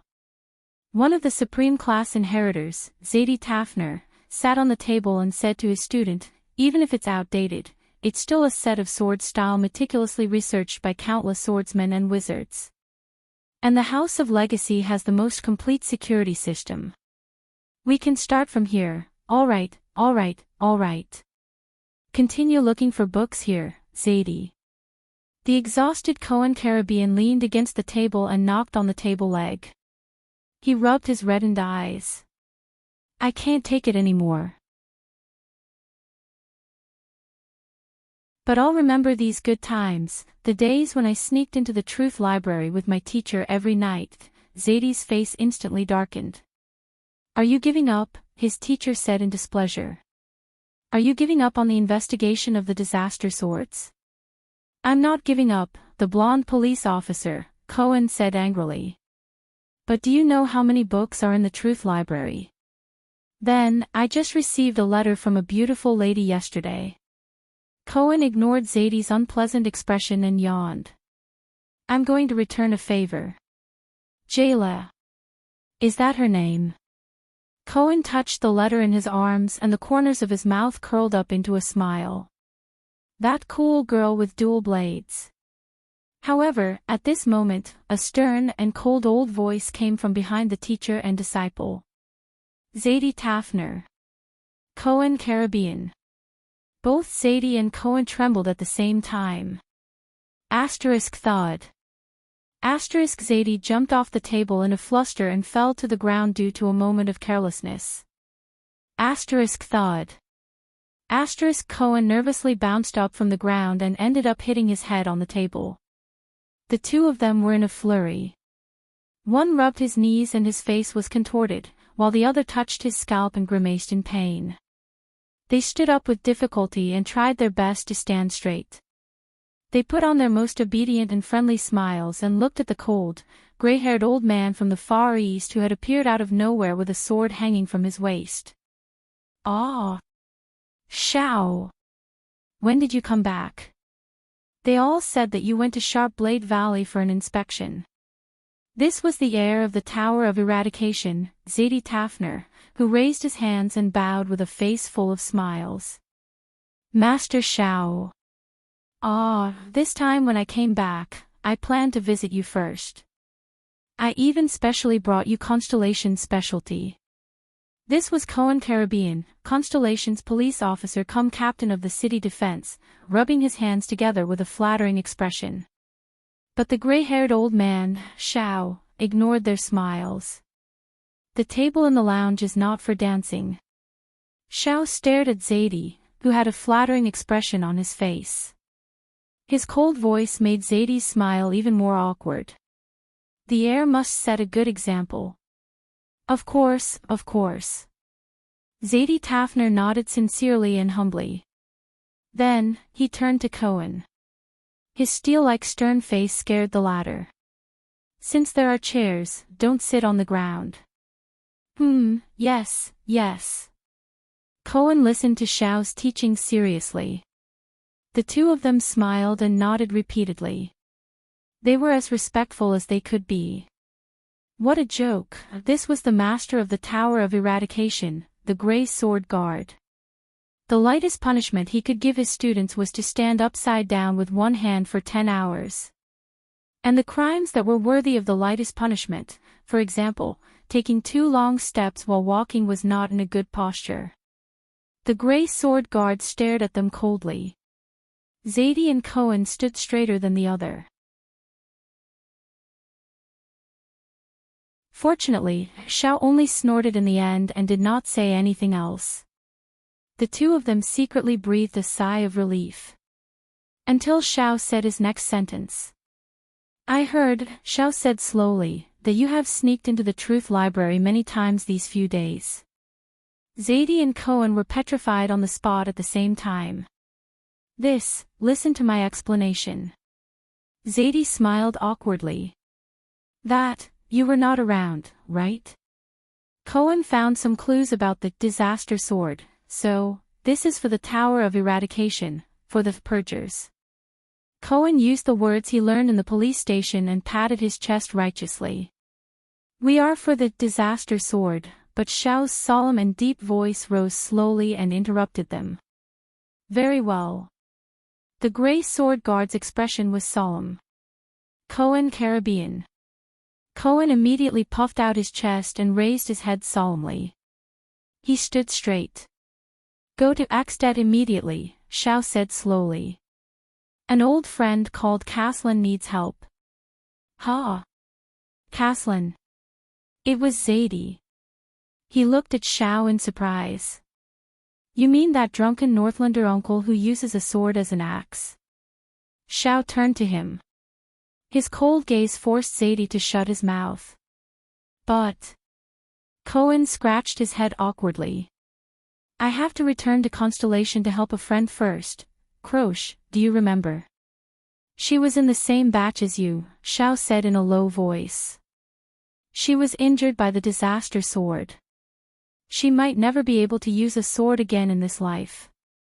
Cohen looked up with a stunned expression. Croche, the image of a Northlander girl with a buzz cut holding a sword and gritting her teeth under the scorching sun appeared in his mind. And her white teeth. All right. The police officer turned around without hesitation and said firmly to the two scions, I will go and prepare immediately. How serious is the situation? Do I need to bring my family's private army? Bringing a Constellatiate noble's private army into Axted, Zadie said in a low voice.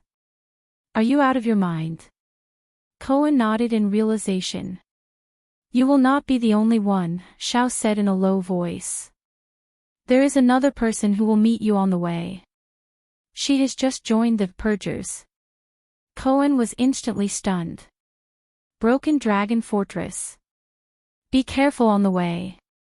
Although Lampard has retreated and the war has not started, it is still Axted. Sonia Cecire, the fortress flower, looked at Miranda Arund, who was ready to go. She chuckled and said, although I really want to suggest that you bring the Arund family's private army, this is the border between the two countries, Miranda said softly. It is impossible to cross the border with the army. Moreover, Arund, Miranda clenched the white eagle emblem on her cuff. The fortress flower looked at her subordinate and sighed. It is good to go and hide. After all, your uncles and brothers from the Arund family are really annoying. Miranda bit her lip and did not say anything. "This is not to hide," she said faintly. "All right, all right, all right." Sonia helplessly held her subordinate's shoulders. "This is for a friend, right?" Miranda gently patted the white sword hilt at her waist and nodded. "Croche. A girl who never gives up." "We are learning under the same teacher," Dukarun's daughter said coldly. "When she is in trouble, I must be by her side. I do not have much left in this world. I must cherish it." Miranda recalled the light and bright figure in white in her memory, and his always cheerful and optimistic tone. She could not help but smile. She turned around and stepped into the stirrup. "Don't worry, commanding officer. I am not some helpless little tabby cat. Besides, I won't be fighting alone." Miranda Arun nodded at Sonia from her horse. "An old friend will be coming with me. Once the matter is settled, I will return." She flung the reins and galloped out of the fortress's gate. Sonia looked at Miranda's retreating figure and the faintly discernible white eagle emblem on her back. She sighed.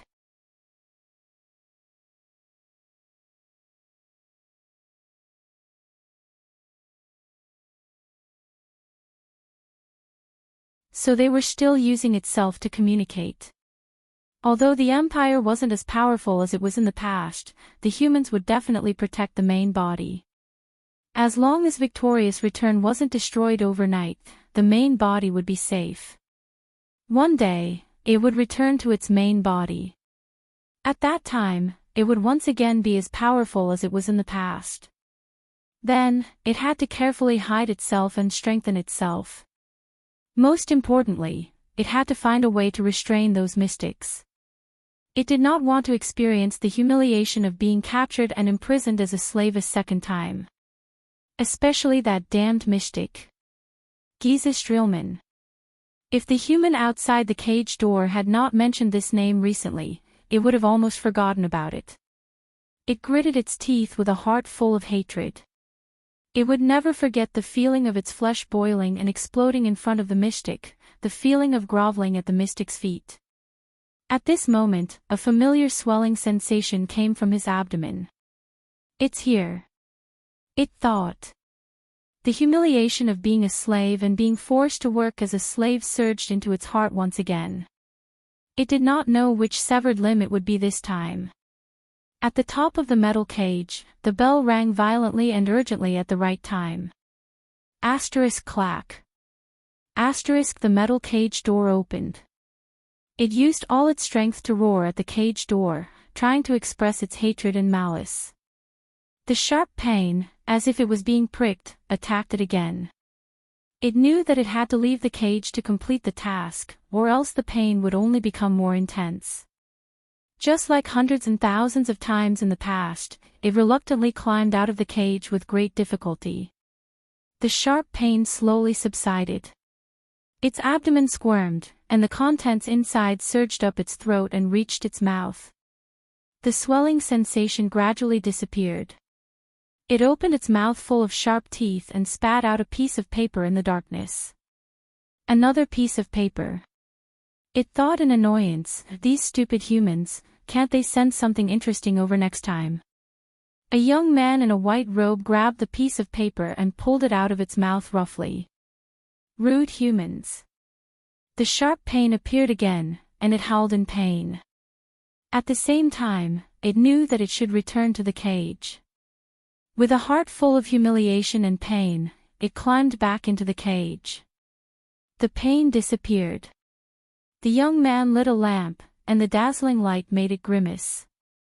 It raised its claws to cover its 8 pairs of eyes. Light. It hated the most.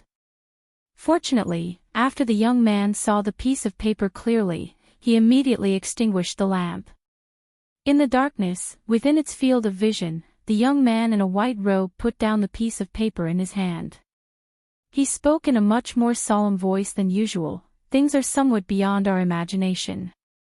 "Oh." An old and hoarse voice rang. It remembered this voice.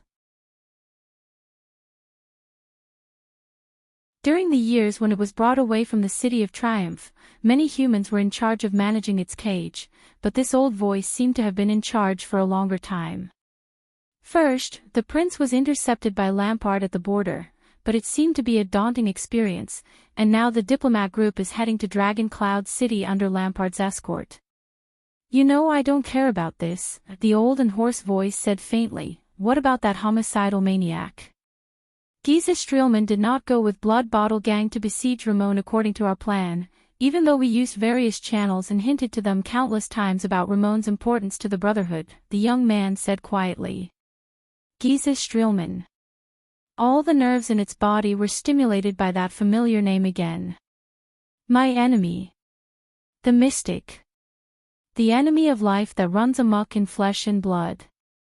What happened? The old and hoarse voice rang again. She made a public appearance. According to our informants in Broken Dragon Fortress, Giza seemed to have endangered His Highness' safety on the way, the young man said. The sound of a cane hitting the ground rang in the darkness. The old voice sounded doubtful.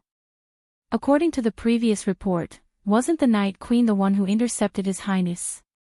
Is that why she requested help from Broken Dragon Fortress? Yes, but the information has been updated. It seems that things have become a little more complicated. The young man raised his head and revealed a smile that no one could see clearly in the darkness. The blood mystic appeared for the Dark Knight black coffin in the hands of the Blood Clansman. It opened its eyes abruptly. Even though it had experienced too much numbness and chaos during the years when it was separated from its main body, its memories with its main body still remained in its mind. Dark Knight, what a familiar term, where did I hear it before? There was silence. The old and hoarse voice did not reply. I remember that thing was on the list of legendary anti-mystic equipment, but judging from your reaction, it is indeed an extraordinary item, right? The young man in white raised his eyebrows. You know, if we send a message and arrange for manpower now, we might be able to intercept the Night Queen. The air and the darkness seemed to have frozen in an instant. Don't ask. That coffin is not something we can touch. After a while, the hoarse voice slowly rang. Be it the coffin itself or the item in it. The young man frowned and revealed a puzzled expression. But he still nodded in the end. After Giza was forced back by the fortress, she did not appear again, and Ramon was lured to Ekstedt by us according to the original plan. The old figure slowly stood up. Very well. If Blood Bottle Gang still can't find Ramon, we will remind them again. No matter what, we must lure the Blood Mystic over. In fact, this is the next thing I wanted to say. The young voice interrupted him. Your last test seems to have worked. The owner of the old voice, the Black Prophet Murat Hansen, slowly raised his head in the darkness. Even though the Brotherhood's headquarters did not make any moves under our surveillance. But Black Sword appeared at the border between the two countries. The young man curled his lips. I think he went to save Ramon. It seems that there is indeed something wrong with that Ramon, and his value to the Brotherhood is probably far beyond our imagination. There was another strange silence. Then, Murat's sinister laughter slowly rang out. He. The Black Prophet laughed softly. Ha, I was almost fooled by my own student and that old woman. There was a moment when I really wanted to dispel my suspicions about Ramon's identity and remove him from the blacklist. But no matter how meticulous his disguise is, he can't beat your suspicion that is stronger than that of Broken Dragon Fortress, teacher. The young man in the white robe, Raphael Lindbergh, raised his head in the darkness and chuckled sarcastically. Let the news out. Murat did not care about Raphael's mockery. He stopped smiling and said in a low voice, the prince should have already entered Ekstedt, right? Raphael nodded. They are on the last stretch of the road in Black Sand region. Let Cora come back. The Black Prophet nodded and took a deep breath. Since he has completed his mission and successfully lured Ramon to the prince's diplomat group, Raphael crushed the paper in his hand and gently sprinkled it on a strange pattern on the ground. After the shredded paper came into contact with the pattern, they burned and disappeared in a bizarre manner. "Do you want to proceed to the next step?" the young man asked flatly. "Yes, it is time to send a big gift to the secret room and the Brotherhood." The Black Prophet tapped his cane. "Get ready to depart. This is your first big test before you take over as the head of the Secret Intelligence Department. Make sure that Black Sword and Giza enter Dragon Cloud City at the same time and find Ramon."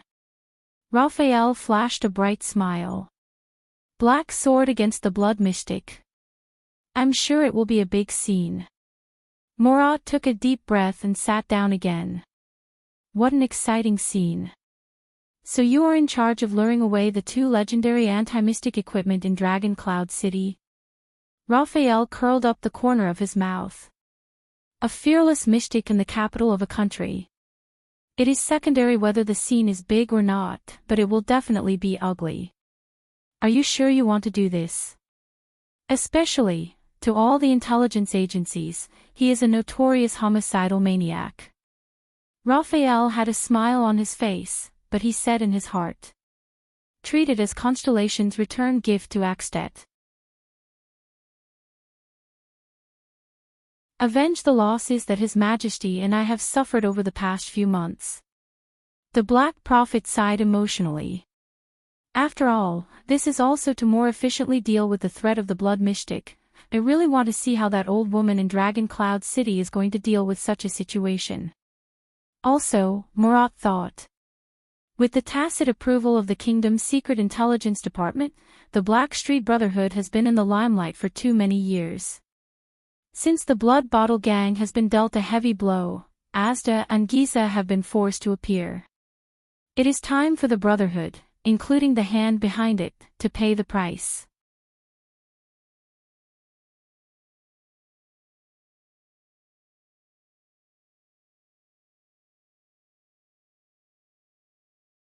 The past 12 years. Was it fun? Anton seemed to have been triggered. The veins on his face bulged as he flew into a rage and roared crazily, "Son of a bitch. Do you think I'm willing to manage a bunch of scumbags like thieves, robbers, and rapists? Working with lunatics like Chandara Rode and Lazenchviso? Being smugglers and murderers every day?" Lance's expression changed. He could not help but clench his teeth as his eyebrows continuously twitched. "What kind of life have we been living for the past 12 years? Anton continued to clench his teeth and said, "How much have we sacrificed for that illusory news of yours? Then kill me here. Take my head to comfort the dead, to comfort that lord." Lance roared and interrupted Anton, "Treat me as your greatest enemy. Treat me as if you have already taken your revenge. Treat it as if you can go back and live a good life, enough." An even louder roar came from the side. Anton and Lance were shocked at the same time. Both of them turned to look at Morris. Lech Malone. Cabra Gretely. Delecto Ellsworth. Morris trembled. He lowered his head and clenched his fists. Names came out of his mouth one by one: Curdimo Finwë, Kyrsters Desmond. And that lord. Both Anton and Lance were shocked. "Do you still remember them? Do you remember these names? The oath we swore together that year. Find all the true murderers and avenge the dead." Morris raised his head. His eyes were red at some point in time. "At all costs. Do you think you're the only one suffering in silence? Skinny." Morris roared, "Over the past decade or so, we, who originally knew nothing about gangs and organizations, have worked hard to conquer territories, build our power, infiltrate the underground world, rope in all the people, fight against Blood Bottle Gang, evade the Secret Intelligence Department's pursuit, treat all suspects as enemies, track down Charlton and Shadow Shield, and investigate the truth of what happened that year. Isn't it all for the same purpose?" Asterisk bang. Asterisk Morris punched the wall with all his might. His lips trembled. "I've never killed a child before, but in the past 12 years, there were a total of 154 children from the age of 4 to 12 who died in the abandoned houses. This does not include the many child beggars killed by that son of AB*TCH Rhoda and his family 2 months ago. These are all my blood debts. I buried every single one of them with my own hands. I can almost remember every single one of their faces. The most recent one was just a year ago, a boy who ran away. In order to show our toughness and ruthlessness in front of our negotiating opponents, I used my psionic ability to suffocate him to death. Morris could not suppress his emotions. His psionic ability was slightly out of control, and even the air around him became unstable. God knows what we've sacrificed for the past 10 years, and what we've become. Anton closed his eyes, bit his lower lip, and lowered his head.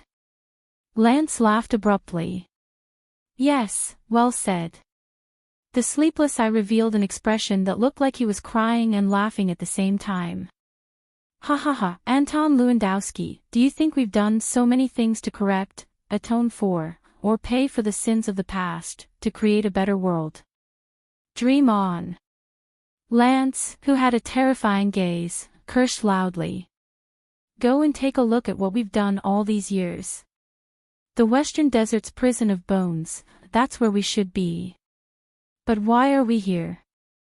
Why aren't we accepting the punishment that should have been meted out to us? Lance pushed Anton away abruptly and shouted angrily. That's because on that day 12 years ago, from the moment we arrived at Renaissance Palace, we had already become a group of specters, a group of ghosts, a group of corpses that are still breathing. The only supreme purpose of our existence is to drag out all of our enemies and masterminds, and then perish together with them. Only Black Sword knows best. We've long been in hell. The airtight, soundproof room suddenly became quiet. Thawed. Anton kicked the wall forcefully, then walked to the side of the table, pulled out a chair, and sat down heavily. Morris covered his face. His fist, which was pressed against the wall, was already bleeding. Lance stared fixedly at the ground, his gaze unwavering. In the silence, only the suppressed, trembling, and hurried breathing of the 3 men could be heard. Until Morris was the first to break the silence. We have to believe in Black Sword. The plump man tried his best to compose himself and slowly said, even without the legendary anti-mystic equipment, he still has the ability to escape from the mystics, just like how he faced Asda in the past. Lance pulled his scarlet cloak up again. Let's wait for news from him. The head of intelligence from the Brotherhood, who came from the Secret Intelligence Department, said in a low voice, when he recovers, I want Black Sword to try that equipment again. How? Anton still had not adjusted himself. He frowned and said bluntly, gamble with his life. If he runs into the Blood Mystic again, it might be Black Sword's time to die. No, I will remind him to stay as far away from the Blood Mystic as possible before we confirm the equipment's usability, Lance answered without any emotional fluctuations. Usability? How do we confirm it? Morris wiped away the tears that had appeared in his eyes. Do you still remember Goo? Lance said quietly, that Far Easterner. Goo? Anton frowned. Before our mercenary group was disbanded, that brat who came in last. The one who was chased out by the Mane of Night Dark Guards? That's him, Lance said slowly. He is in Ekstead and brought me some news. You still have contact with him? Morris bandaged his fist and said doubtfully, Goo is not with us. You said before that he has his own agenda and is very suspicious. Our informants in the north are still slightly insufficient. We have no choice but to rely on our local contacts. Lance shook his head. And Goo, whether he is suspicious or not, seems to be doing well there. Wait, you said that we need to confirm the equipment's performance first, so... Morris stared at Lance in a daze. That's right. Gu found an old friend in Extet these few days. Lance raised his head and his gaze was sharp. It really is an old friend.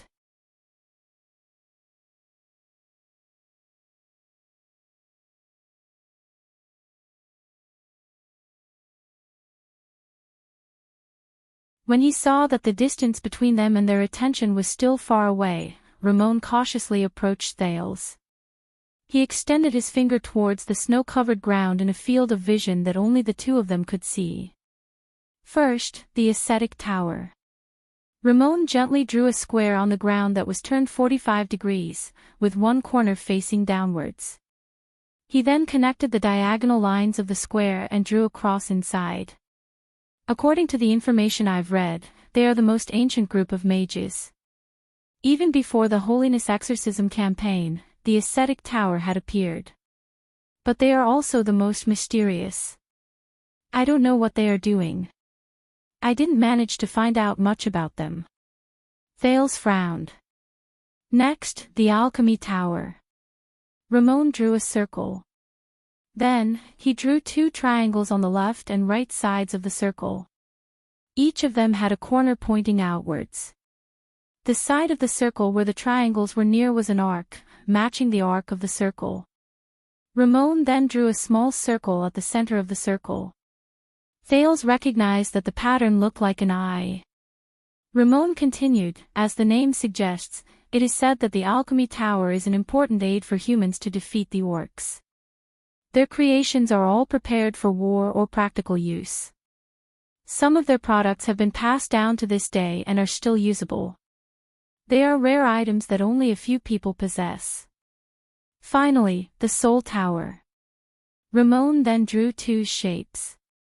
The upper and lower semicircles of the twos overlapped. The pattern was especially strange and its meaning was unknown.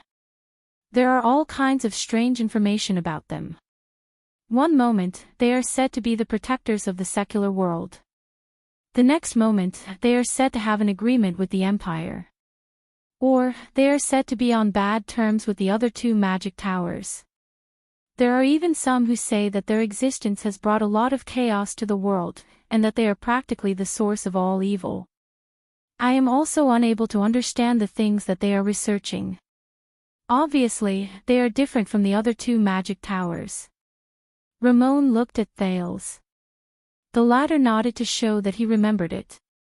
The doctor quickly extended his hand and nervously wiped off the three patterns, leaving nothing behind. That's all I know. As for the rest, I know nothing about the three great magic towers' inheritance, characteristics, history, and origins. Knowledge regarding magic has been completely banned.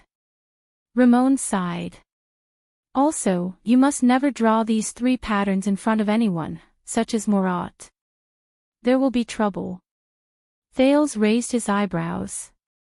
Then, you drew them in front of me without any worries. Am I that trustworthy? Ramon turned his head and revealed that strange expression again. Trust? Ha! Ramon chuckled softly. His big nose twitched. I think you are not interested in magic for no reason. The ability to deflect mystic guns. Thales' pupils trembled. Damn it, he still cares a lot about it. I keep feeling that it is not a psionic ability. Ramon chuckled. It should be some kind of magic, but I just don't know what it is yet. That's why you are so thirsty for information about magic, right? Some kind of magic. To be precise. Thales said in his heart, your deduction is correct. Thales fixed his gaze on him. Constellation's new prince come the next king. Not only is he interested in magic, he even possesses some sort of magical power. Ramon beamed with joy. His haggard, dignified face made Thales feel nauseous. Just thinking about it makes me excited. Thales let out a long sigh and carefully pondered over the knowledge he heard from Ramon over the past few days. So, the three great magic towers no longer exist, the prince said quietly. Ramon's smile froze. He clasped his hands together, lowered his head, and hunched his back. The strange doctor wiped off a snowflake on his nose and sighed. It is said that this is the case. Do you know about mystics? They are not the slightly stronger warriors that ordinary people think they are. In fact, Thales did 3 somersaults in his heart. Found it. On the surface, the second prince said without batting an eyelid, as a member of the royal family, I know some things about mystics. They are the undying calamities. Ramon looked at Thales with a solemn gaze. Exactly. It is said that from the governments of various countries, to the churches of the gods in heaven, and even the demons in hell, all of them fear them. They are afraid that one day, they will make a comeback and launch a second battle of eradication. If that is the case, the calamities are the main cause of the destruction of the magic towers? Thales asked in a daze. Ramon straightened his collar and his expression became extremely solemn. I do not know whether the calamities were the ones who destroyed the magic towers, Ramon said in a low voice, but I believe that the so-called calamities, the so-called mystics, and the magic towers are all products of the wizard's research. Thales said in disbelief, so, everything related to magic in the world, including inheritance, knowledge, and history, were all intentionally banned? Ramon exhaled deeply. Yes. I guess that someone did not want to see the emergence of a new calamity. Thales frowned deeply. Magic brought about an unmanageable risk, so they simply shut down and banned the existence of all magic. This is too stupid. Thales sighed. Because they were afraid of the possibility of mystics appearing and their power, they banned magic. What a short-sighted and stupid decision, I agree with you on this point. Ramon clenched his fists. It is precisely to fight against the mystics and their harm that we need to seek possibilities from magic, isn't it? Although the 3 great magic towers were destroyed, their ruins should still exist, right? Thales stroked his chin. You didn't go there to try your luck. Ruins. Ramon curled up the corner of his lips and said with an unpleasant expression, this is the worst part. Those damned countries, they looted and destroyed almost every single bit of information related to magic, wizards, and magic towers. I can't even find out where the ruins of the magic towers are. Ramon curled up one side of his mouth and said with an unpleasant expression on his face. Thales frowned deeply. Maybe I can wait until I return to the country and check the records of the royal family, Ramon snorted coldly. Don't mention it, especially Constellation. Your ancestor, the great king of Renaissance, Tormund I, personally ordered that all traces related to magic in Constellation be completely wiped out. Thales was stunned. And more than 600 years ago, the kingdom's secret intelligence department was the one who carried out the ban on magic. Ramon said hatefully, it took me a lot of effort to find some traces in Extet. They called this, plan to purify the world. Thales stared at the snow in a daze and pulled his cloak tighter. How did they do it?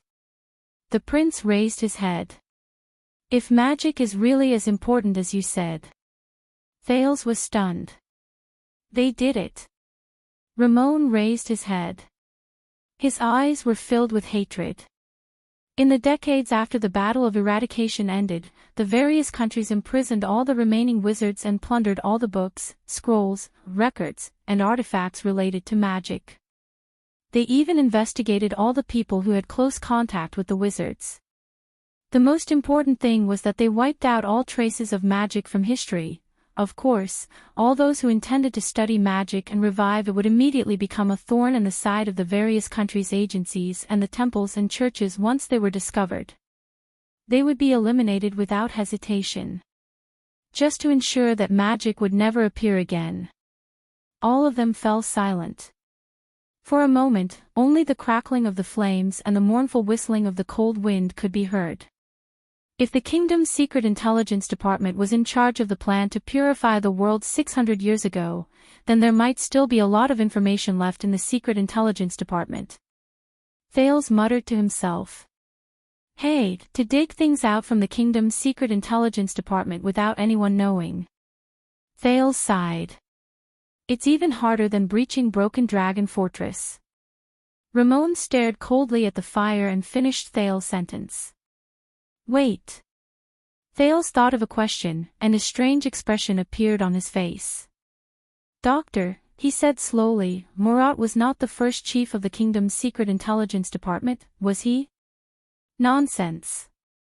The kingdom's secret intelligence department was established more than 600 years ago when Constellation was founded. Ramon snorted coldly and exhaled a long breath. Murat, he was a human, not a long-lived species or an eternal being. Thales rolled his eyes. Poor emotional intelligence. How pitiful. You didn't understand what I meant. I was saying, Thales said impatiently, who was the first chief of the kingdom's secret intelligence department, the person in charge of the plan to purify the world. Ramon was stunned. He immediately turned his head to look at Thales. This will be a clue. Thales rubbed his hands, which had turned red from the cold, and exhaled a mouthful of mist. No matter how terrifying and mysterious the kingdom's secret intelligence department is, no matter how precise, efficient, and meticulous it is, as long as it's an organization, it must rely on its members, which is the behavior and psychology of humans. And humans are always complicated. Thales blinked. Do you understand what I mean? Ramon frowned. What? Thales asked, puzzled. Ramon looked around vigilantly again. He turned his head around and said, 2 people, 600 years ago. The strange doctor lowered his voice. In year 38 of the calendar of eradication, 2 people led the kingdom's secret intelligence department and were responsible for the specific implementation of the plan to purify the world. Very good, Thales said quietly. Even if 600 years have passed, we can always find out about their past. Who are those 2 people? Ramon chuckled and uttered 2 names. The first name made Thales' expression change. Leinster Covendier. The first chief of the kingdom's secret intelligence department. Ramon put on an expression that said, I knew it, and said with great interest, and the first master of the Covendier family, one of the 6 great clans of Constellation, the first Duke of Iris Flowers. Thales widened his eyes. Ramon continued. As well as his deputy. Halva Caribbean.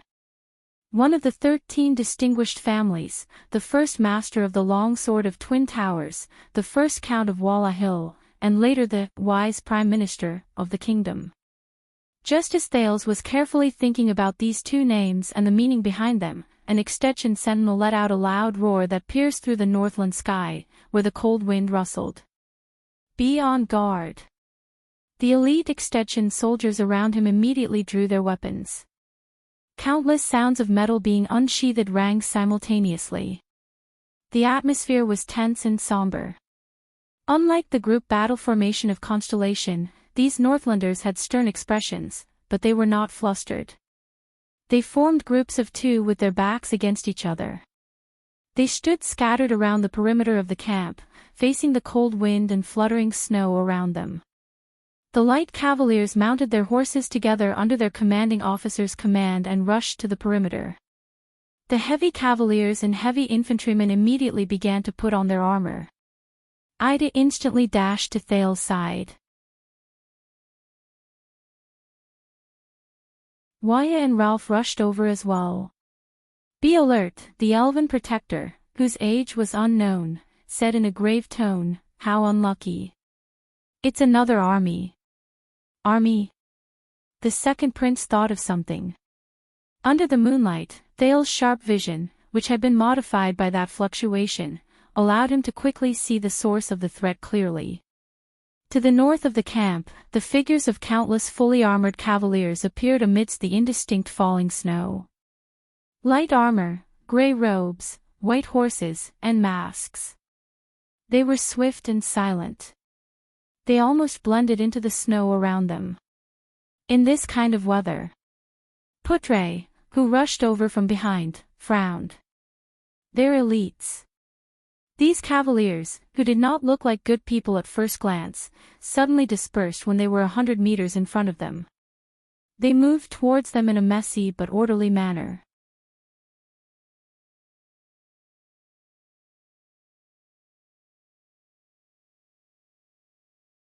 Chapter 118. Beside his ears. Endless noise and uproar filled the air. Unknown roars and shouts erupted from the crowd. Before his eyes. The man flashed a warm smile, grabbed his shoulders, and leaned against his body while trembling. He moved his head to his ear and whispered gently, "Good job, don't worry. Good job, don't worry." In the deep darkness, he suddenly woke up from a nightmare. The wounds on his body seemed to have come alive in an instant, and at the same time, an unbearable pain erupted. His face contorted, and he suppressed the cries of pain in his throat. First, he focused his attention on sensing everything around him. The wind and snow howled in his ears, and a stench assaulted his mouth and nose. A few low cries of livestock came from a few steps away. He raised his trembling left hand with difficulty, and as expected, he touched an old bumpy wall made of rough bricks. The power of eradication surged. In the pitch-black darkness, his surroundings gradually appeared in his senses. This was the place he fled to after he dragged his heavily injured body and sent a message to the Brotherhood's informant. It was an ordinary livestock pen in the Northland countryside. It had a simple but thick thatched roof, a rough handmade fence on one side of the wall, and a muddy ground mixed with water, snow, urine, mud, and his own blood. Safe. The blood mystic is not nearby. Only then did he let out a low, painful groan. 2 puncture wounds, 6 lacerations, 2 bone fractures, abrasions, contusions, and muscle strains are countless. She's clearly a girl with a beautiful smile. He thought of the blood mystic and smiled bitterly. Why is she so hot-tempered? I just wanted to use the legendary anti-mystic equipment to poke a hole in your real body. When he thought of this, he touched the 2 weapons beside his hand. Lance. He sighed in pain. I've been tricked by you again. Not far away, a herd of thick-furred pigs, 2 big and 6 small, gathered together uneasily. They kept each other warm while trying their best to stay away from the new uninvited guest. A black dog stood outside the fence, bravely guarding the border of its territory, and let out a low, warning growl at him. The falling snow outside the house gradually subsided. His perception was able to extend out of the circle and touch another wooden house with a thatched roof.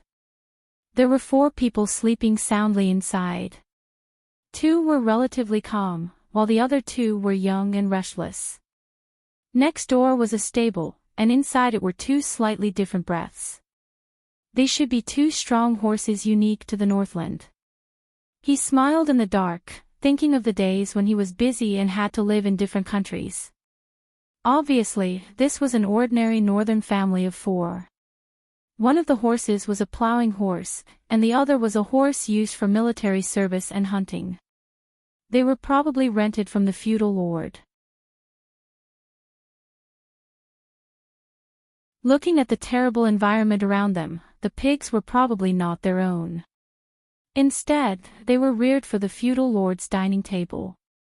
God knows how the pigs, which looked carelessly reared, could survive in this kind of weather. After all, this place wasn't like the South, where there were completely different and meticulous methods of raising livestock. He remembered that a long time ago, she, that dirty girl, also told him that she wanted to come to the north to take a look. How did the Northlanders survive in such cold weather? I wonder if they raise piglets. She blinked her curious eyes and looked at herself. But at that time, he only lowered his head and wiped the blade on his leg. Do the Northlanders raise pigs? Now I have the answer. I have to write this down. I can tell her in the future. But now. The next moment, the smile on the man's face faded. Lying on the ground, he clenched his teeth tightly. The power of eradication surged into him and seeped out of every pore, urging the wounds on his body to close, repair, and heal. However, this process was filled with even more terrifying waves of pain and an even more unbearable itch. It was just like the countless times he struggled in the past. But the man only trembled and broke out in cold sweat.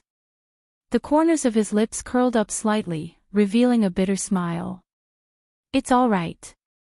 At least I don't have to endure Ramon's incessant chatter and mocking when he treated me. That big-nosed doctor's boring nagging is almost as lethal as a mystic's." The power of eradication surged into all his wounds like waves, forcing his nerves, his muscles, and his bones to speed up the recovery, self-healing, and reorganization. The surging pain and impact made him close his eyes while he trembled, and he could not stop breaking out in cold sweat. After a long while, he finally stopped trembling, and his entire body went limp on the ground. He clenched his teeth and sighed in relief. "How long has it been since I've been so badly injured?" He tried his best to turn over, and his mouth and nose rubbed against the filthy ground. "Filthy, huh?" In the darkness, he chuckled softly. "I'm filthy, now. I no longer have the right to glare at her. That dirty girl."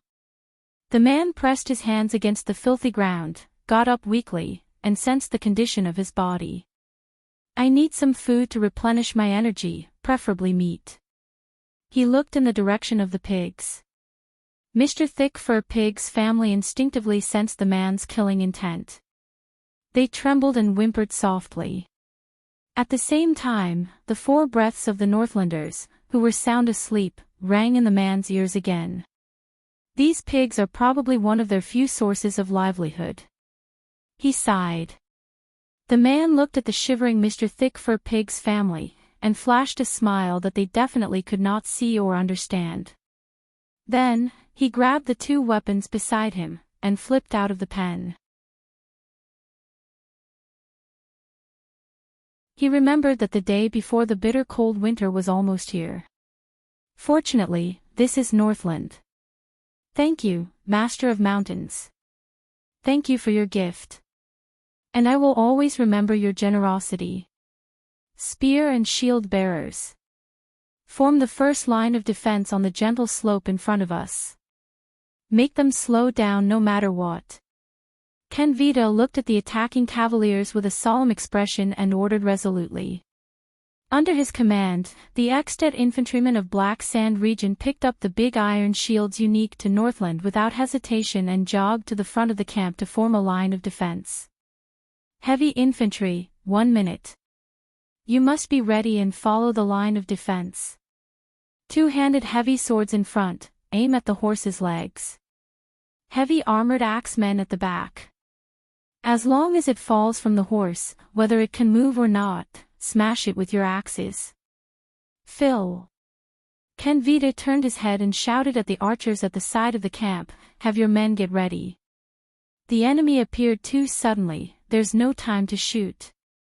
As his voice faded away, a short Exted soldier suddenly shouted at the archers who stood in 2 rows at the side of the camp, "Knock the arrows, draw the bows, and prepare to shoot in unison.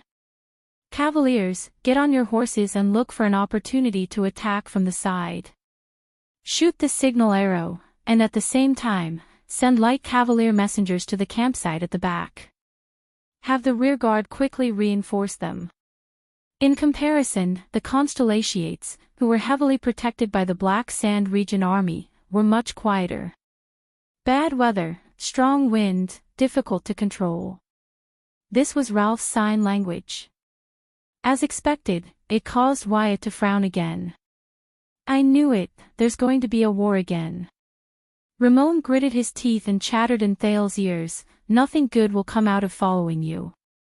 You're a prince and a piece of cheese that attracts flies, and I'm really just a normal doctor." He tried his best to retreat to the back and stay away from Thales, but he did not leave the protection range of the main group.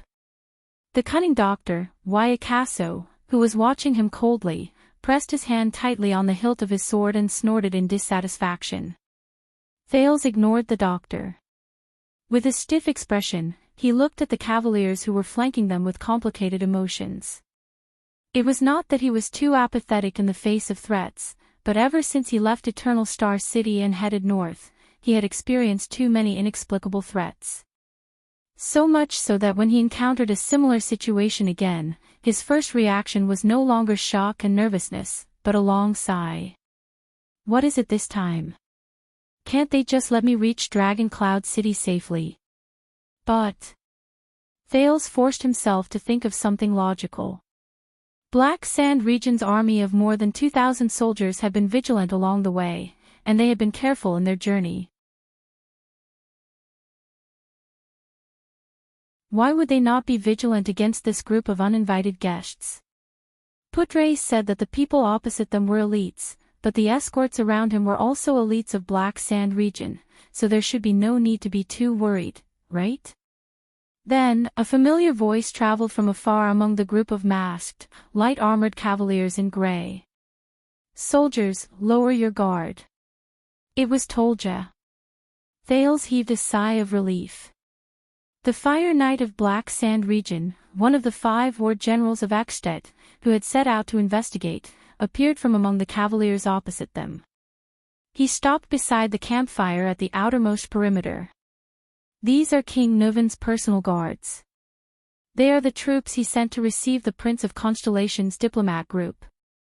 Old friend, it's not that I don't believe you, but nowadays, it's never wrong to be more cautious.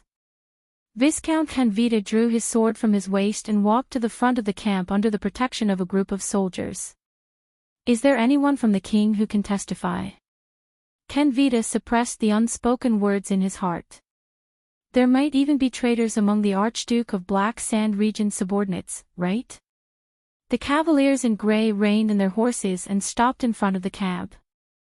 Thales could not help but notice that their steeds were quiet and steady in the face of the cavaliers' rude reins. They did not even whinny a lot.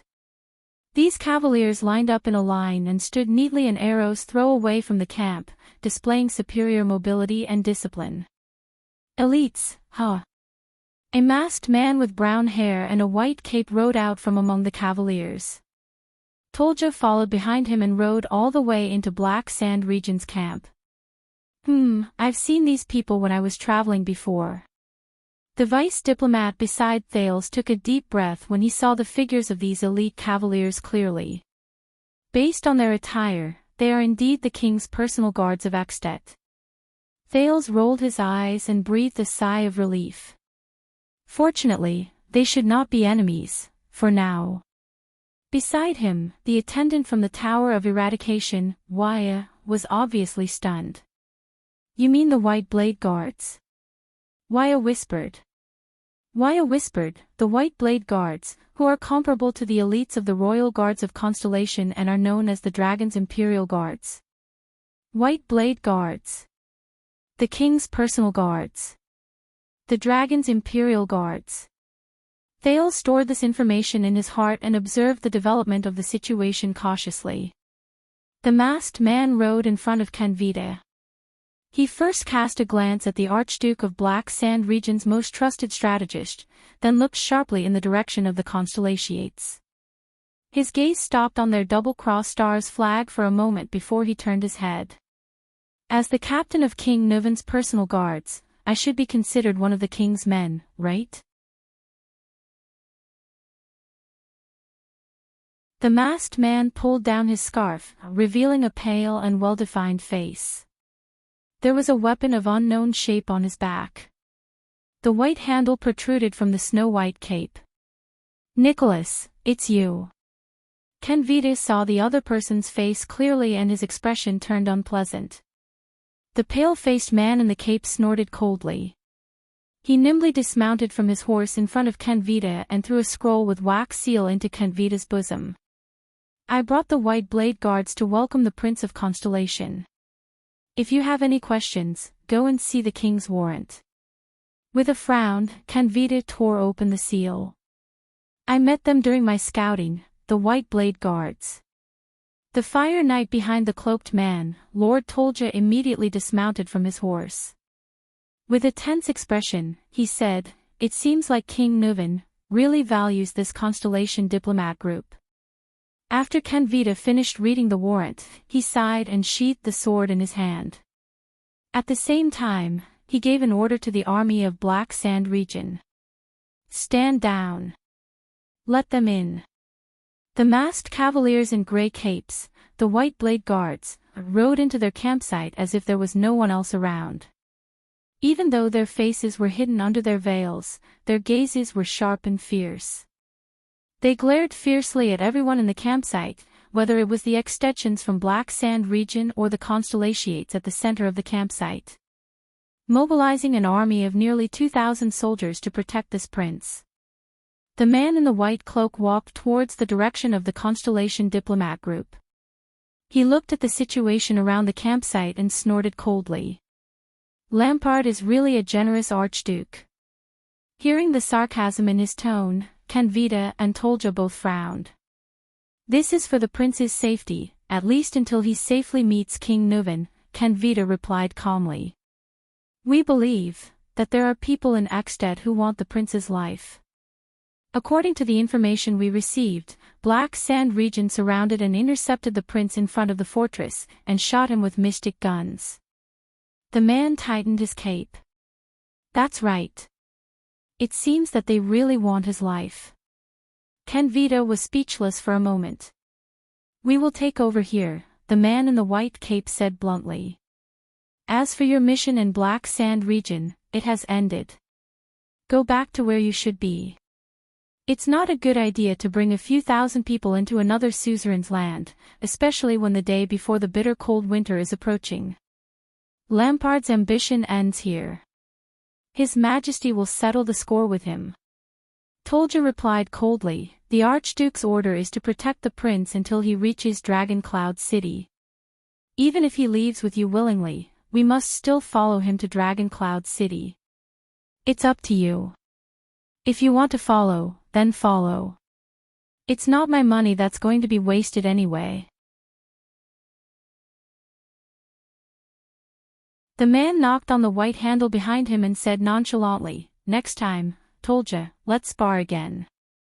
Tolja snorted in dissatisfaction and subconsciously pressed his hand on the saber at his waist. The man in the white cape chuckled and continued walking towards Thales. By the order of King Nuvan Walton, the great common-elected king of Ekstedt and the successor of Rikaru the hero. Surrounded by his subordinates, the man in the white cloak ignored the rest of the people and walked straight to Thales' side. He lowered his head to size up the only 7-year-old boy in the military camp. There was not even a hint of a smile on his pale face. "You are Thales Jadestar." Putre's expression changed. He could sense the hostility in the man's tone. Thales also noticed the coldness in the man's gaze. He slowly furrowed his brows. Something's not quite right. But in the end, Thales only took a deep breath and flashed a smile that looked like a formula. Beside him, Putre frowned.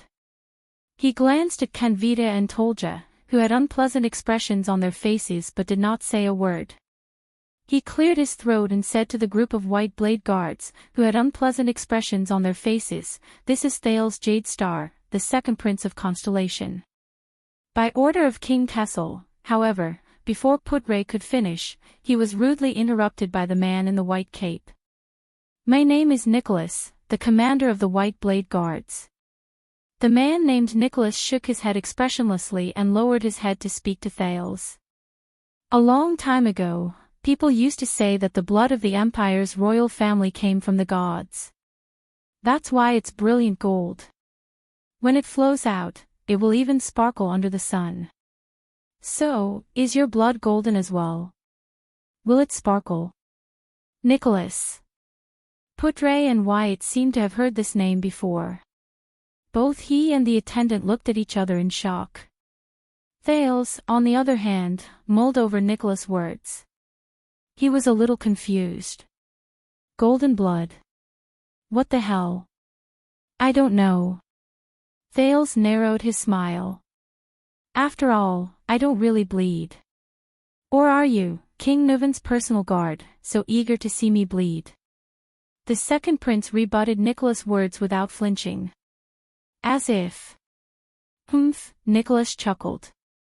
His expression immediately returned to being cold. I also know a jade star. You're really too inferior compared to him. Putre took a deep breath. Wyatt quietly took a step closer to Thales. He gritted his teeth and stared at Nicholas. Thales turned to look at Putre's reaction. His heart was filled with doubt and wariness. Who is this man? Anne. Thales pondered over his words and was slightly stunned. Too inferior. What does this mean? Jade Star. The second prince furrowed his brows. He sized up Nicholas' attire and remembered his identity as the king's personal guard. He asked cautiously, May I ask if you're talking about Midir Jade Star? My eldest uncle. No, I'm talking about the Sword of Reversing Light. Nicholas narrowed his eyes and extended his left hand to point at his right shoulder. His face was even paler. 12 years ago, he stabbed me in the shoulder, and almost cut off my scapula. Thales' expression changed. Another person who personally experienced the war between Constellation and Extet during the Bloody Year. It seems like he suffered quite a lot under Horus Jadestar's hands. He glanced at Canvita and Tolja from the corner of his eyes, then at the extensions around him. From attacking the supply line, attacking the 3 archdukes of Extet's battle line, injuring Tolja, snatching the motionless bow, and in the end, his soldiers even killed the former Archduke of Black Sand region. The grudges between Horus and the extension seemed a little too colorful. The Sword of Reversing Light, Horus Jadestar. Just how many similar legacies did his second uncle leave for me in Extet? Thales could only cough softly. He maintained his unchanging smile and nodded. It's a pity. Beside him, Putre furrowed his brows tightly. Thales also noticed that Tolja, who was behind Nicholas, exhaled softly. No, there's nothing to be regretful about, Nicholas said flatly, anyway, we're even. Putre gritted his teeth and cast a sharp gaze at the man in front of him. This man is bringing this up the first time we meet. Is he preparing to intimidate me first? Thales, who did not know what was going on, thought of something. We're even, he asked cautiously, what do you mean? Putre heaved a sigh. This made Thales feel that it was extremely ominous. Ah. Nicholas' eyes shone with a frightening cold glare. I killed him, on the battlefield at Raymond Pass. Thales' expression froze at this moment. That's terrible. He thought to himself. So we're even, me and Horus. The ghost of a smile appeared on Nicholas' pale face. He raised his right hand and tapped the left side of his chest. Just like this, a stab, then a twist, then a diagonal pull. You should have seen his expression before he died. Thales frowned and began to size up the commander of the White Blade Guards again. The person who killed Horus. The enemy of the Jadestar royal family. The final proof, Nicholas narrowed his eyes and exhaled softly. Even the Jadestar royal family, even the former royal family of the Empire, their blood is not golden, and when it spurts out, Nicholas licked the corners of his lips in a mesmerizing manner and flashed a cold smile. He looked down at Thales and said slowly, it's all bright red. Thales stared at the pale man with an unpleasant expression. The man's undisguised aggressive gaze made him uncomfortable. But now, as the Prince of Constellation, the best expression he could have was to be expressionless. Viscount Canvito let out a long sigh. He shook his head gently and took a step forward. This is Lord Sori Nicholas, one of Extet's famous 5 war generals. His Highness, the Prince of Constellation, shook his head slightly and took a step forward. People call him Canvita looked at the unpleasant expressions of the constellations and raised his eyebrows in resignation. Star Killer. Nicholas stared at Thales with a burning gaze. Like a hunter sizing up his prey. Thales felt a slight chill in his heart. Star Killer.